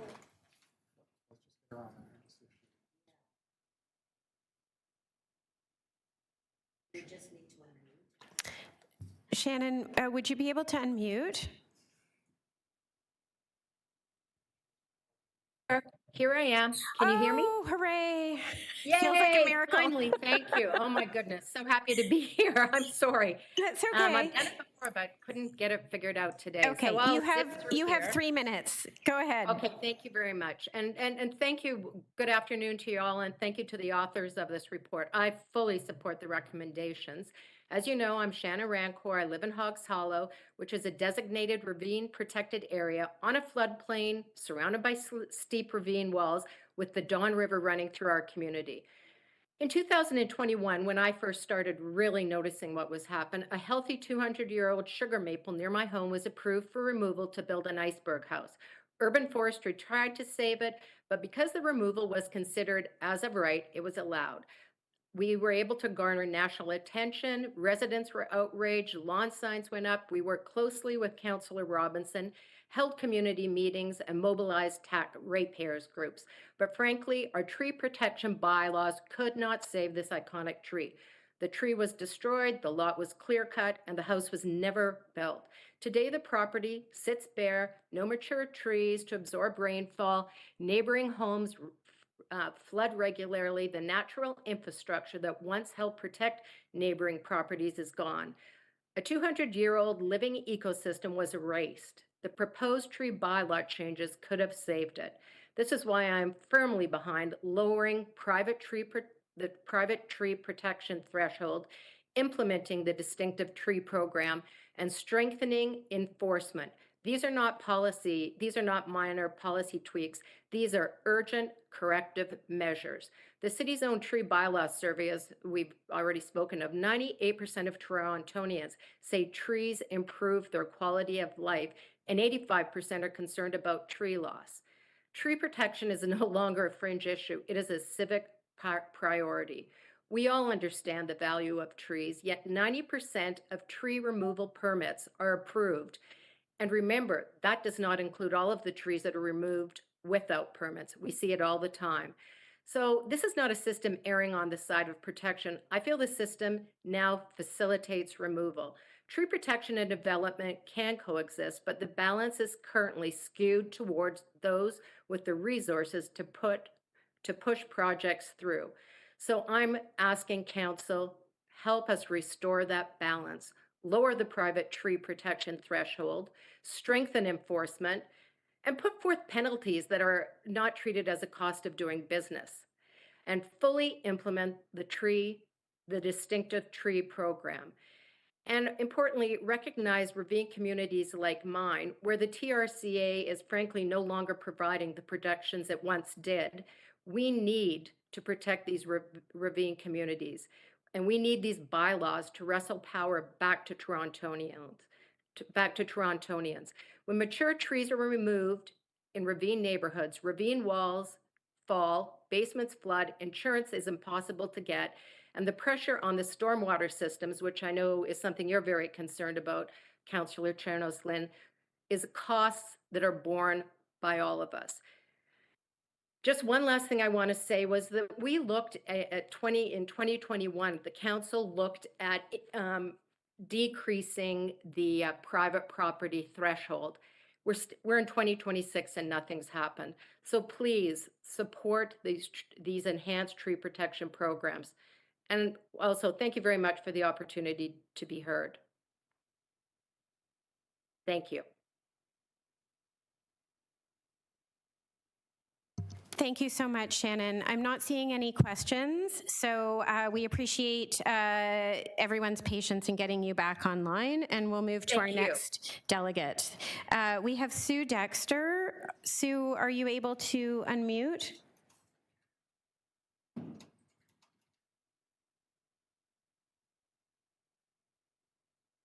Are we showing that Sue is online? I'm here. Oh, hooray. Good. Please go ahead. Good for us. Long and interesting day, you guys. I'm here in two capacities. As a member of the Harvard Village Residents Association on the western edge of the St. George campus, and as a member of the Friends of Queen's Park North, a coalition of foster and a half dozen residents association, along with residents, which is working to protect the old growth forest in Queen's Park North. This report moves to extend protections onto private lands. Good work. We all have stories. There are 15 trees within a block of my house, illegally cut, not replaced. All would have fallen within the protection of the 20 centimeter measure. Please do it now. But the next step, bring the same style of engagement you've developed in ravines to the city proper. Our two inventories show 30% loss in trees in Harvard Village between 2007 and 2017. Damage was mostly caused by construction and paving on owner-occupied property. We are soon to do a third inventory, and the news will not be good. Our data has spawned a solid half dozen academic studies, information that can be used to begin to close the still mysterious gap between broad public support for trees and actual plantings and care. Consider pilot projects. What leads property owners to plant and protect trees? Test models of engagement, build on existing data and coalitions to inspire the communities to raise its game. Consider forest management plans to define targets and assess goals. Use distinctive tree identifications to highlight heroes in our urban forest and protect them. Consider our 250-year-old pre-contact bur oak, growing neglected, enduring on a shared property line between parking spaces in a lane behind Brunswick Avenue. Saved now by the installation of permeable paving paid for by the community, assisted by Robert Mays in transportation. Our bur oak is cousin to the 250-year-old oak savanna forest survivors in Queen's Park North. They need status and inviolable protection to ensure that changes being considered under the generous Weston grant do not hasten their deaths. They are part of our shared history from Indigenous lands to 1793, when before soldiers could even pitch their tents along the shores of Toronto Harbor, they had to clear a patch in the wall of forest. That some nearby trees in Harvard Village in Queen's Park North escaped Simcoe's axes and remain among us today is nothing short of a miracle. Honor the stewardship role with the nature that survives among us, that creates our oxygen, that raises our hearts when we hear the song of a returning redwing in spring. Please keep the faith. We must do no harm. And I hope spring comes. It's been snowing during the day. I've watched. Thank you very much. Thank you so much. We do have a question for you, so don't go anywhere yet. Councillor Sachs, please go ahead.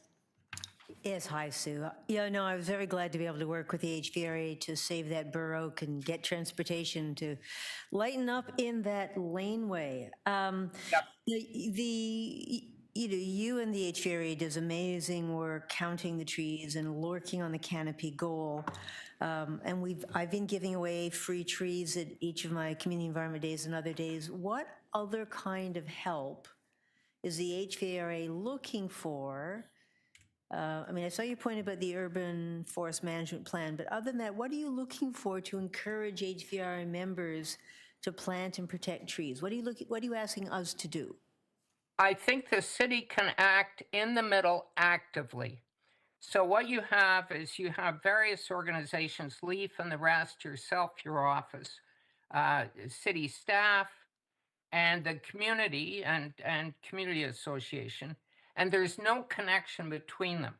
So what you need is, like Carney says, a plan beats no plan, and the thing to do is to do similar stuff to what's being done in the ravines, and to have pilot studies in various areas. Like a couple of pilot studies might capture the diversity of the city and begin to explain what's causing people not to plant trees, what's causing people not to water the trees when they're planted, to raise awareness, to develop a movement. You have a movement in the ravines.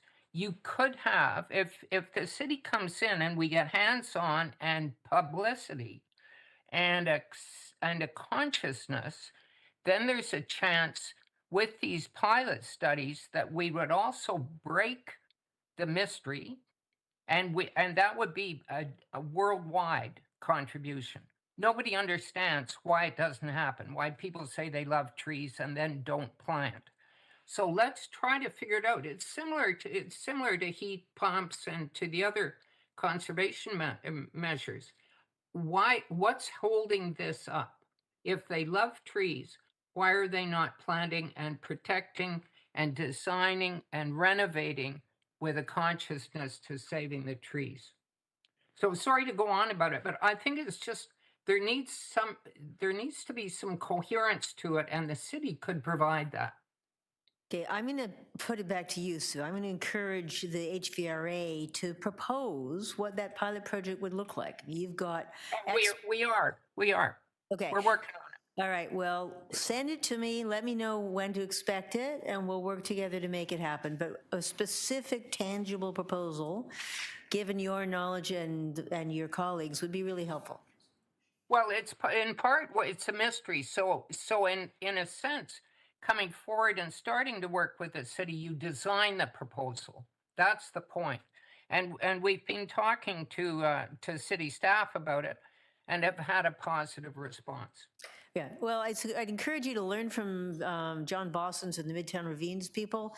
They didn't wait for the city to do it. They organized themselves and came to us with a plan, and we're making it happen. I'm challenging you to do the same. Anyway, thanks, Sue.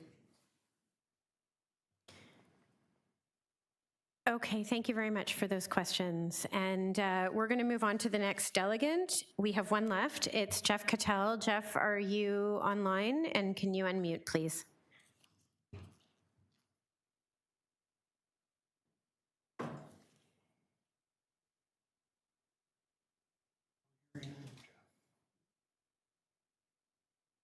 Okay, we are going to, I think at this point, close the deputation since we're not hearing from Jeff Cattell. He did send a letter, so I hope everybody has read it. Okay, with that, we are going to move on to questions of staff on this.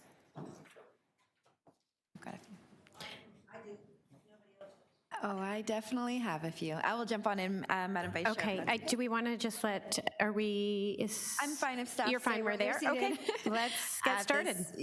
Time in the day.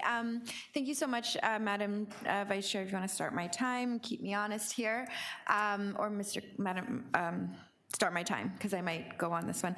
I will try to keep it fairly brief, and again, many of the questions that I had were actually answered in the presentation that we had, so thank you for that.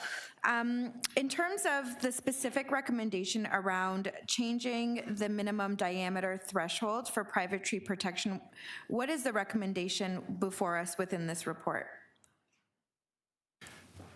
So through the chair, the recommendation is to endorse or to approve in principle, whatever language you would like, the change to the threshold, and then we will go off and do the work around implementation. We want to be sure that there is support for that, because implementation, resourcing, looking into what we'll need for enforcement, permitting, et cetera, is a fair amount of work, and we'll also be doing process improvements, so really kind of business engineering to ensure that whatever we do, it's actually supporting our overall permitting process and compliance process. Fantastic.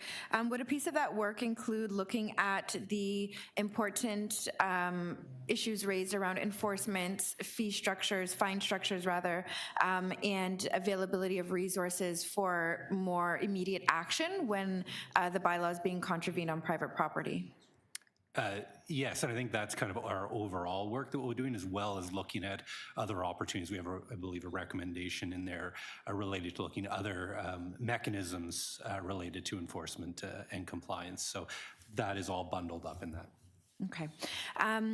We heard a little bit about this from the deputants today, but can you talk to us about when City Council initially provided direction to review the protected private tree threshold and when staff were originally supposed to report back?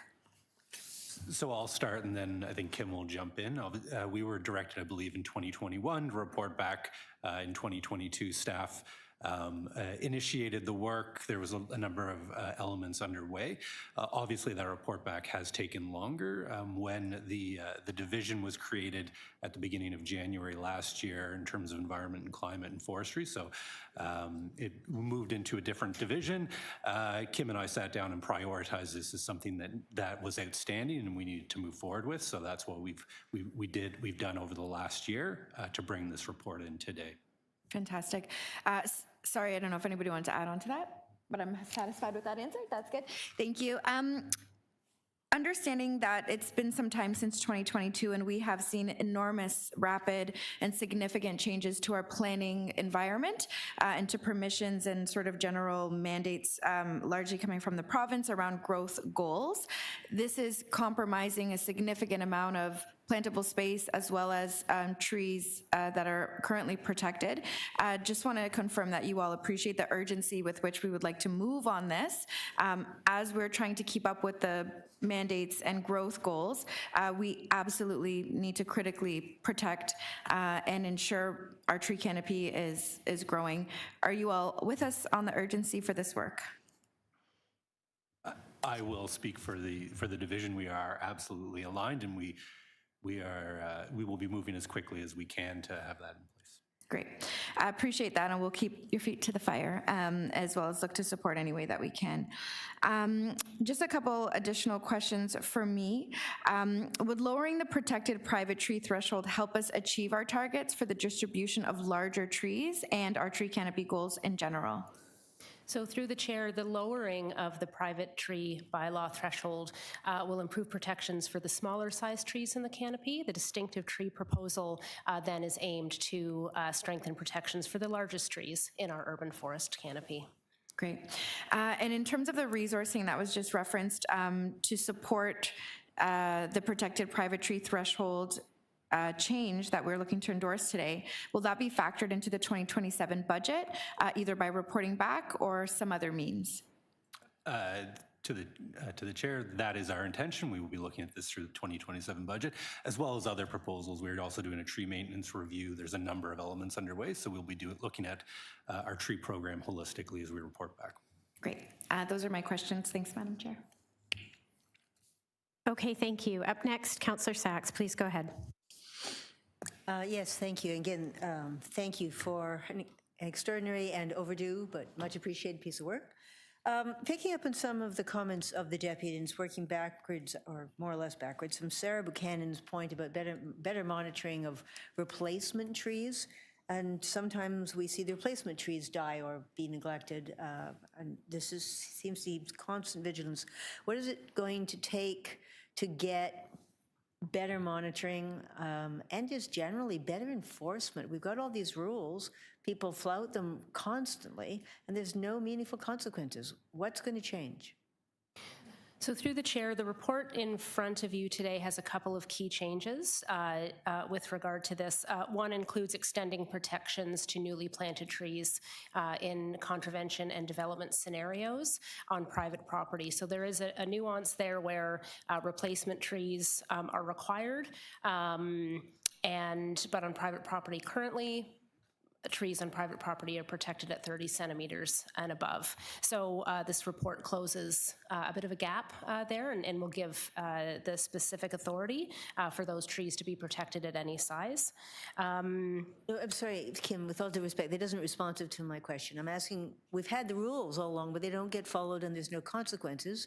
And we have the specific question about better monitoring of the replacement trees. So let's do those one at a time. What are you doing to better monitor replacement trees, make sure they survive? So currently, there's nothing in the report before us that changes, but currently we do follow-up inspections on permit applications as well as contravention and enforcement. Through the deputation from Sarah at Toronto Environmental Alliance, with this idea of what else could we do, we are absolutely committed to that and keen to understand what our role might be to have a longer view of survival of these replacement trees, and we'll be taking that away and working through that. We, if not sooner, if we can't implement sooner, we'll certainly be reporting in 27. Okay, and then the Sue's point about turning existing tree inventories in willing communities like HVRE into actual urban forest management plans where we really work on successful pilot projects. Is that something that you're open to? Through the chair, absolutely. We work with a lot of residents associations who, and I think Claudia and her deputation talked about the Neighborhoods program. A lot of neighborhoods do their own tree inventories. We've always used those to complement the work that we do for citywide tree inventory or tree canopy studies. And so moving forward, we love the idea.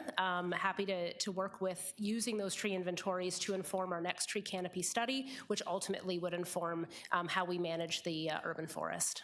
I think we're looking for something, she's looking for something more than just a future canopy study, but what does an actual urban forest management plan look like? So not just an inventory. How are we going to better manage what we've got and grow it?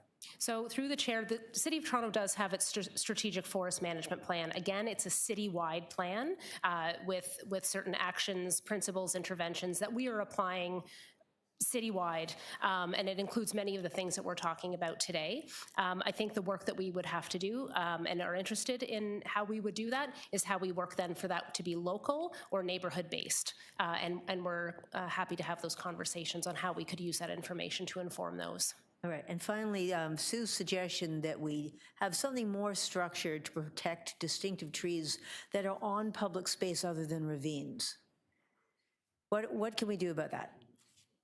So to the chair, we have we're undertaking a tree maintenance review, so different than the tree bylaw review, tree maintenance review. So that relates to our work on public land. So that's led by our forestry operations side.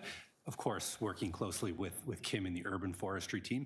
And as part of that, we are looking at opportunities to support mature distinctive trees. So we will have a report back on that work coming in 2027. We have a consultant that's been doing work over a number of months, almost a year now, and they'll be reporting back in the summer. And out of that, we'll be then coming back to council on opportunities there. So that work is underway and will be coming to council. All right, that's a year and a half. In the meantime, can you improve maintenance of distinctive trees in public spaces? So I would say at this point in time, if there's any trees that are identified as needing maintenance, that is part of our regular work, and we do work, reactively as those are identified and proactively as well when they come in. But the tree maintenance review part will actually provide us with a framework around how we would do that. So I can commit that we'll continue to do that as we become aware of them, but the framework will come out of the tree maintenance review work. All right, so we need to tell you about trees. Okay, I got that.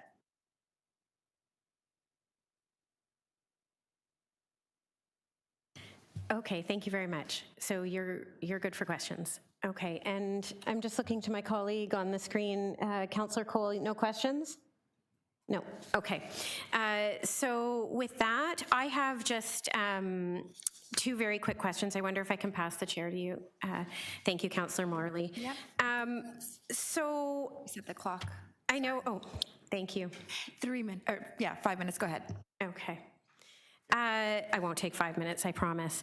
We've certainly heard today a few references to some egregious incidents in Leaside, in particular, in my ward. And so recently there was a developer in Don Valley West who removed a number of large trees on their property in the middle of the night. Actually, we don't know who did it, but there was this incident that the community has been very upset about, where they removed a number of large trees on their property in the middle of the night without permits, leaving only their stumps. No measurements had been taken before their removal. Prior to the stump diameter measures introduced through this report, what options did we have available to urban forestry to determine whether a tree bylaw was protected in circumstances like this? So through the chair, that certainly is a recognized challenge. When the trunk no longer remains, the evidence isn't there to measure and to ensure if it was a bylaw protected tree. Again, this would apply to the private tree bylaw. Ravines and city trees are protected at all sizes. Our team would do their best to collect the evidence that our legal colleagues would need to either prosecute or for our team to issue orders or fees. But it was a recognized challenge, and as you've noted, Councillor, that's why one of the recommendations in this report is to introduce a stump diameter, which takes us one step better to having the type of evidence collection we would need to enforce these important bylaws. Okay, thank you. I am so glad that we're looking to close that loophole as best we can. And so in that, with that same idea in mind, and we're looking, staff is looking to report back, and I suspect my colleagues on this committee, I know we're all quite passionate about reducing, or certainly many of us, about reducing that diameter of the tree trunk at breast height. Is there going to be a corresponding, because you don't mention it in the report, but will there be a corresponding measurement for trunk diameter for that smaller size? Like, obviously it wouldn't be 20 and 40, it would change to something like 20 and 30. I don't know how it will work, but I'm just wondering if that's in there. So through the chair, that's a great question. If we do get direction to lower the private tree size threshold from 30 to 20, there would be a corresponding decrease in the stump diameter definition in the bylaw. It is currently based on academic and scientific literature on the shapes of trees, and it's representative of the trunk to stump ratio. So yes, there would be a corresponding decrease at the time that we action the other item. Okay, I already see a media campaign, trunk to stump. Measure your trees. Okay, thank you so much. Those are my questions. I'm happy to take the chair back. Thank you, Councillor Morley. Okay, so now we can move on to speakers. So Councillor Morley, please go ahead. Thank you so much, Madam Chair. Through you, I do have a motion. I'm hoping clerks have it available. And with thanks to our friends over at the Toronto Environmental Alliance, this is aligned with the ask that they've made of us today. As part of this work, and it's an expansion on recommendations to include improvement of tracking of replacement tree survival rates through permitting and contravention scenarios. We've heard a lot about that today. This is incredibly important, and many of the deputants have spoken life into why we need to have eyes on this and do better tracking and data analysis for enforcement support as well. The second piece is around expanding the enhanced public access to tree bylaw contravention data, again to include tree permit outcomes, so we can better track, monitor, and resource the necessary pieces to ensure that this is taking the right effect that we're looking for. So I hope my colleagues will support those two motions. I know we're all very passionate about this, and there's so much positives in this report. We heard from some of the incredible, brilliant, bright-eyed young leaders with us, and many of our folks within community who've been engaged on the important work of tree protection in the City of Toronto. And I want to also echo the support for new distinctive tree category and maintenance incentive program pilot, the better communication and transparency from City with respect to our tree bylaws, permitting outcomes and contravention investigations. I support strengthening our contravention investigation processes and penalties, hence the motion before you. I also support extending tree protection to new replacement trees and strengthening our tree replacement ratio. We love and want to endorse today the lowering of the protected private tree threshold to 20 centimeters. And this is something we've been talking about since I've come into office and first took my seat here as a member of the Infrastructure and Environment Committee. We heard from Judy from the Long Branch Neighborhood Association from my ward, who's been driving this work since well before 2021 and 22 when we had initially hoped to see a report back. But I'm really proud to be here and be supporting us continuing to move forward in this good direction. Protecting and expanding our tree canopy is necessary and to improve our resilience in the face of climate change. And while we navigate a ton of pressures as a city and our growth, if we can't appropriately steward the natural world, none of the rest of it matters. That is job number one. There's a commercial going around right now, and the start of the commercial is like, we all need air, air to breathe and water to drink. And if that's not a universal value that we can all understand and share and appreciate our collective responsibility around, we've still got a lot more work to do in terms of education and engagement with our collective society. But I know that a lot of that important engagement to connect residents to these important green spaces, to support the value that our tree canopy brings, and frankly, the importance of it to our survival and to the future that we leave behind for future generations is just absolutely critical. Trees provide tons of benefit, including keeping our neighborhoods cooler, reducing stormwater runoff, improving air quality, sequestering carbon, and frankly, improving our mental health. We are part and parcel of nature. We are nature ourselves. We need to be connected to it. I will be supporting the recommendations, but I would also like to see us be more decisive on the protected private tree threshold issue, as well as continuing to resource and appropriately support not only our colleagues, but also the local residents who want to continue to be part of taking inventory of trees locally, empowering more tree planting opportunities, and again, monitoring and protecting the trees that we do already have and that we really depend on. As a community in Etobicoke Lakeshore, we are blessed and privileged to be on the waterfront. We also have the 427 and the garden in our community. We're also on a flight path in our community. We also have a high water table in our community. So the issues of air quality, flooding, all of the other pieces that are just absolutely interconnected to this work are very present in our minds every day, and certainly in mine as the local councillor for Etobicoke Lakeshore. So with many, many thanks to all involved, very excited to endorse this report today, as well as the recommendations within. I understand there's also a motion, I think, coming to ensure we're really being clear about our intention here, in addition to the one that I've advanced, and look forward to supporting that as well. Thanks, Madam Chair. Thank you, Councillor Morley. Up next, Councillor Sachs. Please go ahead. Thank you very much. Ditto to everything that Deputy Mayor Morley just said, and thanks to Kim and the staff. A really important piece of work, and of course we always want more faster. Thank you, but definitely really important steps in the right direction.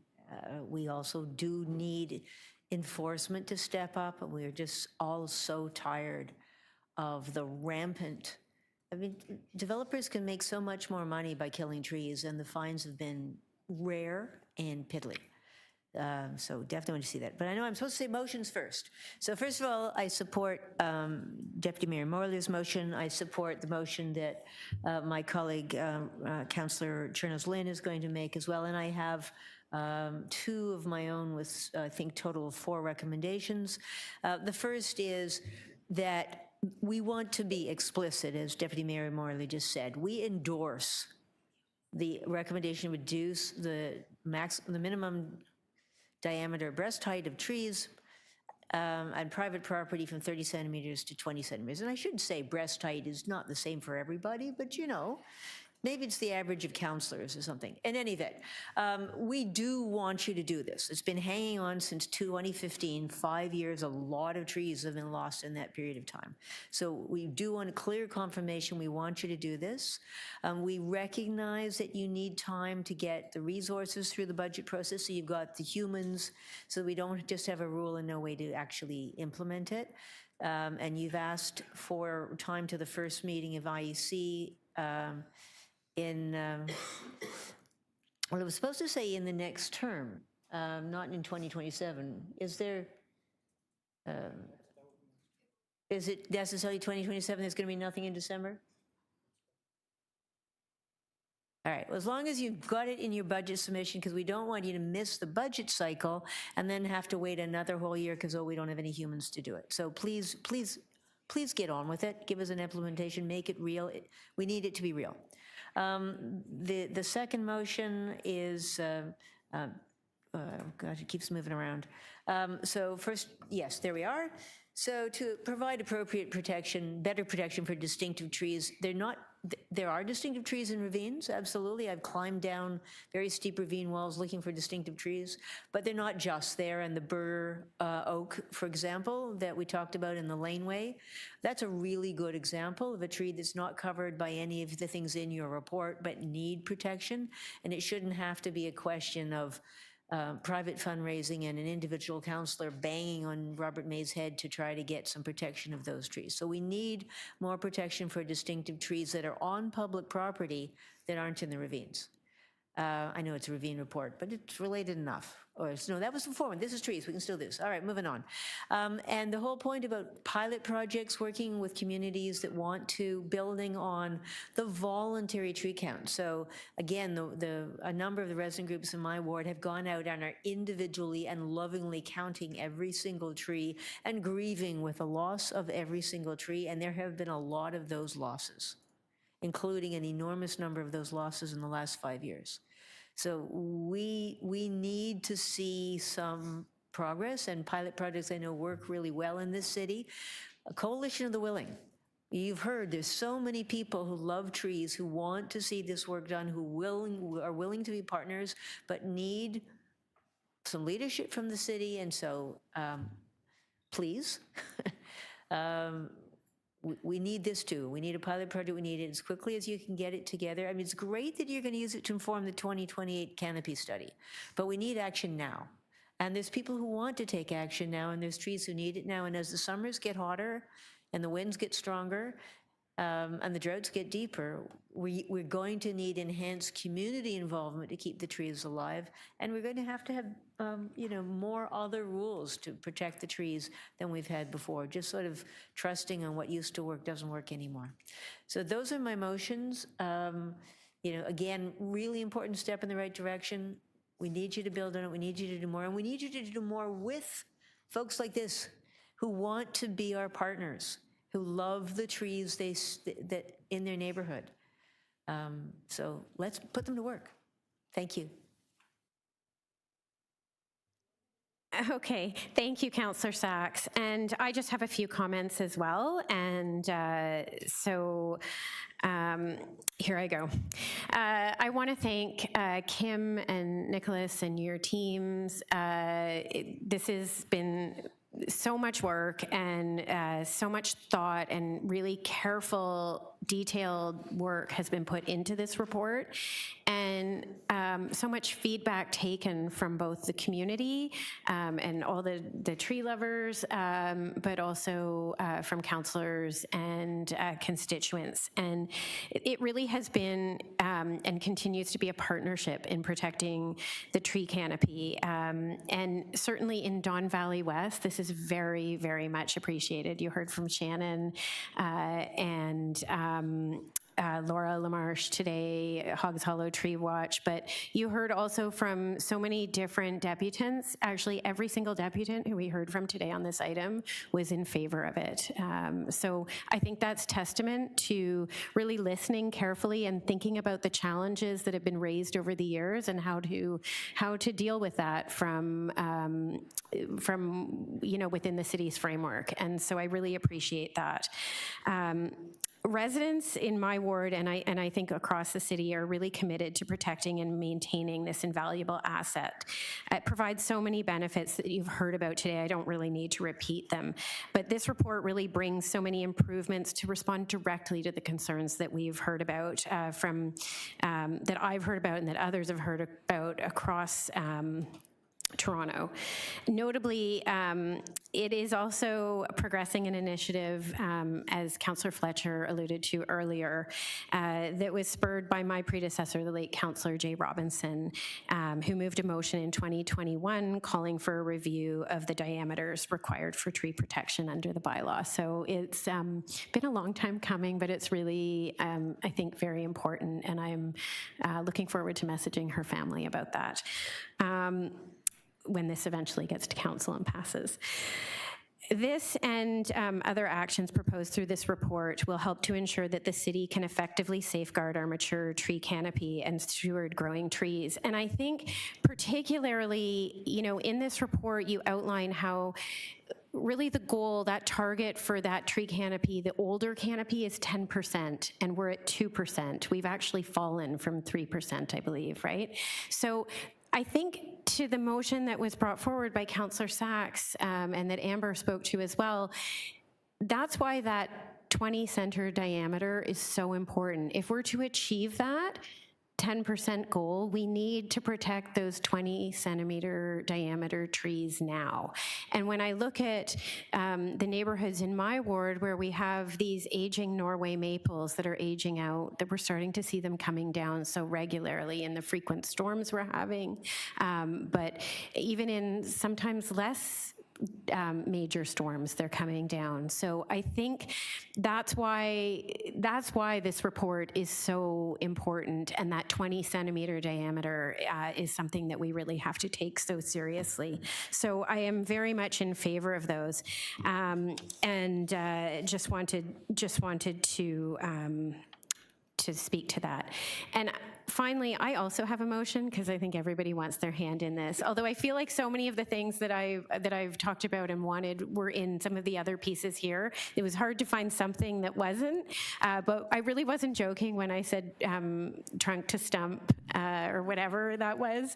I think there's a place for some really effective communication. I know you guys do a lot of communication. It's been very good already.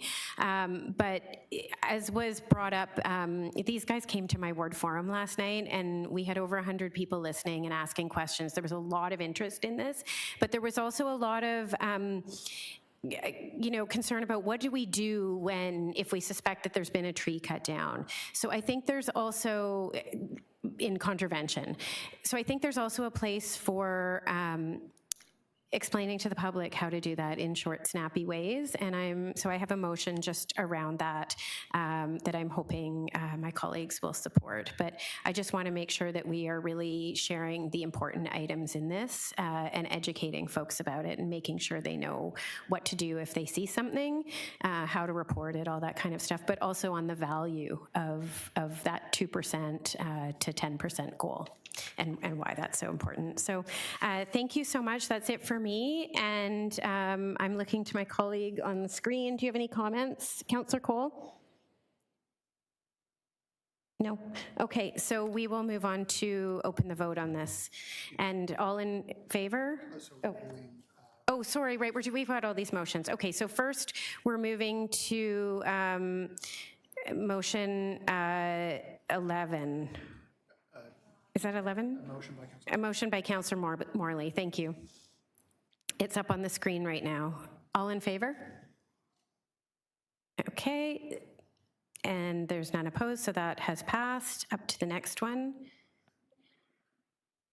This one is from Councillor Sachs. This is on the 20 centimeters. All in favor? Okay, double vote by Councillor Sachs. We'll count it as one. And that has passed. And another one by Councillor Sachs. It's up on the screen right now. And this is around the distinctive trees and working with partners. All in favor? Okay, none opposed. So that has passed. And finally, the last one is the one from me. So this is on communications. All in favor? And none opposed, so that also has passed. The item as amended, we're going to vote on it all as a whole. This has a large number of recommendations. All in favor? Any opposed? And that is unanimous and has carried. Okay, that's great. Thank you so much. That's very exciting. One other item of business. I just want to ask that we...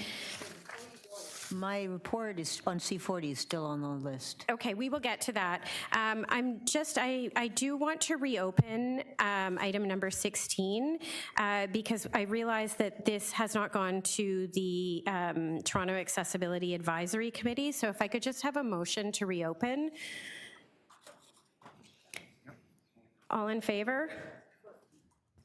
I thought the whole point was it's going to go. No, I don't believe so.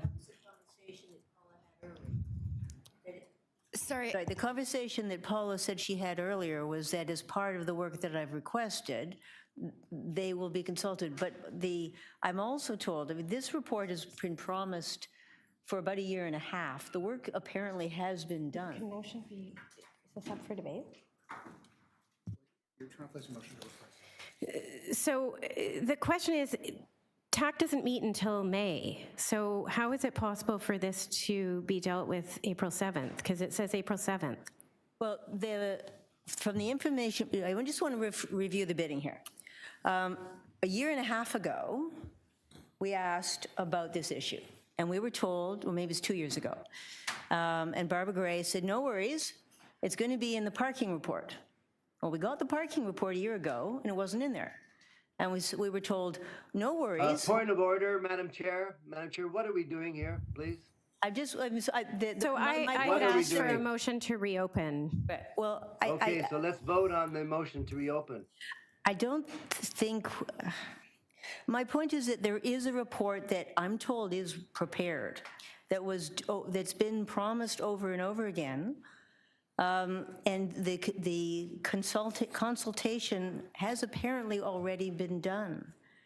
So that's why this report was due a year ago, and then it was due in December, and then it was promised in February, and we're here and we didn't get it. We want to see the report that it has already been prepared, and that is supposed to already have included consultation with the accessibility Can we have the vote on whether to reopen or not, please? I think that's in order. Let's So vote. my understanding, from what I've been told, is that it has not gone to TAC. So I don't know if I've been misinformed on that or not, but I think, I don't see how it can do that if it's in this timeline. Well, so I guess I would just ask that we make sure we're clear on this and that we're doing due diligence. And I would ask for a vote to reopen. Well, Can I ask a clarifying question? I think my understanding, if I'm following correctly, is we're looking to reopen in order to ensure that it's going to the correct committee for a consultation on the report, and then that it would come back. Is that the intention, to reopen and send it to? So my intention was to reopen it, to send it to TAS, that the General Manager of Transportation Services and the City Solicitor report to the May 4th meeting of the Toronto Accessibility Advisory Committee to do what Councillor Sachs has asked. And then I personally think it should go to, as part of the overall parking strategy, so that we get that all together. Well, okay, I mean, we've been promised that it would be part of the overall parking strategy for 2 years. To reopen? We do have to vote to reopen before we can really debate on this. From a governance perspective, I would just ask that we vote to reopen. All in favor of reopening? No. So that's 3 to 1. So I think I'm certainly open to now discussing this. I would like to move that would be the path for it, because I do believe it should be considered as part of that, but I'm certainly willing to let you speak on that.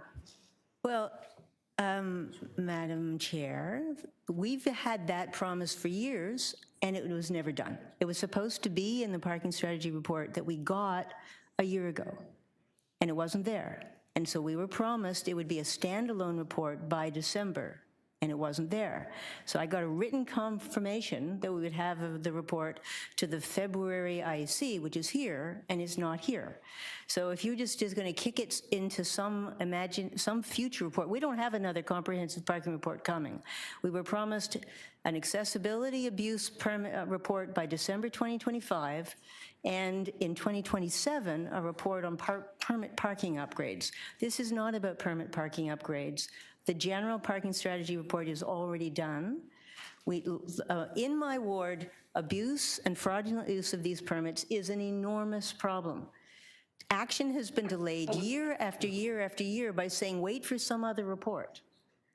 And if you just say we're going to wait for some other report again, you're giving the people in my community and our parking enforcement staff and the parking enforcement and police nothing to work with. They have been telling me for years that they can't do anything without bylaw amendments, which is why we asked for this report 2 years ago. We're promised it a year ago. We're promised it for December. We're promised it for February.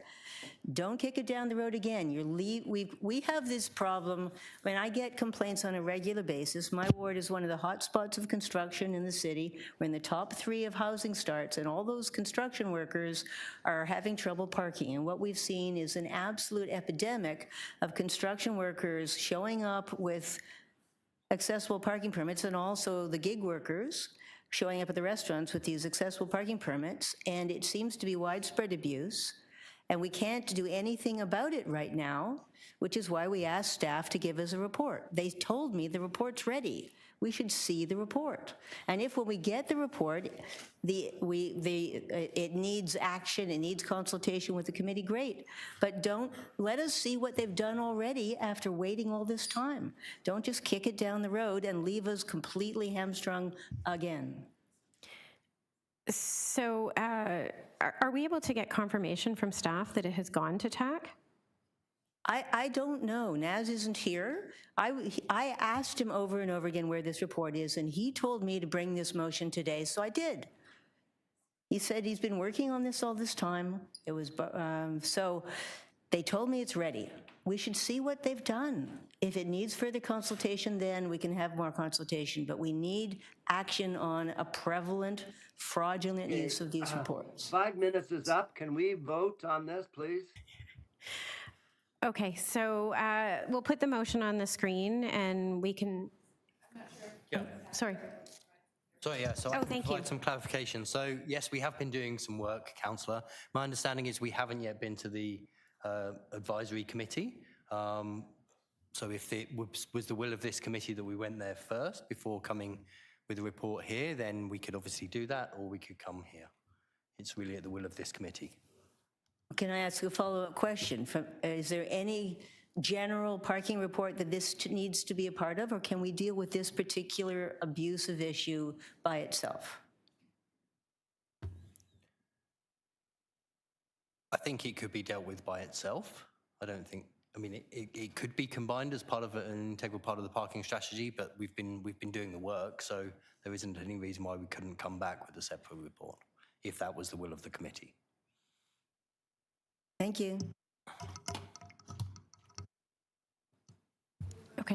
Okay, so I do have a motion that's on the floor.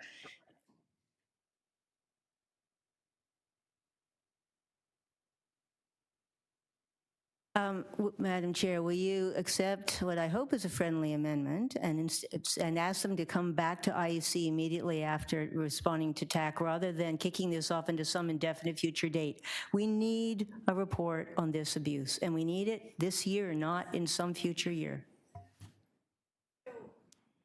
So my suggestion would be to not put a date on it, but to allow TAC to take a look at it. I don't think it would be in good faith to say to them that they don't have time to consider it. I do believe that we should be giving our accessibility committee a chance to look at it, and to be honest, I don't sit on that committee, so I don't know what their schedule is, but I would leave it open-ended for that to come back, Right, would but be you're my saying- suggestion. What you're saying is... But I would be suggesting that we could, if you don't want it to come back with parking exemptions, I would be open to that change on it as the parking We need this strategy. report this year, not sometime in 2027 or 2028. So I'm asking that we ask Transportation Services to come, and the city solicitor, to come back to this committee before we break for the year with their report. If you want it to go to TAC first, fine, have it go to TAC first, but then request them to report back here in Q2 2026, instead of just kicking it into the future. We had the major parking strategy report a year ago.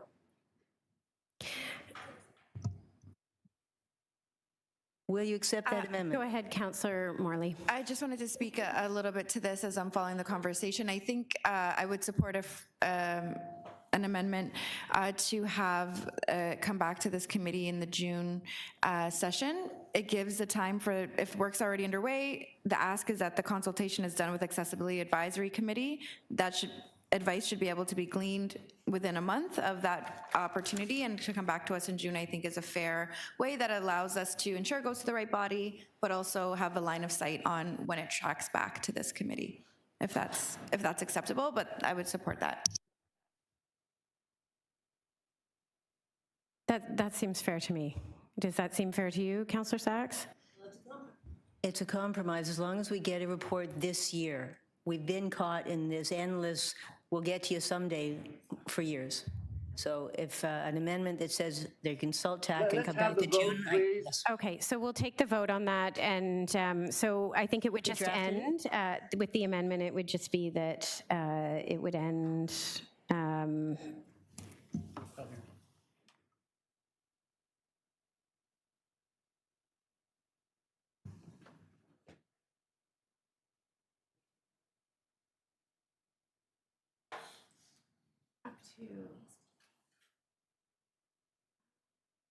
just end after committee.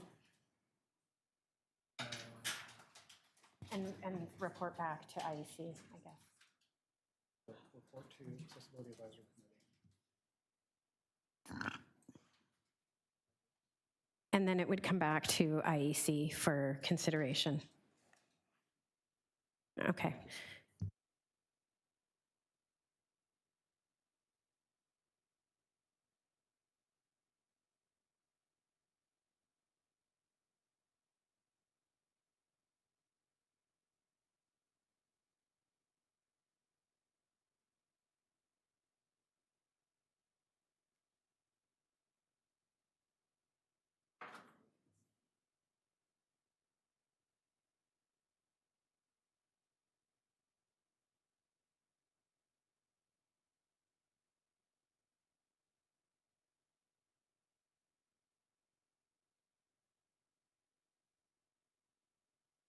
Can we move on to the next item so we can get on with this? Yes, sure. We will proceed to C40 and we'll just work out these technical details. So we'll just lay this on the table. Okay, thank you. So moving on to the next item. Thank you, Councillor Cole, for keeping me on my feet.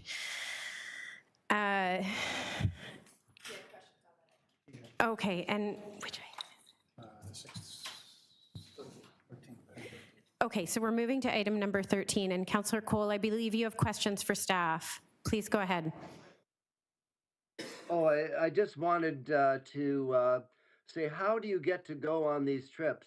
Were other members of this committee asked if they could go? Not me. Okay, so this is a question for staff on how you qualify for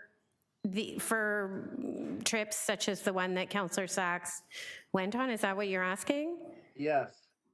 I can try to address that. So through the chair, the invitation for attendance at the United Nations Environment Program workshops and the C40 came to Mayor Chow's office, and Mayor Chow was unable to attend, and so she sent a delegate.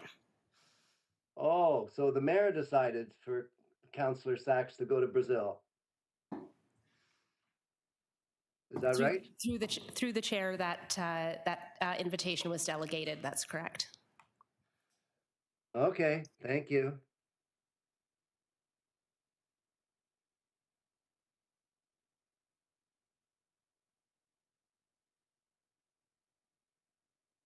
Okay, thank you. We're just working on language. We're just amending that to make it reflect. Okay, so your questions have been answered, Councillor Cole. Can we vote on that item? I think it's for receipt, I I'm believe. happy to move receipt with thanks to Councillor Sachs for ably representing us at the city and making sure that our interests are also on the global stage as well. Thank you so much. And also Kim Statham and Alice Hugh, who did most of the work.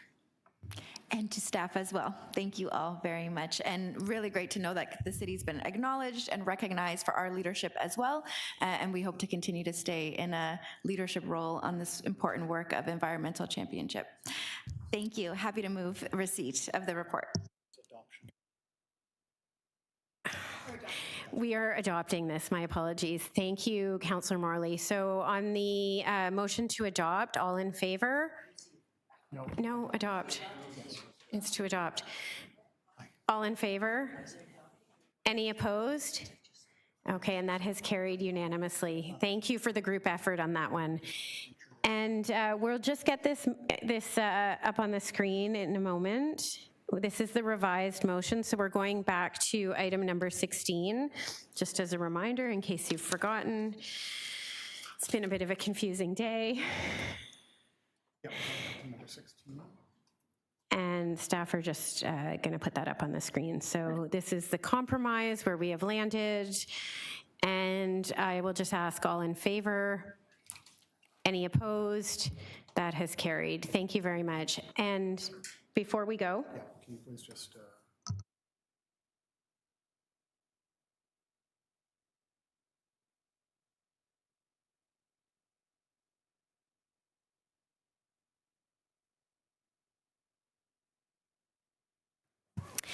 I've just been advised that we need a motion to reopen the Vision Zero item because we had some incorrect language in that apparently, and so we're just going to put that up on the screen once we've moved to reopen this. So all in favor of reopening? Any opposed? Okay, and that has carried. So We'll just give staff one moment. We'll just get that up on the screen. And this is just a technical piece, I believe.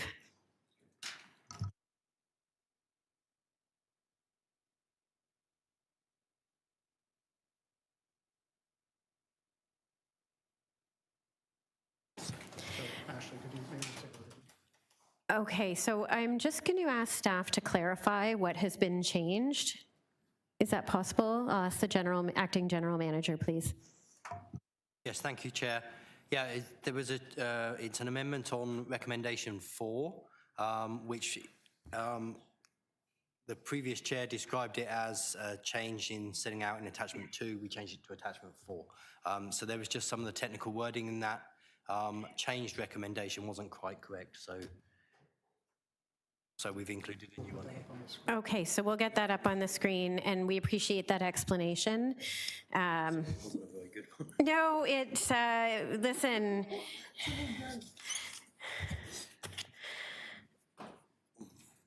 We're just making sure all our I's are dotted and our T's are crossed.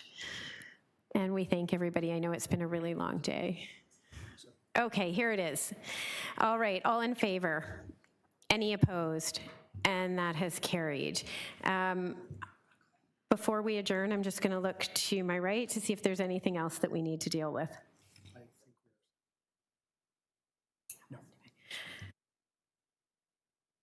Okay, thank you. So that has, we are all good. Motion to adjourn. I think everybody's hands will go up on this one. Thank you very much. I hope you're feeling better, Councillor Cole, and appreciate you staying online to help us with quorum. And thank you, everybody, for all your hard work, especially all the staff and everybody working behind the scenes. It's a monumental effort to put on a meeting like this. Thank you.